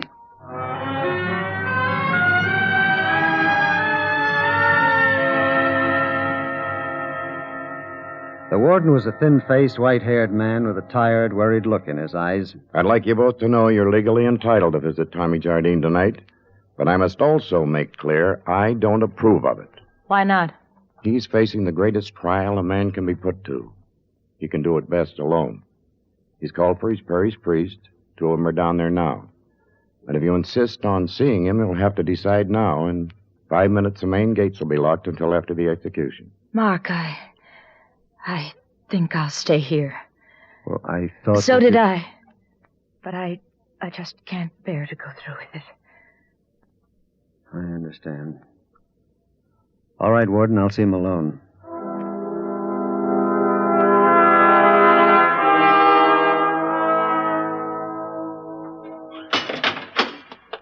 you're the twin brother, huh? How come your name's different? I changed it. I don't blame you. You know, it's funny, up to now, we didn't believe he had a twin brother. Thought it was all part of the act. What act? Well, you know, it's against the law to execute an insane man. You mean Tommy is... Crazy as a coot. Or at least that's what he'd like us to think. It's turned into an endurance contest. 3 days and nights without a let-up. And you know what it'll add up to, don't you? He'll go to the chair, sound insane, and we'll go to the nut house. The priest is in there with him. All right, go ahead. Excuse me, Father. Yes? You got company, Jardine. Hello, Tommy. Huh? What do you know? So you had the nerve to come after all. Padre, shake hands with my brother. I'll be back in 15 minutes, Mr. Heston. Hey, listen to me, you idiot. My name is Heston. Mark Heston. Shut up, Jardine. Look, do I have to die to prove it? Padre, how can I convince him? What can I do? Look at him, on. You see what I mean, Mr. Heston? It's been going on like this day and night. He's driving us nuts. He'll be all right. Funny. Seems to come over him every so often. Perfectly rational 1 minute, and then... Yeah. Well, Padre, see you in 15 minutes. Tommy. Huh? What happened? Did I do it again? Yes, son. You said you were Mark, just like before. Oh. Mark? I'm sorry, Mark. I don't know why. We understand, don't we, Mr. Heston? Sure. Is there anything I can do for you, Tommy? Afterwards? Well, he does have some personal affairs to clean up. Yeah, I'll be leaving some cash for one thing. In a safe deposit box in Detroit. And, there's a car and some personal stuff. That'll all go to Jackie.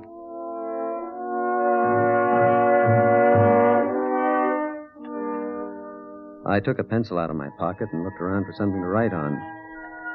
Sticking out from under the Bible on the table was a blank card, so I picked it up and turned it over idly as I waited for Tommy to go on. There was printing on the back. It said, Fingerprint Record, State Penitentiary. And it had Tommy's picture and history, but the spaces for the fingerprints were blank.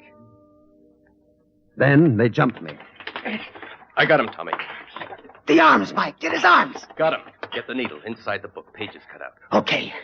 Hold him still now.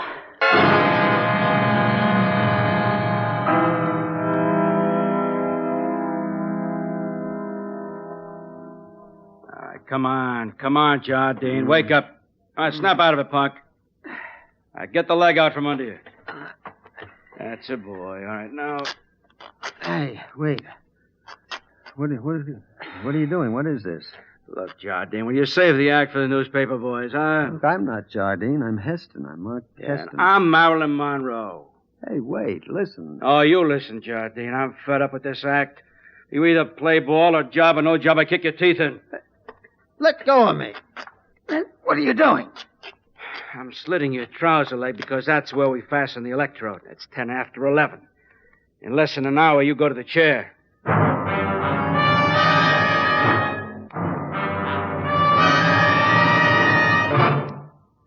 In a moment, we continue with the second act of Suspense.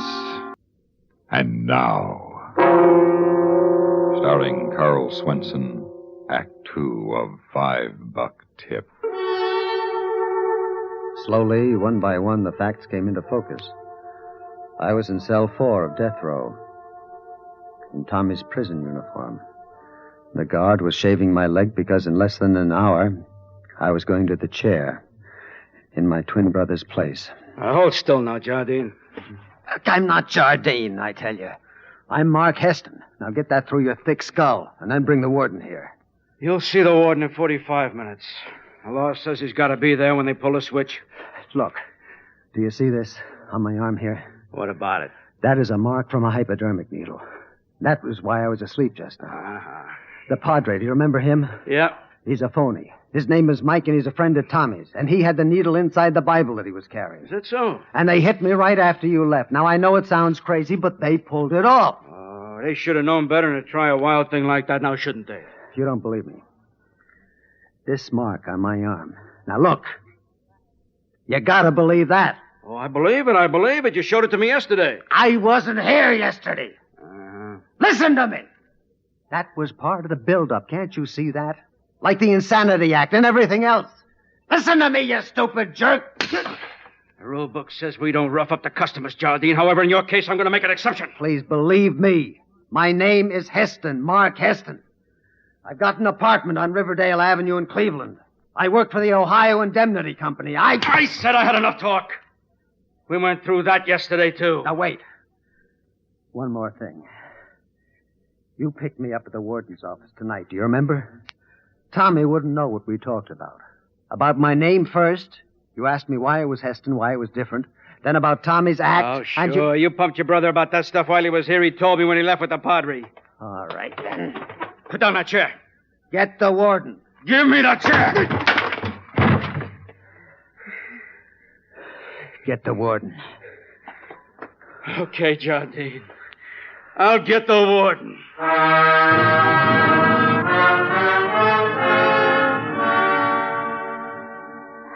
I can't stand it. I can't stand it another minute. Look, Warden, I gotta get her out of here. She's going to pieces. Can't you see that? I made that clear to you, Mr. Heston.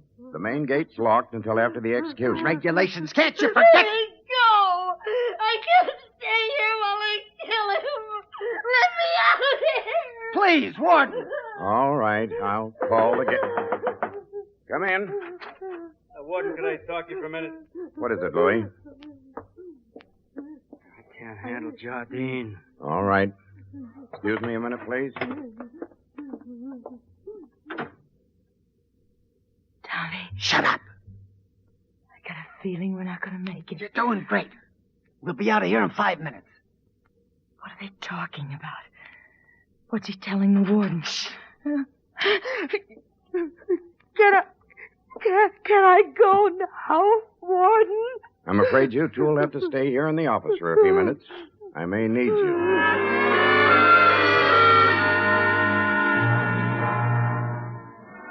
Well, let's see now. I got off the plane at the airport and took a cab to a bar called the Blue Hour.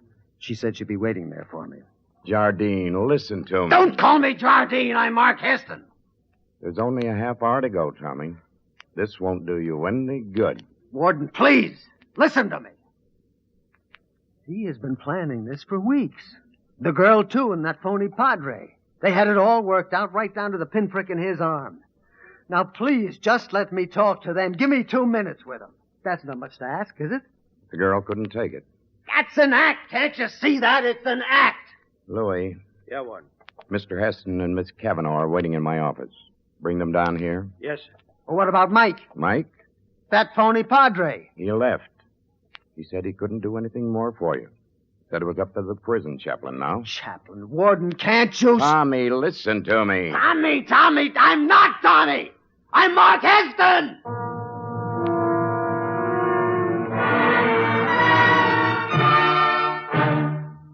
In just a moment, we continue with the third act of Suspense. And now, starring Carl Swenson, Act 3 of $5 Tip.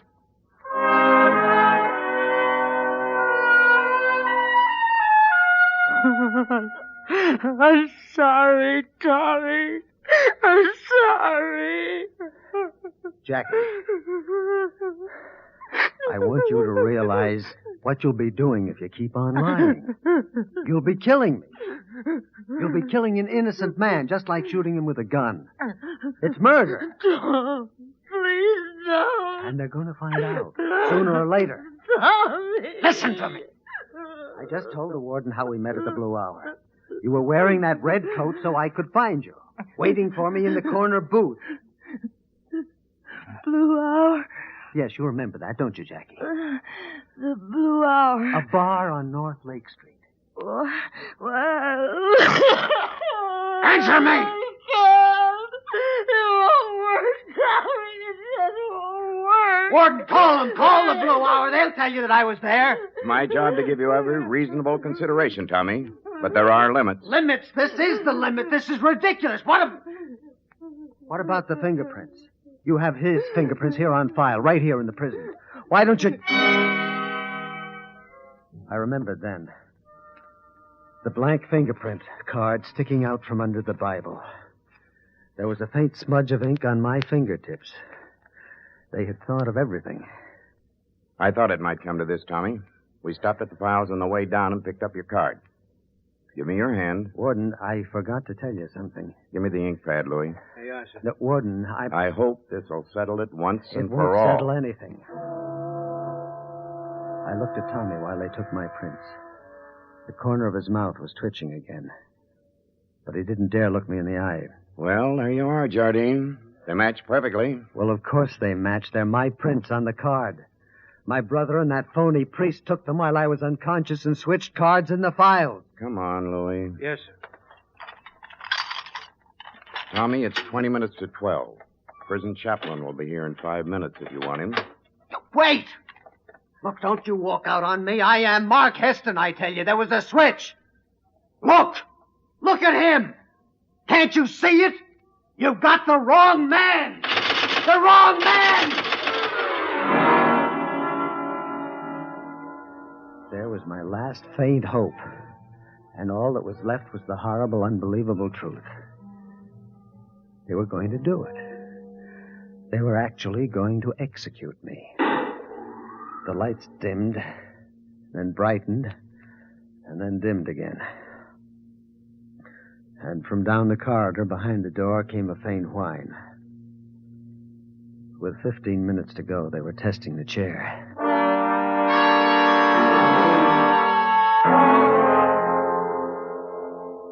15 minutes. The prison chaplain came in. I had nothing more to say, nothing anyone would believe, so I told him to go away. Then Louis came back with a couple of assistants, and they shaved my head. 8 minutes. 7. 6. A kind of paralysis took me. I could hardly stand up. I could hardly breathe. 3 minutes. The chaplain came back again, and more guards. Finally, the door to the block opened, and the warden walked toward my cell. The hands on the clock over the door were almost straight up. The time had come. The warden moved slowly through the crowd of witnesses, white-faced and shaken. He took my arm. Come on, Mark. Okay. There's nothing left to... Wait. You called me Mark.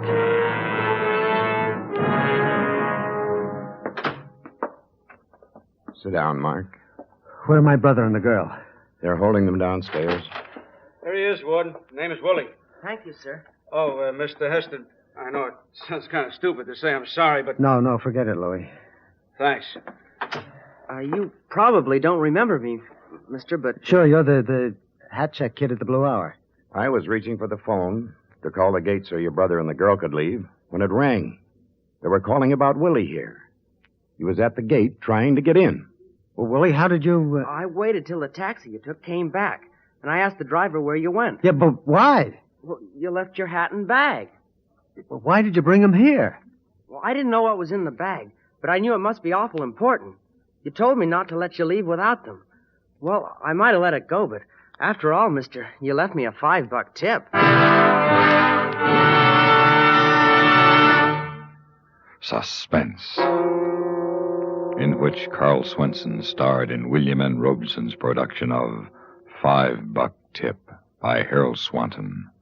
Supporting Mr. Swenson in $5 Tip were Kathy Lewis, Henry Blair, Jack Crucian, Jerome Thor, and Ken Christie. Listen again next week when we return with another tale well calculated to keep you in suspense.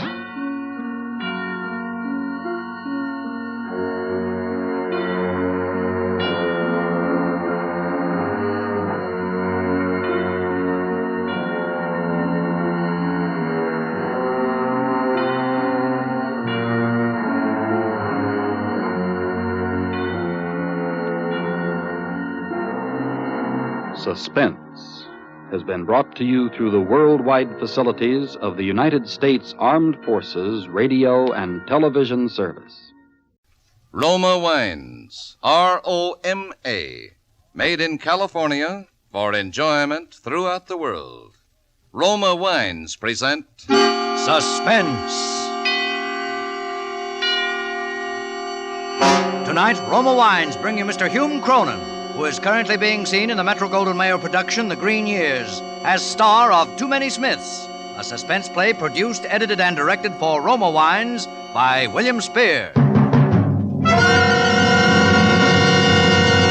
Suspense, radio's outstanding theater of thrills, is presented for your enjoyment by Roma Wines. That's R-O-M-A, Roma Wines. Those excellent California wines that can add so much pleasantness to the way you live, to your happiness in entertaining guests, to your enjoyment of everyday meals. Yes, right now a glassful would be very pleasant, as Roma Wines bring you Hume Cronin in a remarkable tale of Suspense.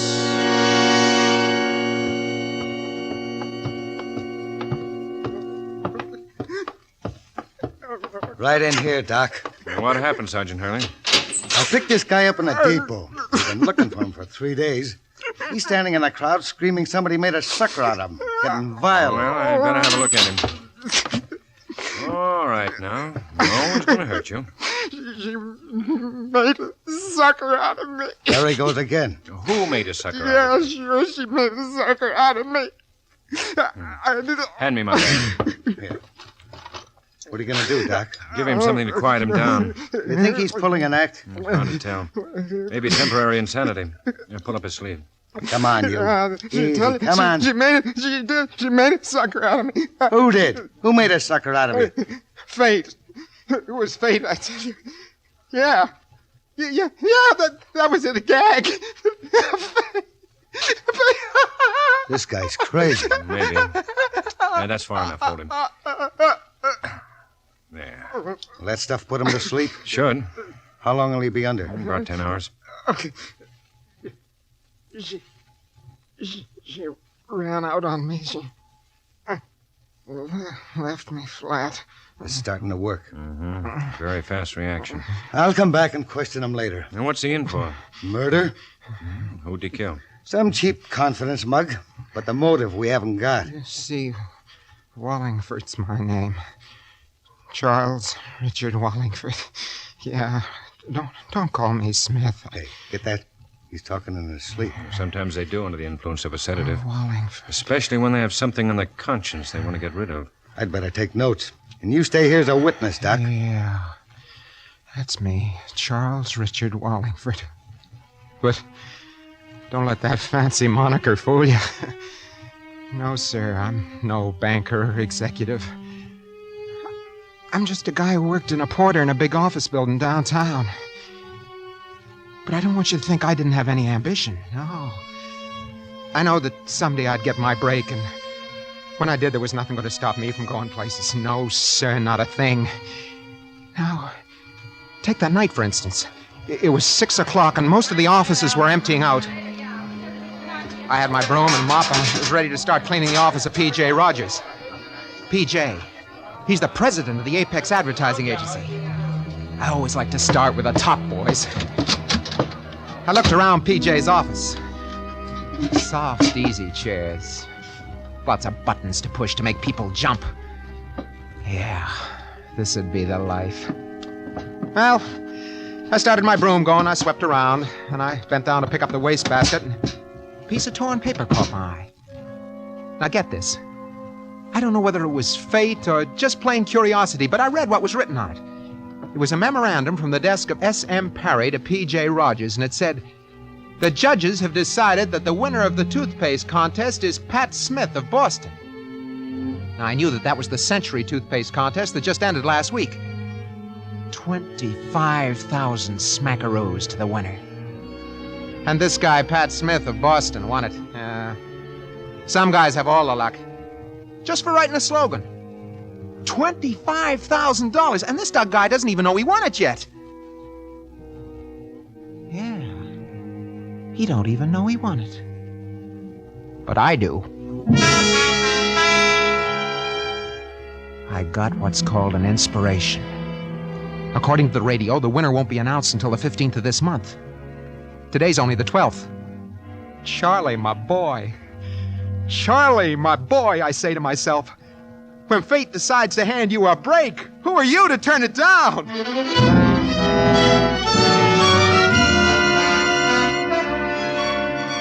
I stalled around until I'd made sure everyone had left the agency. Then I went for the filing cabinets that had the entries. They were listed from A to Z. I found the names that began with S, and I started looking for Pat Smith from Boston. There were over 200 Smiths, Abe Smith, Betty Smith, Carl Smith. I went through them until I came to Ollie Smith. And the next one was Pat Smith of 500 Commonwealth Avenue, Boston, Massachusetts. I copied the address and the slogan. Brother, to me, that slogan sure sounded corny. But who am I to judge $25,000? I went downstairs to the locker room, I changed my clothes, I beat it over to Grand Central, and I caught the midnight to Boston.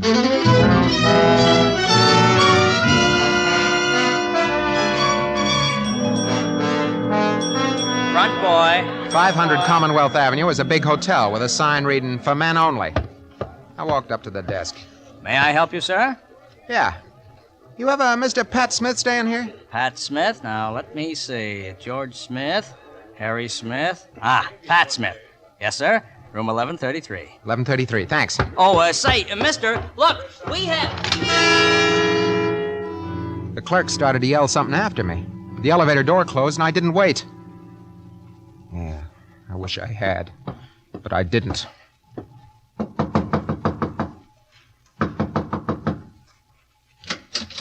Yeah? Hello.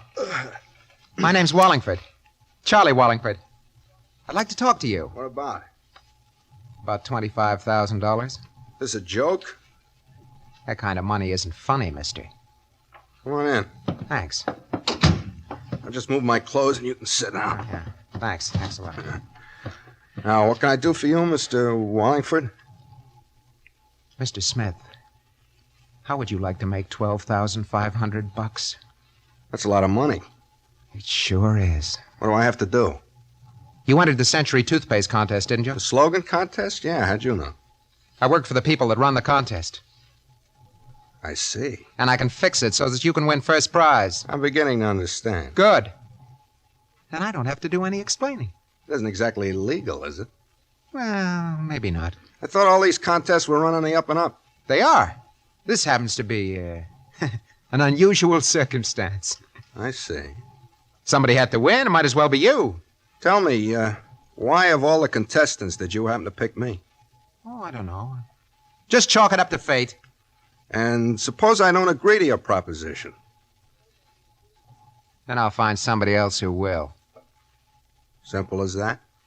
Yeah. All right. It's a deal, Mr. Wallingford. Just plain Charlie to all my business friends. Shake. Yeah. Well, I suppose you're busy. Not at all. Or don't you have some kind of job you got to get to? No. That's why I came to Boston. Oh. How long you been here? 2 days. Wait a minute. How come your entry had this address? Oh, I reserved this room a month ago. I've been using it as my mailing address. Oh, I see. Where you from, Pat? Nowhere in particular, just where my business takes me. You don't say. Got any family? No, not a soul. Maybe you have friends here in Boston, huh? Not one. Gee, that's too bad. Why the look? Oh, nothing. I was just thinking. About the money? Right the first time. You know, it's too bad our paths didn't cross before. Why's that? I think we'd have made a good team. What's your racket? Stocks and bonds. Sell them? Uh-huh. Legitimate? What do you think? I don't. Say, isn't contests out of your alley? It's just a hobby. But sometimes they pay off, huh? Well, come on, let's blow this place. We'll really celebrate our little deal. Sure, anything you say. I knew I had this guy figured from the second I laid eyes on him. Just a small-time confidence mug. And I knew he wasn't going to play 50-50 with me. No, sir.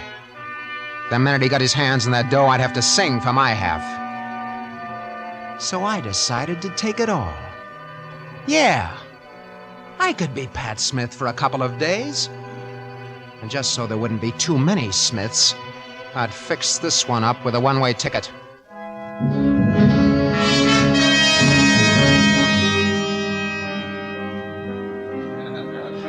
We went to a place for coffee and sandwiches. I had some of my sleeping pills with me, and by the time we got to the apple pie, he was feeling them. Something wrong with me. What's the matter? My head. Going around like a top. Oh, come on. Come on. Give me your arm. Yeah.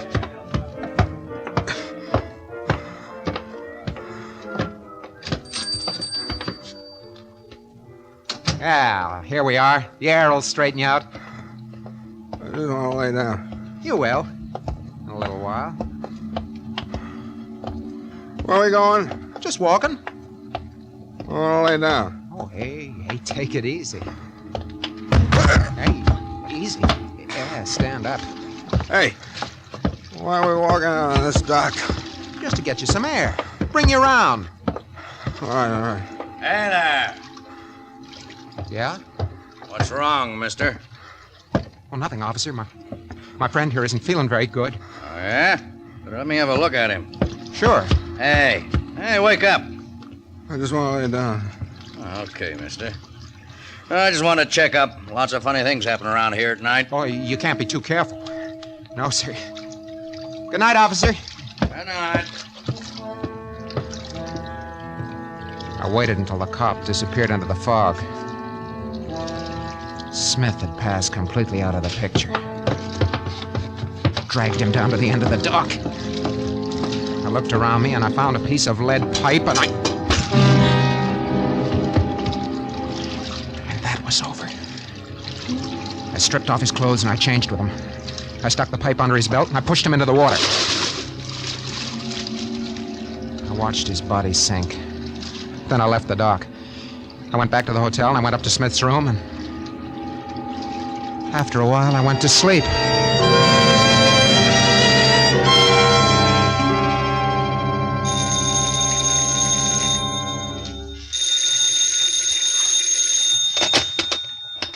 Yeah?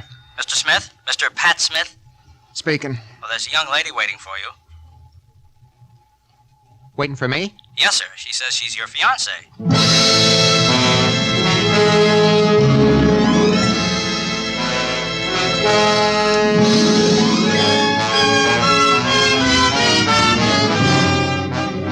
For Suspense, Roma Wines are bringing you as star Hume Cronin in Too Many Smiths by Arthur L. Gray. Roma Wines' presentation tonight in radio's outstanding theater of thrills, Suspense.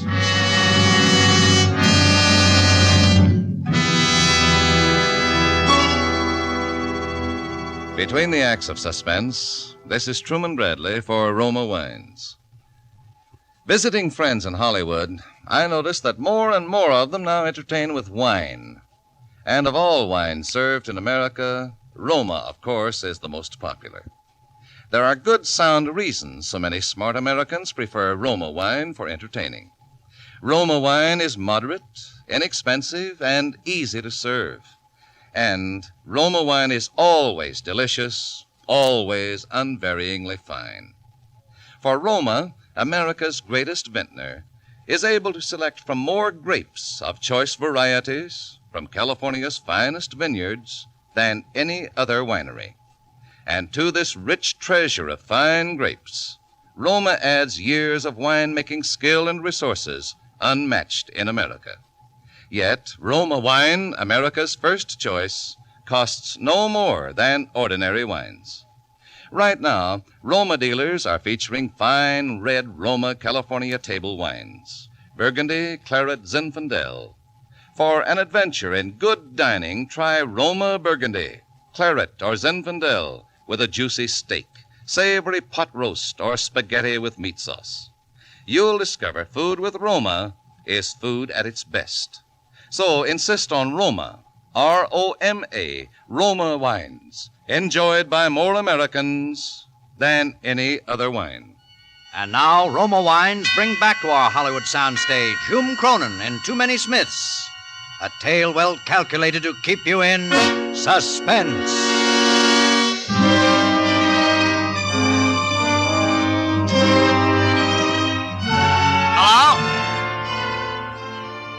Hello? Hello? I lay there, paralyzed with that phone in my hand. Hello? Hello? Mr. Smith? Did you hear me, sir? Your fiancée. My fiancée? Yes, sir. Oh, yeah, okay. I'll be right down. She'll be waiting for you in the reception room. This didn't jive. Smith said he didn't know anybody in Boston. He started to break out in a sweat. I had to go down and face her. Trying to avoid it would make things look suspicious. I took my time dressing, but my mind was going like a machine gun. But it was no use. There was nothing I could do but to face her and try and bluff my way.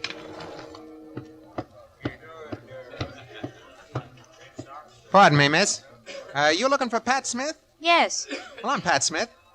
Oh, I'm afraid there must be some mistake. I guess there is. Yes, the Mr. Smith I'm looking for is my fiancé. You sure he's registered in this hotel? I am very sure. Well... Oh, how foolish of me. There must be two Pat Smiths here. You and my fiancé. Yeah, of course. Yeah. I never thought of that. It's such a big hotel. I'll ask the clerk. Yeah, do that. Oh, goodbye, Mr. Smith. I'm awfully sorry I disturbed you. But that's okay. Two Pat Smiths. That was something I hadn't counted on. I watched her cross the lobby to the desk. She spoke to the clerk. He smiled and picked up the phone. The dame sat down and waited. In a few minutes, a middle-aged guy walks up to the desk, and the clerk pointed out this dame to him. I took a good look at this other Pat Smith, and I beat it into the elevator and went upstairs to my room. I headed for the desk, and I started going through the late Pat Smith's things. I found his papers, and then I saw what I was looking for. A copy of the slogan he'd written. Oh, brother, I breathed a sigh of relief. It was the same as the one I'd copied from the agency's files. Fate is sure sticking closer to me than a suspicious wife. That stupid clerk could have sent me to the wrong Smith, and if I'd knocked him off, I really would have been in a jam.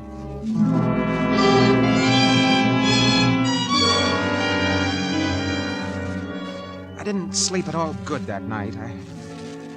Around 8 a.m., I headed for the drugstore in the lobby. My head was buzzing. I wanted a cup of black coffee. As I was drinking my second cup, I glanced in the mirror in front of me, and I saw the second Pat Smith come in. I turned around to watch him buy some stuff at the counter. Razor blades, shaving cream, soap, and a large tube of Century toothpaste. Century toothpaste. It was only then it began to creep into my mind. Maybe this Pat Smith had entered the contest also. And if so, maybe he was the guy that was going to collect the 25 grand. Maybe I'd been barking up the wrong tree. Oh, a sick, weak, empty feeling settled in my insides. I put a quarter on the counter and I followed Smith into the lobby. I beg your pardon. Yes? Isn't your name Smith? Pat Smith? Oh, yes, it is. Funny thing, but that's my name also. Oh, yes, I heard there was another Pat Smith staying here. You mind if I sit down? No, go right ahead. Thanks. Kind of funny, two Pat Smiths living under the same roof. Oh, I don't know. Smith's a very common name. Yeah, you're right there. You know, that's how I met your girlfriend. My girlfriend? Yeah, the tall, blonde, good-looking dame. Oh, yes, I remember. But wasn't she looking for you? I don't get you. Well, the clerk telephoned me in my room that she was waiting downstairs, and when I met her, it seems that I wasn't the Pat Smith she was looking for. Darn it. You weren't? No. So naturally, I assumed it was you. There couldn't be a third Pat Smith here. Well, hardly. I spoke to the clerk about it, and he checked the register. Maybe she had the wrong hotel. Well, I doubt that very much because I've seen her about the lobby the past few days. You have? Mm-hmm. Why, what's wrong? Oh, nothing. Nothing. I'm just thinking. Yeah. I see you're doing a crossword puzzle. Yes. Are you interested in puzzles? Sometimes. I like contests better. You know, the kind they have on the radio? Uh-huh. You ever enter one of those? Well, as a matter of fact, I have. How about the Century toothpaste contest? Oh, of course. $25,000. That's quite a big prize to shoot for. Yeah, it is. What kind of slogan did you write? Well, I think it's pretty good. I got a copy right here in my pocket. Would you care to read it? Sure would. Let me see now. Where is it? Oh, yeah. Here it is. I don't think it'll win first prize, but it might win one of the lesser ones. Well, what do you think, Pat? Yeah. That's pretty good. Much better than the one a certain party I knew wrote.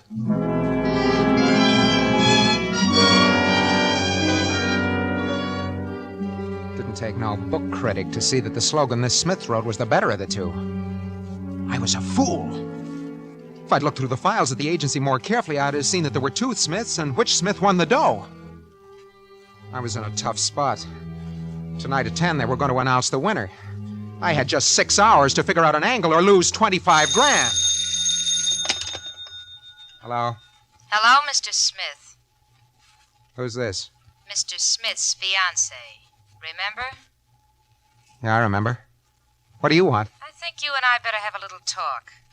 What about? About my fiancée. Where are you? In the lounge. I'll be right down.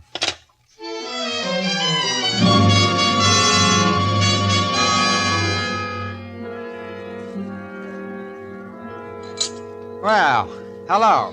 Sit down, won't you? Thanks. Okay, what's on your mind? You? Me? Gee, I'm flattered. You needn't be. Okay. What about me? It's so interesting. Why you killed Pat Smith. I don't know what you're talking about. Let's not be stubborn about this, Mr. Wallingford. Must I repeat my question? No. Who are you? You already know that. What's your name?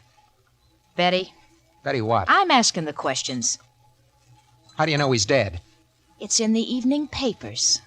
Let me see that. Here. Police discover body in Charles River. First thought it'd be Charles Wallingford, but fingerprints taken from the dead man proved his identity to be Pat Smith, a small-time confidence man wanted by the police in 3 states. The police are looking for Wallingford. New York City police have discovered that Wallingford's been missing from his rooming house for the past 5 days. You see how I know. Where do you fit? I was supposed to meet Smith here. We had a little job planned. Oh, I see. And you went and spoiled it. Why? Come on, start talking. If I don't like the tone of your conversation, maybe the police will. Well,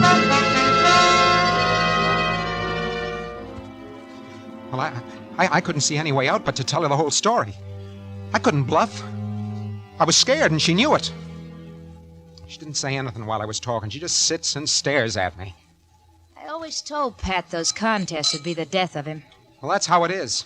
This other guy will collect all the dough. You giving up so easily? You have any ideas? $25,000. I was a fool to get mixed up in this in the first place. Are you sure this Smith is going to win? It can't be anyone else. Ah. Well, you've gone so far. Why not take another step? What do you mean? I met this other Smith just as I met you. Yeah, I know that. And from the way his eyes lit up, I could see he was kind of sorry I wasn't his fiancée. So? I don't think Mr. Smith would mind very much taking a walk with me down by the river. Maybe holding hands. I see what you mean. Just the way you did the other job. Well, I don't know. You scared? No, I'm game. Good. Look, you get him on that dock. I'll take over from there. Don't worry. He'll be there. Yeah. By the time the cops fish him out of the river, we'll have the money and plenty of distance. You mean we go together? What's the matter? Don't I appeal to you? Oh, sure. Well, wait here. I'm going to phone him and cast out the bait. Okay. Here's hoping he bites. Don't worry, he will. I watched her walk out of the lounge to the phone booth across the lobby. Every eye in the joint on her. I knew Smith didn't have a chance. And if I hung around her, I wouldn't either. Oh, she was murder, that dame. After this job was over, I was heading in the opposite direction. I could see her talking, and when she hung up, I could tell by the expression on her face that Smith was a cooked turkey. He'll be down in 5 minutes. You better beat it. Okay, baby. You're carrying the ball from now on. See you on the dock. I glanced back at the table, and she was sitting there calmly powdering her nose for the kill. Then fate stepped in again. I don't know why, but it suddenly hit me that maybe she was giving me the double cross. After all, how long do I know the dame? I went back into the lounge through the street entrance, and I managed to sneak into a booth behind the one she was sitting in. In a few minutes, Smith came in through the lobby entrance and walked over to her. Well, good evening. I came down as quickly as I could. So I see. I suppose my phone call surprised you. Oh, yes, indeed. Uh-huh. I'll come to the point, Mr. Smith. Somebody is going to murder you. What? Please keep your voice down. Oh, I'm sorry, but in heaven's name, why would anyone want to murder me? For $25,000. I don't have that much money. You will. Look, I don't understand. The Century Toothpaste Contest. Yeah? You hit the jackpot. How do you know? The winner won't be announced until 10 tonight. I have a way of knowing these things. I'm going to call the police. Sit down, Mr. Smith. I got a better idea. She lowered her voice, but by straining, I got wind of what she was pulling. That was clear. She wanted the money, but without a murder rap. Then she was going to tip off the police about me, which would give her clear sailing with Smith and the dough. Yeah, she was clever, all right. But you know, it was funny. It didn't burn me up. I wasn't even sore. I was just tired and scared. I wanted to get away. Anywhere, so long as it was far from Boston. I had a few dollars left, so I beat it. I went to the railroad depot. My train didn't leave for an hour, so I walked around. I bought a paper. Oh, I felt like a punch-drunk fighter. I was licked, and I knew it. Fate had let me down, all right. I was through. Well, I was standing in the crowd, waiting for the gate to open, when I saw it. Right there on the front page, I saw it. I started to laugh. Yeah, I couldn't stop. There it was right there on the front page. I just broke up his... Hey, officer! Hey, officer! I was tired. What's wrong with this man? You, what's the matter with you, buddy? Hey, you're Charles Wallingford, alias Pat Smith. You're wanted for murder.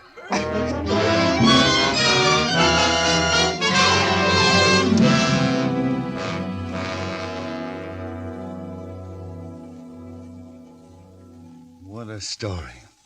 Starts out as a simple swindle and winds up murder. Yeah, but his story still doesn't tell me what I want to know. What's that, Doc? The cause for his temporary insanity. Oh, it doesn't at that. Hey, that newspaper. He was reading... Where is it? On the first page. Yeah, here. Take a look at this. The winner of the $25,000 Century Toothpaste Contest was announced last night. The lucky winner was Miss Pat Smith of the little town of Boston, Georgia.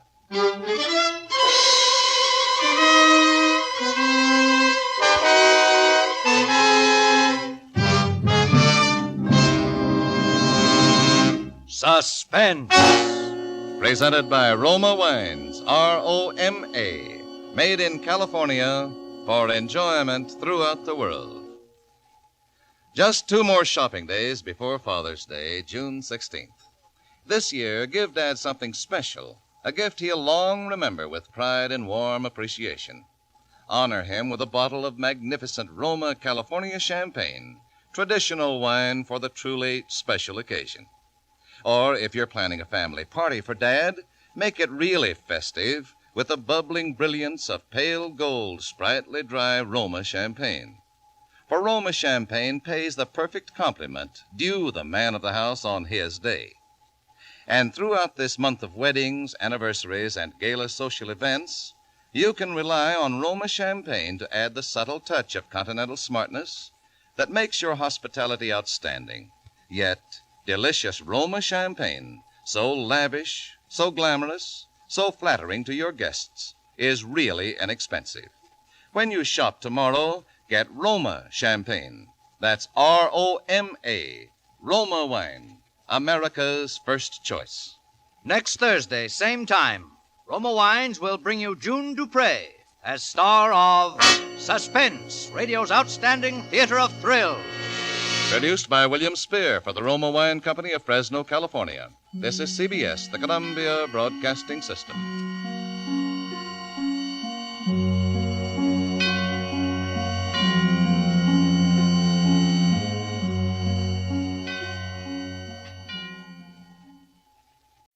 Yes, Roma wines taste better because only Roma selects from the world's greatest wine reserves for your pleasure.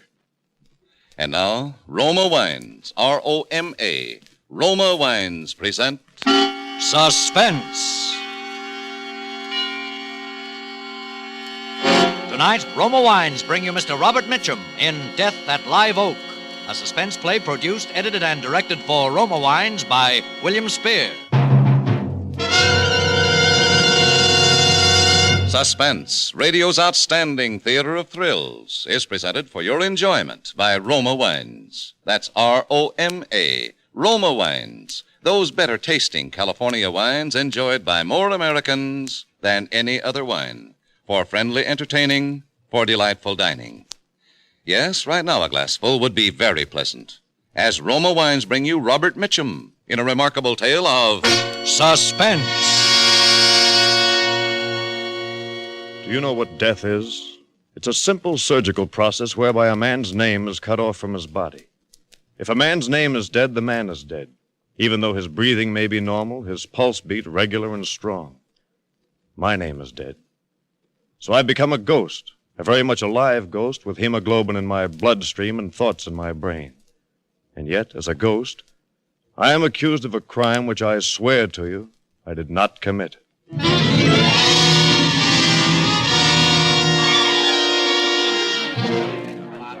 Going up, please. Name your floors, please. 7, please. Thank you. Name your floors, please. I had just finished a rather harrowing day with my That's attorney, all. and I wanted a few moments' relaxation at the Sky Room before driving home to Palo Alto. As I stood in the elevator, I was conscious of someone staring at me. A girl, wearing an orchid which had been completely crushed against the shoulder of her mink coat. She was young, early 20s, I'd say. The sort of face which I find peculiarly attractive. Lean, tan. She stood perhaps 3 feet away from me in the elevator. Her eyes stared steadily into mine. I glanced away and then looked back again. She was still staring at me. And then she stepped over close to me. What are you doing here? I beg your pardon? Why did you follow me? You know I didn't want to see you. I think you've mistaken me for someone else. 21st floor. You're Rex Melville. My name is Sutherland. Oh, I'm so sorry. You look exactly... Oh, please, forgive me. This is your floor, ma'am. Oh, thank you. Good night, Mr. Sutherland. Good night. The Sky Room, sir? Oh, yes, the Sky Room. Thank you.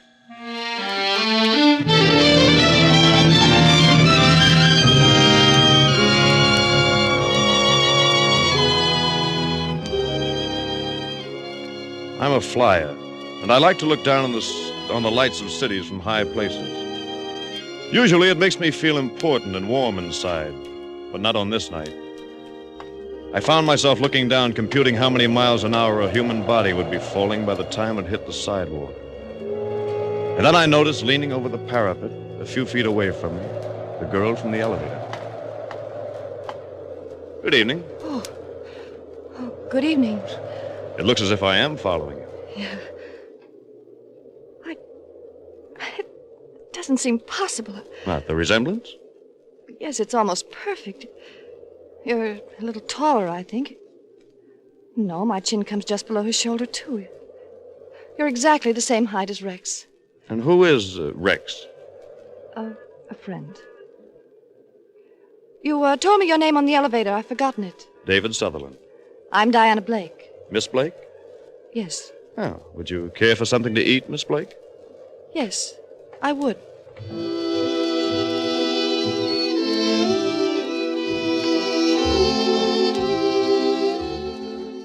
We had a rare bit, I think, and we talked about the customary subjects with the expected flippancy.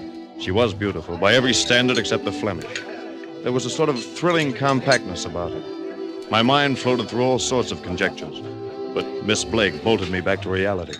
I lied to you. What? My name isn't Diana Blake. It's Mrs. Melville. Rex is not a friend. He's my husband. Oh, somewhat more than a friend. In this case, somewhat less. So incredible, so utterly incredible to sit across the table from someone who looks exactly like my husband and have a good time. Oh, I better leave. He might find us here. Of course. Philip? Yes, Monsieur Sutherland? Check, please. May I see you home? Oh, it's not necessary. I have a suite here in the hotel. Here is the check, sir. Now sign it. May I borrow your pencil, Philip? I'm deeply sorry, Monsieur Sutherland. What? I've been asked to tell you that... Oh, look, I've been signing checks in the Sky Room for 5 years. Yes, sir, but the accounting department... Please don't hate me if I pay it. Oh, no, I couldn't possibly You will allow... find, David, that I'm a woman of extremes. I have either a great deal or nothing. Right now, the only thing I have a great deal of is money. Philippe? Thank you, madame. Don't be angry, please. It's a small price for saving my life. Saving your When life? you spoke to me out there on the parapet, I was getting ready to commit suicide.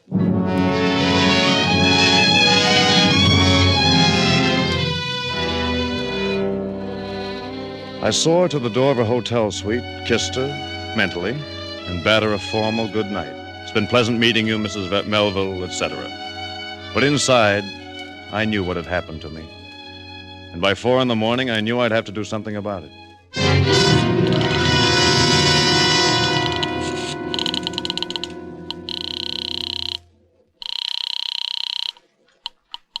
Market 500. I'd like to speak with Mrs. Melville. One moment, please. I'm sorry, sir. There is no Mrs. Melville registered here. Operator, how about a Miss Blake? Diana Blake? I'm ringing Miss Blake's apartment. Thank you. Hello? Forgive me for calling this late. David Sutherland. I wasn't asleep. I thought you'd call. I've got to see you. I know, as soon as possible. Let me see, it's 4:15. I'll meet you in the hotel lobby at, better make it an hour from now. No, not the lobby. There's a little coffee shop, Radnick's, around the corner on Post Street. All right, I'll be there. 5:15.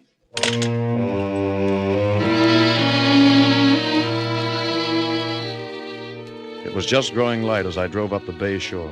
Practically no traffic. I got to Radnick's in about 40 minutes. She was there waiting for me. We ordered coffee. Well, anything else? Eggs? Toast? No, I'm not hungry. Do you know what I want to talk with you about? I think I know. There are a few things we have to get clear. Are you married? Yes? The hotel has you registered as Miss Blake. Well, I've been separated from Rex for 3 years. I met him in Buenos Aires. We were married. Didn't work, so I left him. No divorce? I hate scandal. Nobody knew I'd been married. It was foolish, but I just came back here, became Diana Blake again. And he just dropped out of your life. Until last week. Just showed up out of nowhere. Seems he suddenly needs money, and a wealthy wife's a handy thing to have. Can't you buy him off? Doesn't stop there. He wants to live with me. I can't stand being in the same room with him. And he looks exactly like me? That's why I married him. He's very attractive, his appearance. But he's not a human being. He's... And you'd rather kill yourself than live with him? Yes. Now listen to me. Raise your head. Listen to me. Yes. I'd rather die than go through what I have to do this week. Do you know the firm of Sutherland and Sons? The importers? I used to have a third interest in the company. But there have been some cagey stock manipulations by my dear cousins. I wound up with a safe deposit box full of waste paper. I may have to go through bankruptcy. Oh, I'm sorry. Now, look, we both consider suicide. That's no good. But what would happen if we became... Husband and wife? Yes. What will happen to Rex? Rex is going to become the late David Sutherland. Oh, no. Now, look, I've thought it all out. I've got some property up in the High Sierras, a summer house called Live Oak. The only way to get there is by air. The place has been advertised for sale. Now, supposing you told Rex that you were interested in buying Live Oak, would you ask him to fly up with me in my plane? Well, he likes to fly, but he might be suspicious. You can make it sound logical. Tell him you want to try to make a go of your marriage. Live Oak seems to be an ideal place for a second honeymoon. Yes, I'll try. Does he have any friends in San Francisco? None that I know of. He's lived in Argentina for years. Oh, one thing, his voice. It's a little higher pitched than yours, and he speaks more precisely. I can get by. Now, what accounts does he have here? Bank accounts? Oh, he doesn't have any. He's using traveler's checks. And the money I've had to give him. Will he stay with you tonight? If I let him. Good.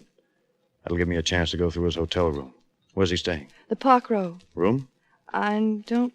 Oh, yes, 518.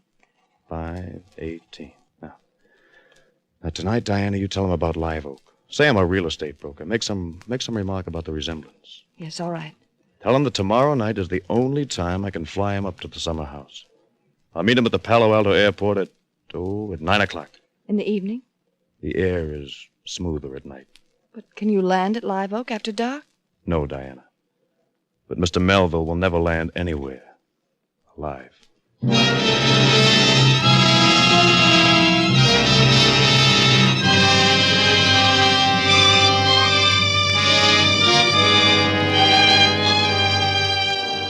For Suspense, Roma Wines are bringing you Robert Mitchum in Death at Live Oak. Roma Wines' presentation tonight in radio's outstanding theater of thrills, Suspense.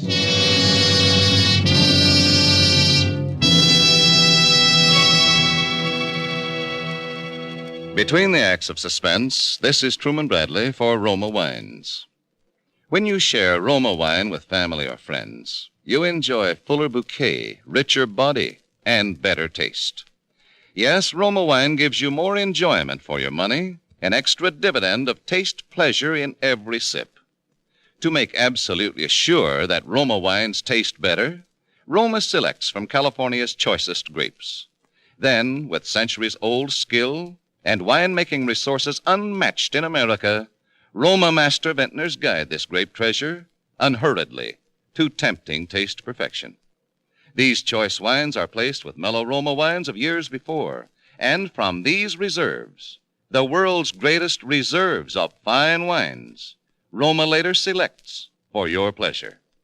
Tomorrow night with dinner, enjoy the superiority, the better taste of Roma, California Burgundy, or Sauterne. Discover for yourself why more Americans enjoy Roma than any other wine. That's R-O-M-A, Roma. Your best buy in good taste. And now, Roma Wines bring back to our Hollywood soundstage Robert Mitchum as David Sutherland, with Mary Jane Croft as Diana Blake in Death at Live Oak, a tale well calculated to keep you in suspense.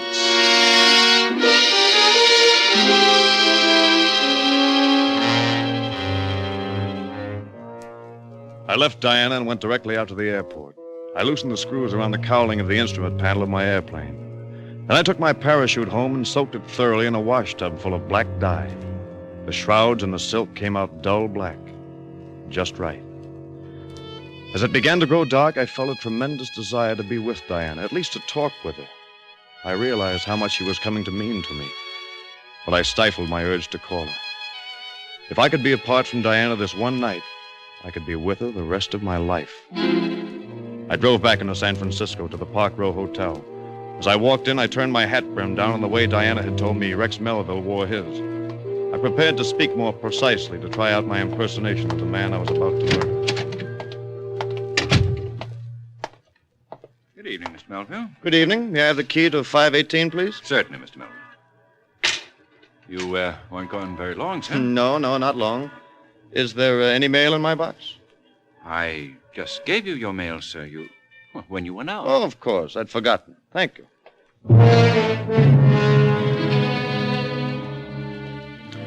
I went on up and unlocked the door to Rex Melville's room. Empty. And in a rather slovenly state of disorder. I made it a point to touch everything in the room, the light switches, the water faucets, the drawer handles. I wanted to leave plenty of my fingerprints in case I should need to prove later on that I, the future Rex Melville, had occupied this room. Then I left. But I didn't go back to Palo Alto. I just walked the streets of San Francisco until dawn.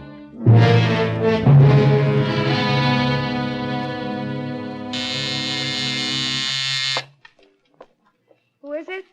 David. Just a moment. Diana. Oh, David, I thought the morning would never come. Rex just left a few seconds ago. Yeah, I know. I've been watching for him outside. He didn't see you. No. How is it? About tonight? Oh, all said. It wasn't easy, but I convinced him. He'll meet you at the Palo Alto airport at 9. Perfect. I took his billfold out of his coat pocket. Here. The signature's on the traveler's check. Good. This is just what I needed. Oh, David, when will it be over? It'll be over before midnight, and I'll be back with you by this time tomorrow morning. Be careful. Do you know, I've never kissed you. Oh, my darling. Forgive me. I didn't blot my lipstick. Who could that be? Rex. Hide the billfold. Yes, who is it? Let me in. I've something. Just a moment. I left my wallet. Well, hello. This is the real estate man I told you about. My name is Sutherland. Say, you're right, honey. He's a dead ringer for me. Yes, I understand we're taking a little trip tonight. Yes, say, you make your business calls pretty early in the morning, don't you, Mr. Sutherland? he stopped in to find out about tonight. I was just leaving. Good. What about the wallet, honey? It's not here. You sure? If I find it, I'll call you. All right. Why don't we ride down in the elevator together, Mr. Sutherland? You can tell me something about this place at Live Oak. Oh, but Rex, Oh, I'll be glad to. Goodbye, Mrs. Melville. I'll see you later, honey. Goodbye.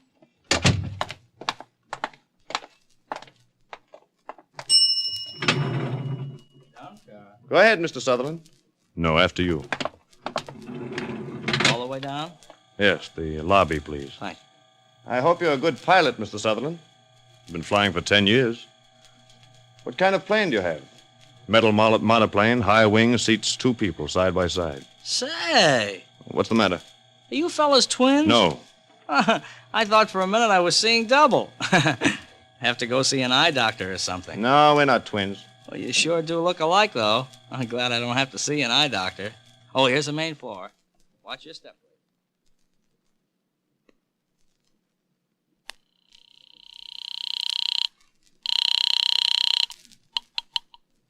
Hello? Hello, Diana? Yes. Listen, we're in bad trouble. What's wrong? The elevator boy. He noticed how much we look alike. Which car was it? The end elevator, that one nearest your door. I can take care of it, David. Don't worry.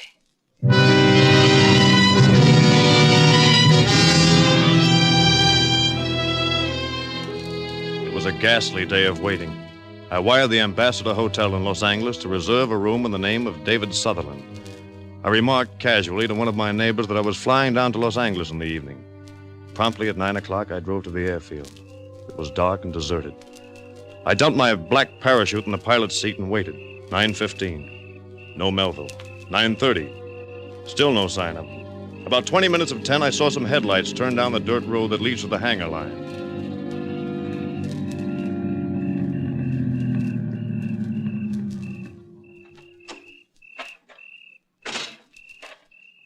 Hello, is that you, Sutherland?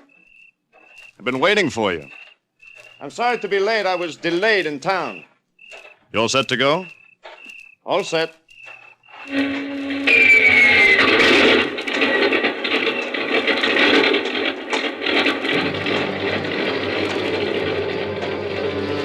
No one saw him get into the plane.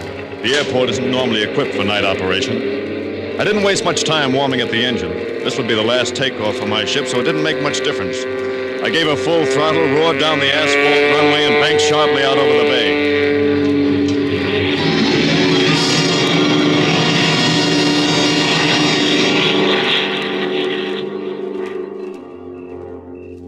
Say, it's kind of pretty up here. Yes, very. How long will it take us to get to Live Oak? Not long. Excuse me, I have to make a radio call.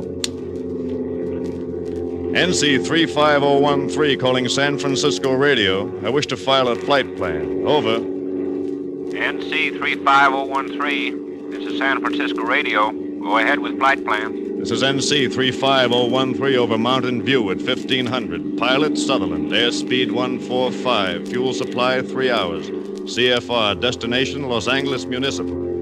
Los Angeles? Shut up. ETA in Los Angeles 2345. Over. Roger, 013. We will file. San Francisco Radio out. Well, why are we going all the way to Los Angeles? You're taking a longer trip than that, Mr. Melville.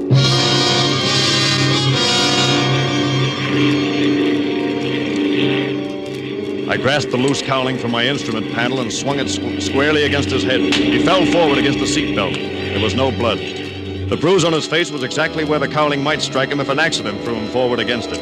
Quickly, I screwed the cowling back into place. Then I set about exchanging clothes with my unconscious passenger. It was difficult in the cramped cabin, and I had to watch my flight controls. I propped Melville into the pilot's seat and buckled his safety belt. Then I strapped on my own parachute and trimmed the ship nose down. As it started to pick up speed in a steep dive, I shoved open the cabin door and leaped.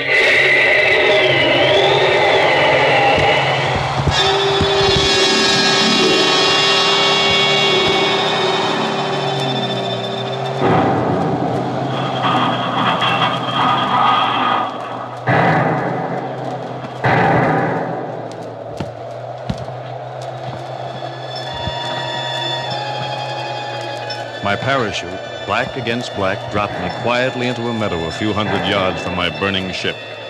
The wreckage was complete. I pulled in the chute, wadded it up, and tossed it onto my funeral pyre. Sleep well, Mr. David Sutherland.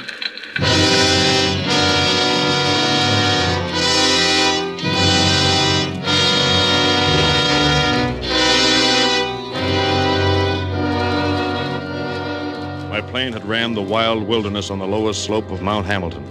I struck out on foot for the road which I knew from my maps, ran down the mountain from Lick Observatory to San Jose. As I walked along in the moonless night, I felt free. For the first time in many months, no more debts, no more threats of bankruptcy, no more scavenging attorneys. From San Jose, I took the bus back to Palo Alto, keeping as inconspicuous as possible. At the airport, I got into Rex Melville's car. No, it was my car. I was Rex Melville now. It was just getting light as I drove up Bayshore Boulevard. I went into a pay phone booth to call her and tell her everything was all right.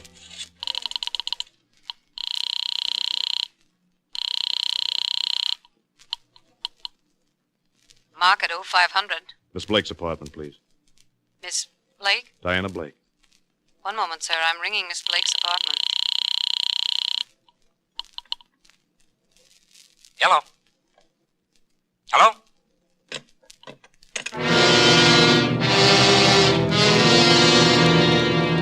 Why should a man's voice answer in Diana's room?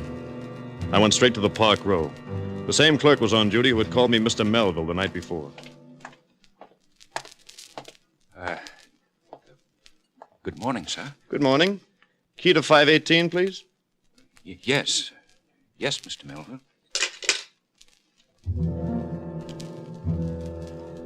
Why should he stare at me that way? Everything had gone according to plan. What had I done wrong? Hello.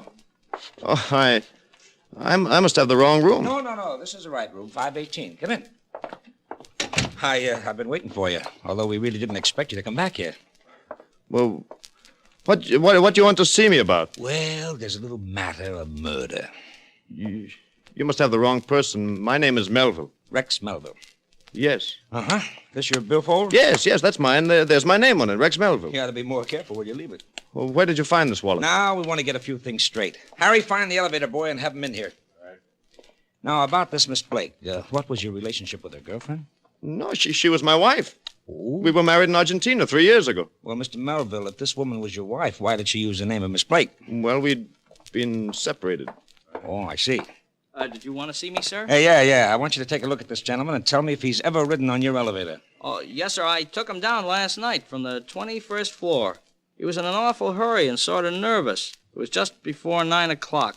I remember because I go off duty at 9. No, it was someone else. I was in Palo Alto at 9 o'clock. Now, listen, what is this anyway? Now, look at him carefully, son. Are you sure this is the man you took down from the 21st floor? He's even wearing the same suit. I demand to know what right you have to question me. Don't you remember, Melville? Last night, sometime between 8:15 and 5 minutes of 9, you murdered Diana Blake.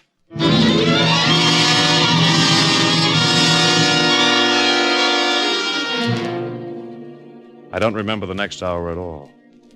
But I heard myself saying, "There's another man. He looks exactly like me. He must have killed her." Oh, sort of Mr. Hyde character? No, another person. Elevator boy, you saw us together in your car yesterday morning.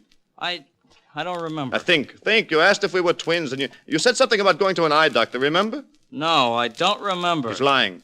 Diana bribed him not to tell. Why should she have bribed him?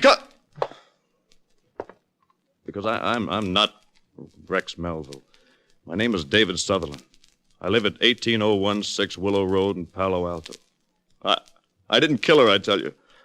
I loved her. David Sutherland was killed last night in an airplane crash on Mount Hamilton. No, it was Melville who died. Sutherland radioed a flight plan at 9:55 for Los Angeles. He had a reservation at a Los Angeles hotel for last night. He never got there. I'm Sutherland. I jumped in a black parachute. Melville, the murderer, he's the one who died. Why are your fingerprints on every doorknob and water faucet at Rex Melville's hotel room at the Park Row? I didn't kill Diana Blake.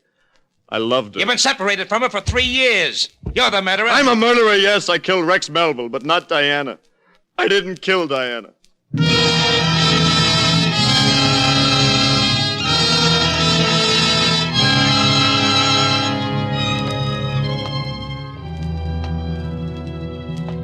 So, there it is. Now you know what can happen when a man's name is severed from his body.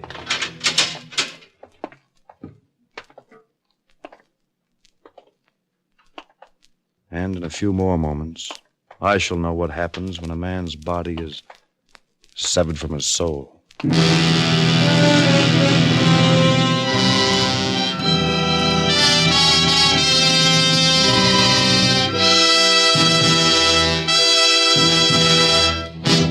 Suspense. Presented by Roma Wines, R-O-M-A, Roma, America's favorite wines. Before we hear again from Robert Mitchum, star of tonight's suspense play, this is Truman Bradley inviting you to enjoy the important difference, the extra dividend of pleasure you find in all Roma wines, in fuller bouquet, richer body, and better taste. Yes, Roma wines taste better because Roma, and only Roma, selects for better taste from the world's greatest wine reserves.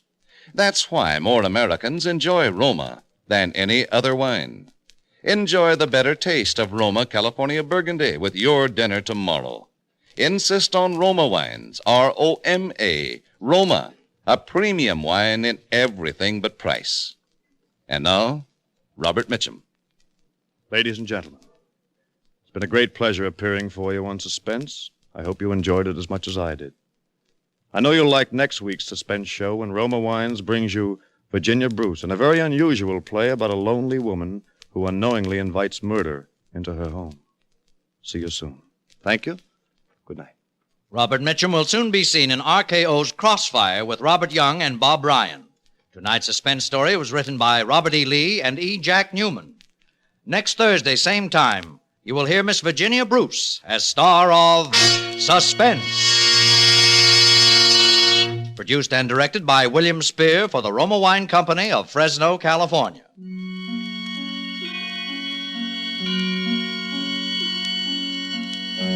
Stay tuned for the thrilling adventures of the FBI in Peace and War, following immediately over most of these stations. In the coming weeks, Suspense will present such stars as Hume Cronin, Angela Lansbury, June Havoc, and others. Make it a point to listen each Thursday to Suspense, radio's outstanding theater of thrills.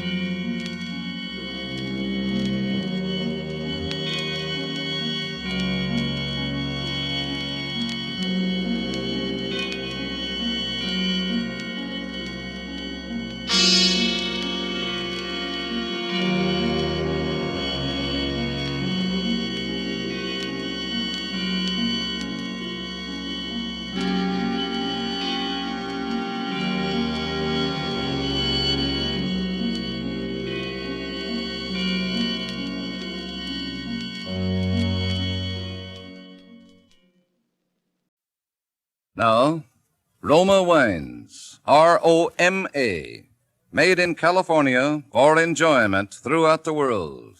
Roma Wines present Suspense. Tonight, Roma Wines bring you the MGM star Miss Agnes Moorehead in Mortem, a suspense play produced, edited, and directed for Roma Wines by William Spear. Suspense, radio's outstanding theater of thrills, is presented for your enjoyment by Roma Wines. That's R-O-M-A, Roma Wines. Those excellent California wines that can add so much pleasantness to the way you live, to your happiness in entertaining guests, to your enjoyment of everyday meals. Yes, right now a glass full would be very pleasant, as Roma Wines bring you Agnes Moorehead in a remarkable tale of Suspense.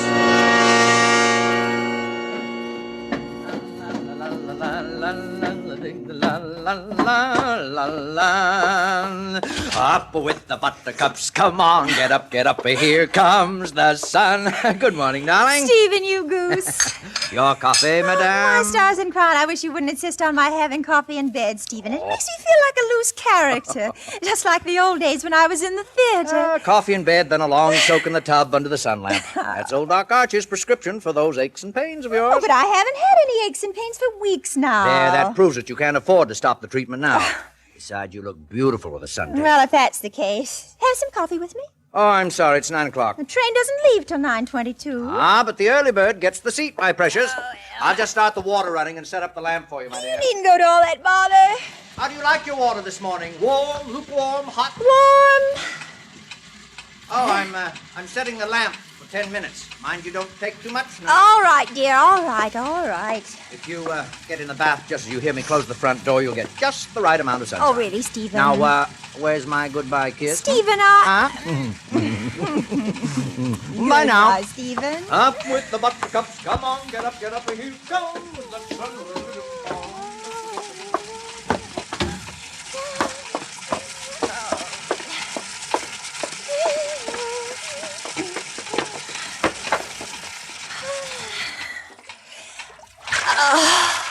Oh, it feels so good to get into a nice warm bed.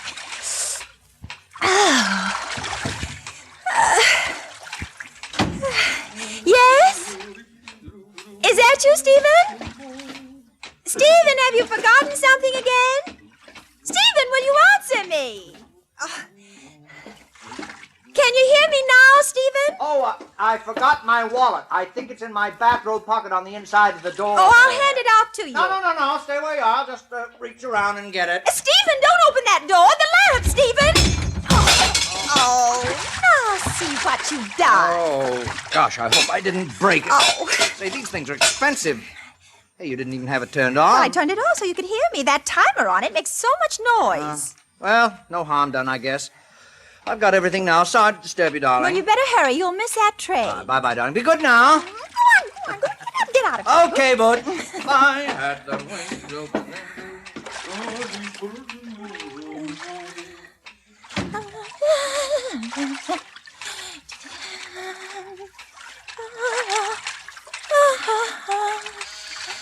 Oh, now what? Oh,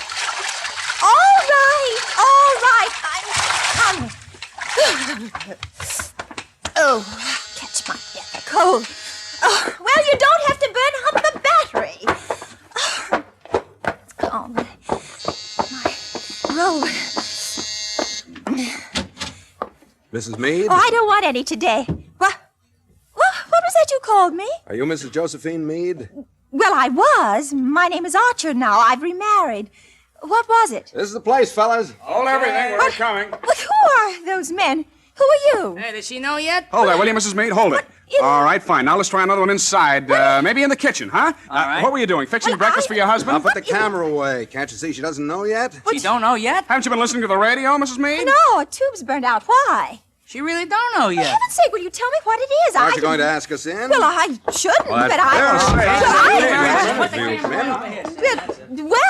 Now, your husband, madam. It'd be my kind husband, of, he just left the house. Oh, has something happened to him?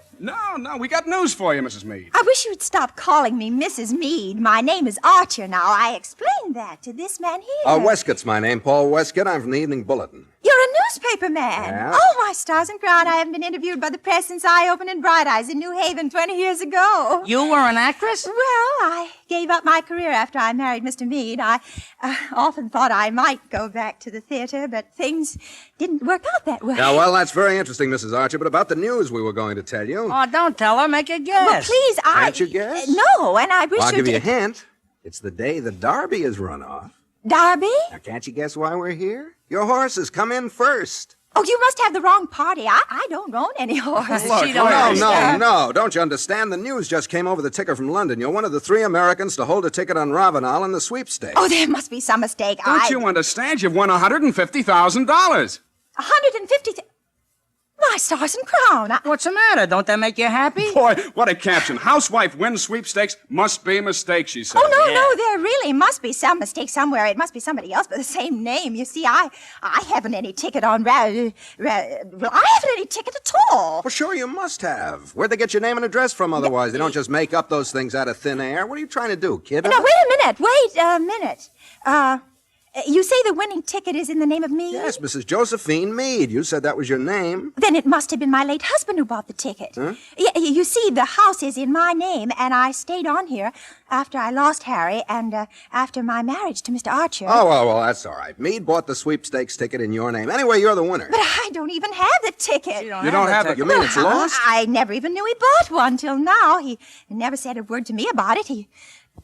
He died quite suddenly, you see. Well, gee, you better look around good and see if you can find it. Yeah, you can't collect the money without it. You got any of your late husband's effects around the house, Mrs. Archer? No, they've all been disposed of, but I went through everything very carefully. If there'd been anything there, even sewn into the lining of one of his suits, I'd have found Now, think, it. Mrs. Archer, if your late husband never told you about it, he must have been intending to surprise you in case it won anything. So he would have put it somewhere where you wouldn't be likely to find it, wouldn't he? Well, he would in any case. I didn't approve of his gambling. All right, now, Mrs. Archer, think hard. Wasn't there a suit he didn't wear very much? One you might not have sent out since the ticket was bought? Put away in mothballs, maybe? There was his dark blue. His dark blue. He'd only worn that once or twice. I never looked there. You see, I sent all his other clothes to the Russian War Relief, but the dark blue was in such good condition it was practically new, Mr. Westcott. Well, that's where that ticket is. I'll bet any amount it's in that dark blue suit. Let's have a look right now. Well, I'm afraid that's not possible. Not possible. Oh, really, Mrs. Archer? Because that's the suit Mr. Meade was buried in.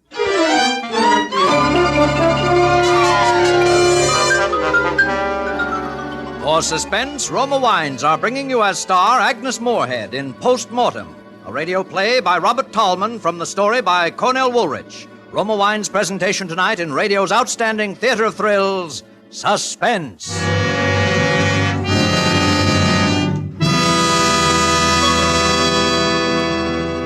Between the acts of Suspense, this is Truman Bradley for Roma Wines.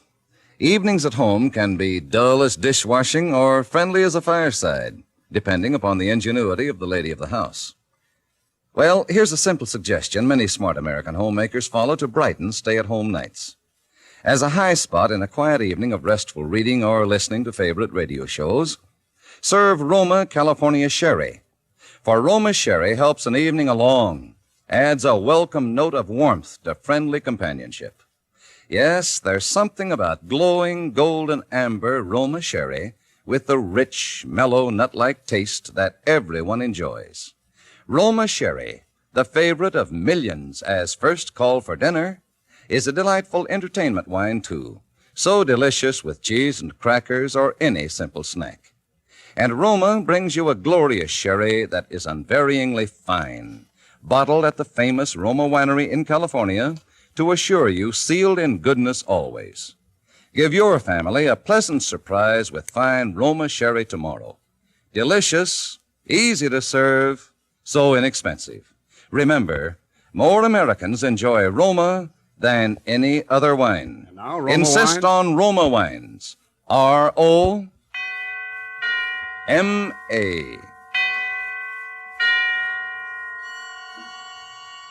And now, Roma Wines bring back to our Hollywood soundstage Agnes Moorehead as Josie Archer with Joseph Kearns as Stephen in Mortem, a tale well calculated to keep you in suspense.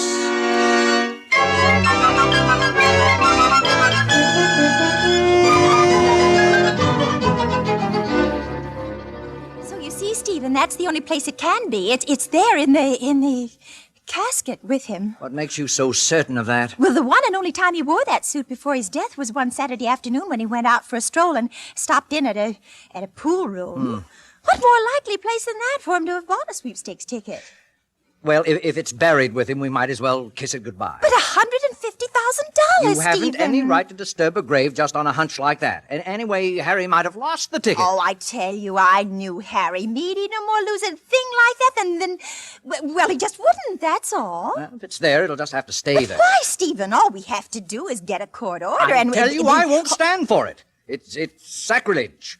If we've got to disturb the dead, we'll just have to let the money go. But it wouldn't be like desecrating a grave. Harry would have wanted us to have that money. After all, you were his best now, look, friend. Josie, as your husband, I forbid you to disturb that man's remains. But, Stephen, really... Forget that there ever was such a sweepstakes ticket. Is that understood now? Well, all right, Stephen. Yes. Whatever you say. And if that snooping newspaper man comes back here, you're not to let him in this house. Yes, Stephen. Is that a promise? Yes, Stephen. It's a promise. Well, I've got to go now or I'll miss my train. We'll talk about it some more tonight when I get home. All right, dear. Don't forget to take your sun lamp treatment. No, I won't. Bye now. Goodbye, dear. Oh. Hello? Oh, Mr. Westcott. No, I have not reconsidered. I definitely have not reconsidered. Stephen and I have talked it over, and he's deeply shocked, and so am I. I must confess at the very suggestion of disinterring poor Harry. You'll simply have to go elsewhere for your front page scoop, because I'm absolutely adamant on this point, and no amount of persuasion will make me change my mind.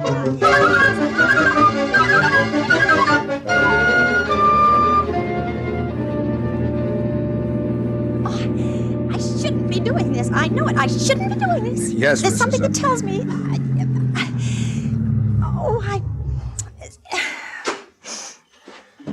All right, you wait here, Mrs. Archer. I shouldn't be doing this. I know I shouldn't. Now, don't take it like that, Mrs. Archer. We have a court order all properly signed and perfectly legal. Well, I shouldn't have let you talk me into this. I'm just weak, that's all. I'm just weak. Stephen is sure to suspect something. That $150,000 ought to go a long way toward making him forgive you. Well, will it take long? No, the workman is supposed to have it all ready. All that has to be done now is... well, it won't take long. Would you rather wait in the caretaker's house? No, I'll come along with you. All right.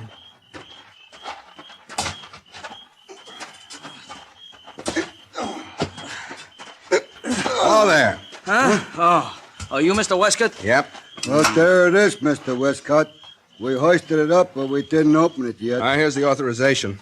Pry the lid off of there and make it snappy, will you? All right, you take that in, Jack. Okay. All right.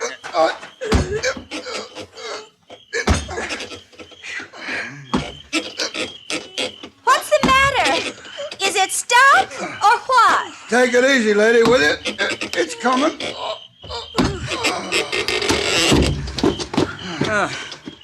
Here you are, mister. It's all yours. Hold this light for me, will you?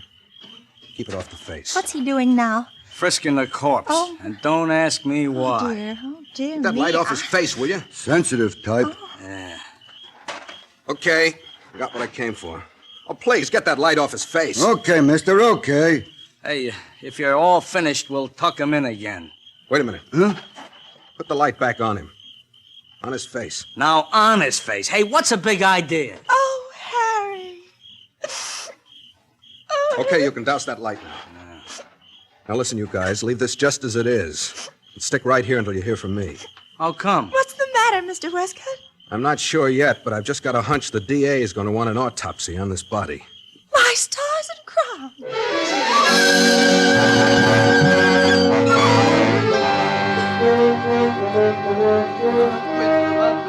Here comes the sun. Hey, what's this? Up and dressed already? Well, I bought some things in town yesterday afternoon. The delivery man usually comes around 10 o'clock, so I thought I'd put off my sun lamp and bath until then. Oh, but you will take your treatment then, promise me? All right, darling, but really you worry too much about me. You must have come in awfully late last night. Did you see the show through twice? Stephen, I didn't go to a picture last night. I did what you told me not to. What are you talking about? Here it is, Stephen, $150,000. You stupid little fool! Stephen, let go of my shoulder. You're hurting me. Who's with you? Who saw it beside you? Nobody, Stephen. I got the permit and took it out there, and he showed it to the man in charge of the grounds, and he got a couple of work. All right, go on, go on. Oh, one of them got it out of the vest pocket, Yes? and then they put the lid on again and lowered it and covered it up. You're sure everything was put back again, just the way it was? Why, yes, Stephen, of course. Well, I just hate to think he wasn't put back properly. Oh, then you aren't angry with me? I guess I acted pretty silly about it. I thought... I don't know what I thought. Stephen, you didn't suspect me of having anything to do with Harry dying so suddenly. Oh, why, of course not. What an idea. Look, you better give me that ticket for safekeeping. I'll put it in the safe down at the office till you're ready to turn it in. That's a wonderful idea, Stephen. It makes me nervous having it around the house. $150,000, Stephen. Just think of it. Oh. Harry's been pretty good to us, hasn't he? Oh, don't say things like that, Stephen. I'm sorry. Oh, Lord, it's nearly 10 o'clock. I've missed my train. Well, if you hurry, you can catch the 10:15. Suppose so. You won't forget your sun lamp. I'll start it at 10:15 sharp, I promise. Oh, I'm sorry to be such a Dutch uncle, darling, but I do worry about you. You're wonderful to me, Stephen. Goodbye, dear. Goodbye, Stephen. Be careful, darling.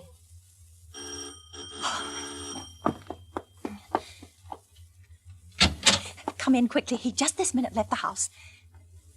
I suppose he took the ticket with him. How did you know? I know a lot of things. For instance? The DA's ordered that autopsy on the body of your late husband. By stars and crow. I think they'll find out he was murdered. No. No. Your present husband, Stephen Archer, is an insurance agent, isn't he?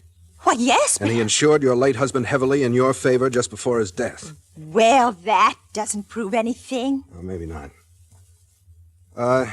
He's pretty good to you, isn't he?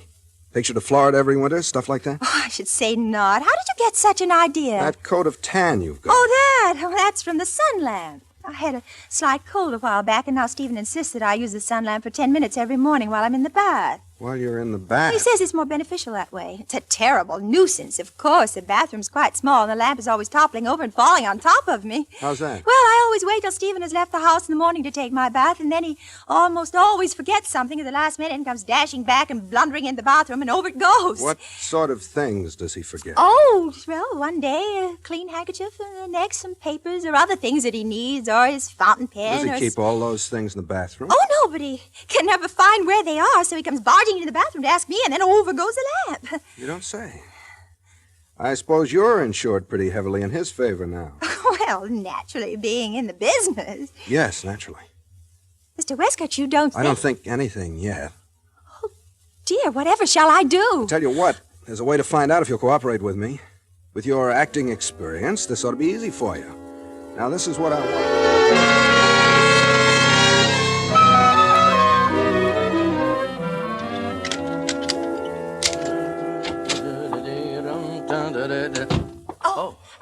Stephen, this is Mr. Westcott. He's with the Bulletin. And what can we do for you, Mr. Westcott? I stopped in the district attorney's office on my way here, Mr. Archer. They've just completed an autopsy on the body of Harry Meade. It wasn't my idea, Stephen. Believe me, it wasn't. You understand, of course, I'm not with the police. I'm in this for a news story or anything else that might come my way. I see. I might be able to help you people if you'll tell me the truth. What was the result of the autopsy? The report isn't made out yet, but I think they'll find he died of a blow over the head. Sit down, Mr. Westcott. I might as well tell you everything. Josie, you don't have to tell this man anything. Stephen, let now. me do this in my own way. You see, Mr. Westcott, it was all my doing. Stephen was in no way to blame for what happened. He used to come over in the evenings to see Harry. Not me, but the more I saw him, the stronger the feeling grew on my part. Harry was heavily insured in my favor. Josie. He never took me seriously, always scoffed at my love for the theater. I couldn't help thinking how opportune it would be if anything took him away from me. Josie. Do I make myself clear, Mr. Westcott? Go on.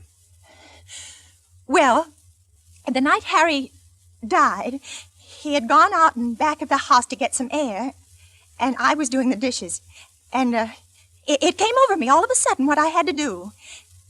I dried my hands and went upstairs and got out an old flat iron I no longer used, and I came downstairs with it hidden under my apron and went out to where Harry was. Well, I stood there talking with him for a moment, and I waited until he turned his back to me, and then I did it. You did what? I swung the flat iron by its handle squarely at the back of his head. He didn't die right away, but he was unconscious, and I could see it was all over. He had a weak heart, you know. And, well, afterwards, I took the iron over in the vacant lot and buried it. And the rest happened as I told you. Stephen came around, and we carried him into the house. You mean you didn't notice the wound? Didn't it bleed? Well, it did a little, but I washed it off. I see.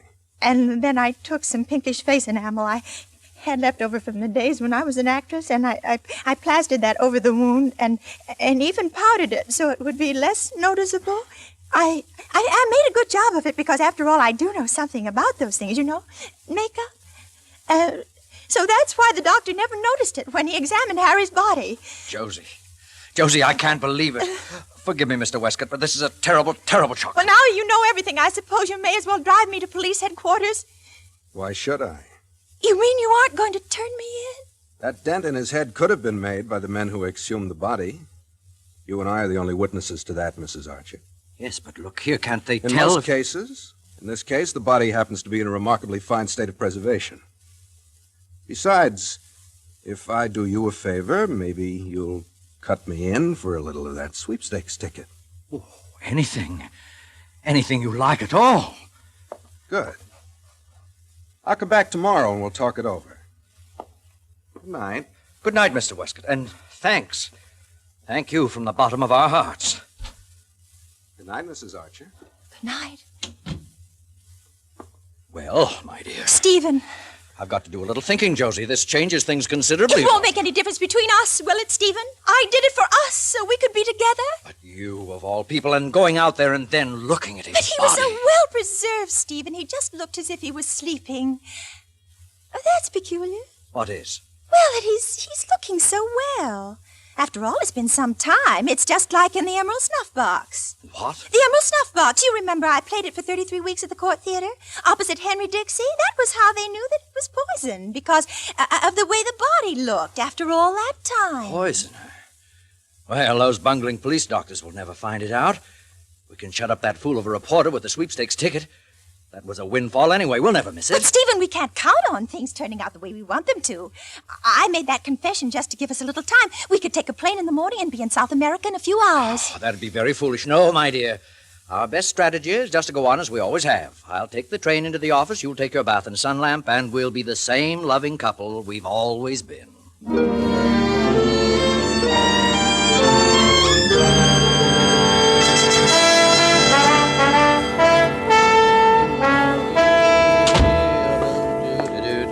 Josie! I'm up here, Stephen, in the bath. Got any idea where my iron pills are? I went off without them. They're on the sideboard in the dining room. You know perfectly well. What's that? I said they're on the sideboard in the dining room. Can't hear you. Mind if I open the door just a bit? No, Stephen, the sun lamp's right in front of the door. Wait till I move. Is that you say? I said don't open the door. The lamp, Stephen. Stephen, no.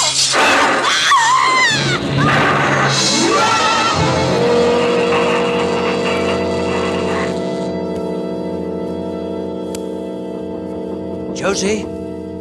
Josie? Josie! Well, that's that. Now, who the devil is that?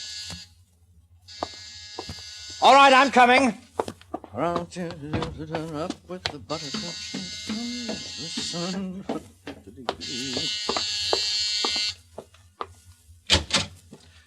Mr. Archer? Yes. My name's Madison, Bureau of Detectives. Oh, yes, Inspector, come in. This is most opportune you're coming just at this time. I was about to telephone the police. Oh? The most terrible thing has happened. My poor wife. Your wife? She was in the bath taking her sun lamp treatment. Like a blundering fool, I opened the door and the lamp fell over into the tub. I ran downstairs to cut off the house current, but before I could get back, she must Wait have... a minute. You went all the way downstairs to cut off the house current? Why didn't you just pull out the plug? Oh, I don't know. I was panicky. I got confused. There was a dreadful glare of light, sparks flying all over the place. I was half blinded. Where's she now? Well, she's still in there. I was trying to get up my nerve to go in when the doorbell rang. I couldn't bear to see her like that, Inspector. Electrocuted. It's just too horrible. Well, let's go up and have a look. You're probably too late, though. Yes, Inspector, I'm afraid it is too late, but as you say, we must do all we can. Yeah. Well, Mr. Archer, this certainly happened at an opportune time, as you say. A warrant has just been sworn out for your wife's arrest for the murder of her first husband, Harry Meade. This reporter here from the Bulletin says he got a confession out of her. Hello? Oh, poor Josie. Poor Josie. Perhaps it was just as well it happened this way. Is it, Stephen? Is it just as well? Josie! Well, Mrs. Archer, congratulations. You carried it off with flying colors. What do you mean, carried it off? By stars and crowns, Stephen, I wasn't even in the tub. I just stood behind the door and screamed when the lamp went out. Josie, you ought to be ashamed of yourself giving me a fright like that. It's no good you're pretending any longer, Stephen. Mr. Westcott was absolutely right. You're nothing but a common murderer. Josie, why, surely you don't believe that... That's what my confession was for, you goose, to trap you. They know all about how you killed poor Harry, where you got the poison and everything. Don't you, Inspector? That's right, Mrs. Archer. Why, you're worse than Sheldon Lewis was in the Iron Claw. You would stoop to anything. My stars and crown, when I think what might have happened if Harry hadn't had on his new blue serge when he bought that sweepstakes ticket. Oh, officer, do your duty. Josie. Dumb little Josie. Well, I guess this about ties it. Come on, Archer. Let's go. Up on your feet. Yes, Stephen. Up with the buttercups.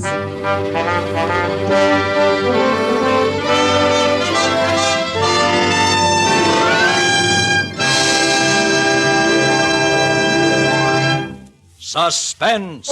Presented by Roma Wines, R-O-M-A, made in California for enjoyment throughout the world. Before we hear again from Agnes Moorehead, the star of Post Mortem, tonight's suspense play, this is Truman Bradley for Roma Wines. Here's a trick in taste magic that will help you win family praises, even for meals made of leftovers. To bring out the full flavor of any meal, to add color and zest to the table, serve red Roma California Burgundy. A glass full of robust, full-bodied Roma Burgundy lends warmed-over pot roast a new lease on taste, gives twice-served meatloaf that tempting first meal flavor. Yes, there's greater dining pleasure in simple meals served with the rich, satisfying goodness of Roma Burgundy.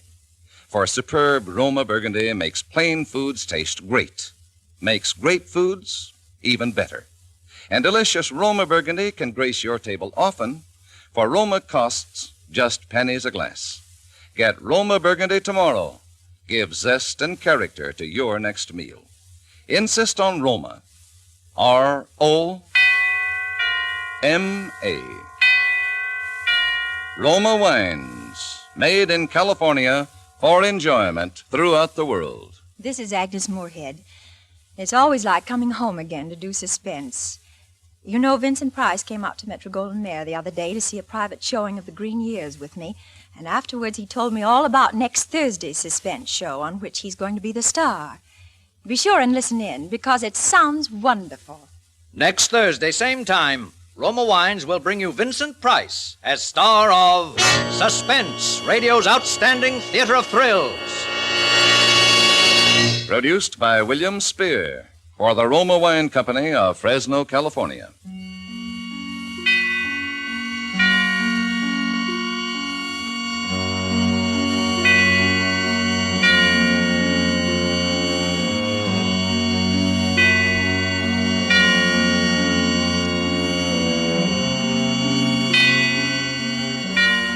Suspense is broadcast from coast to coast and to our men and women overseas by shortwave and through the worldwide facilities of the Armed Forces Radio Service.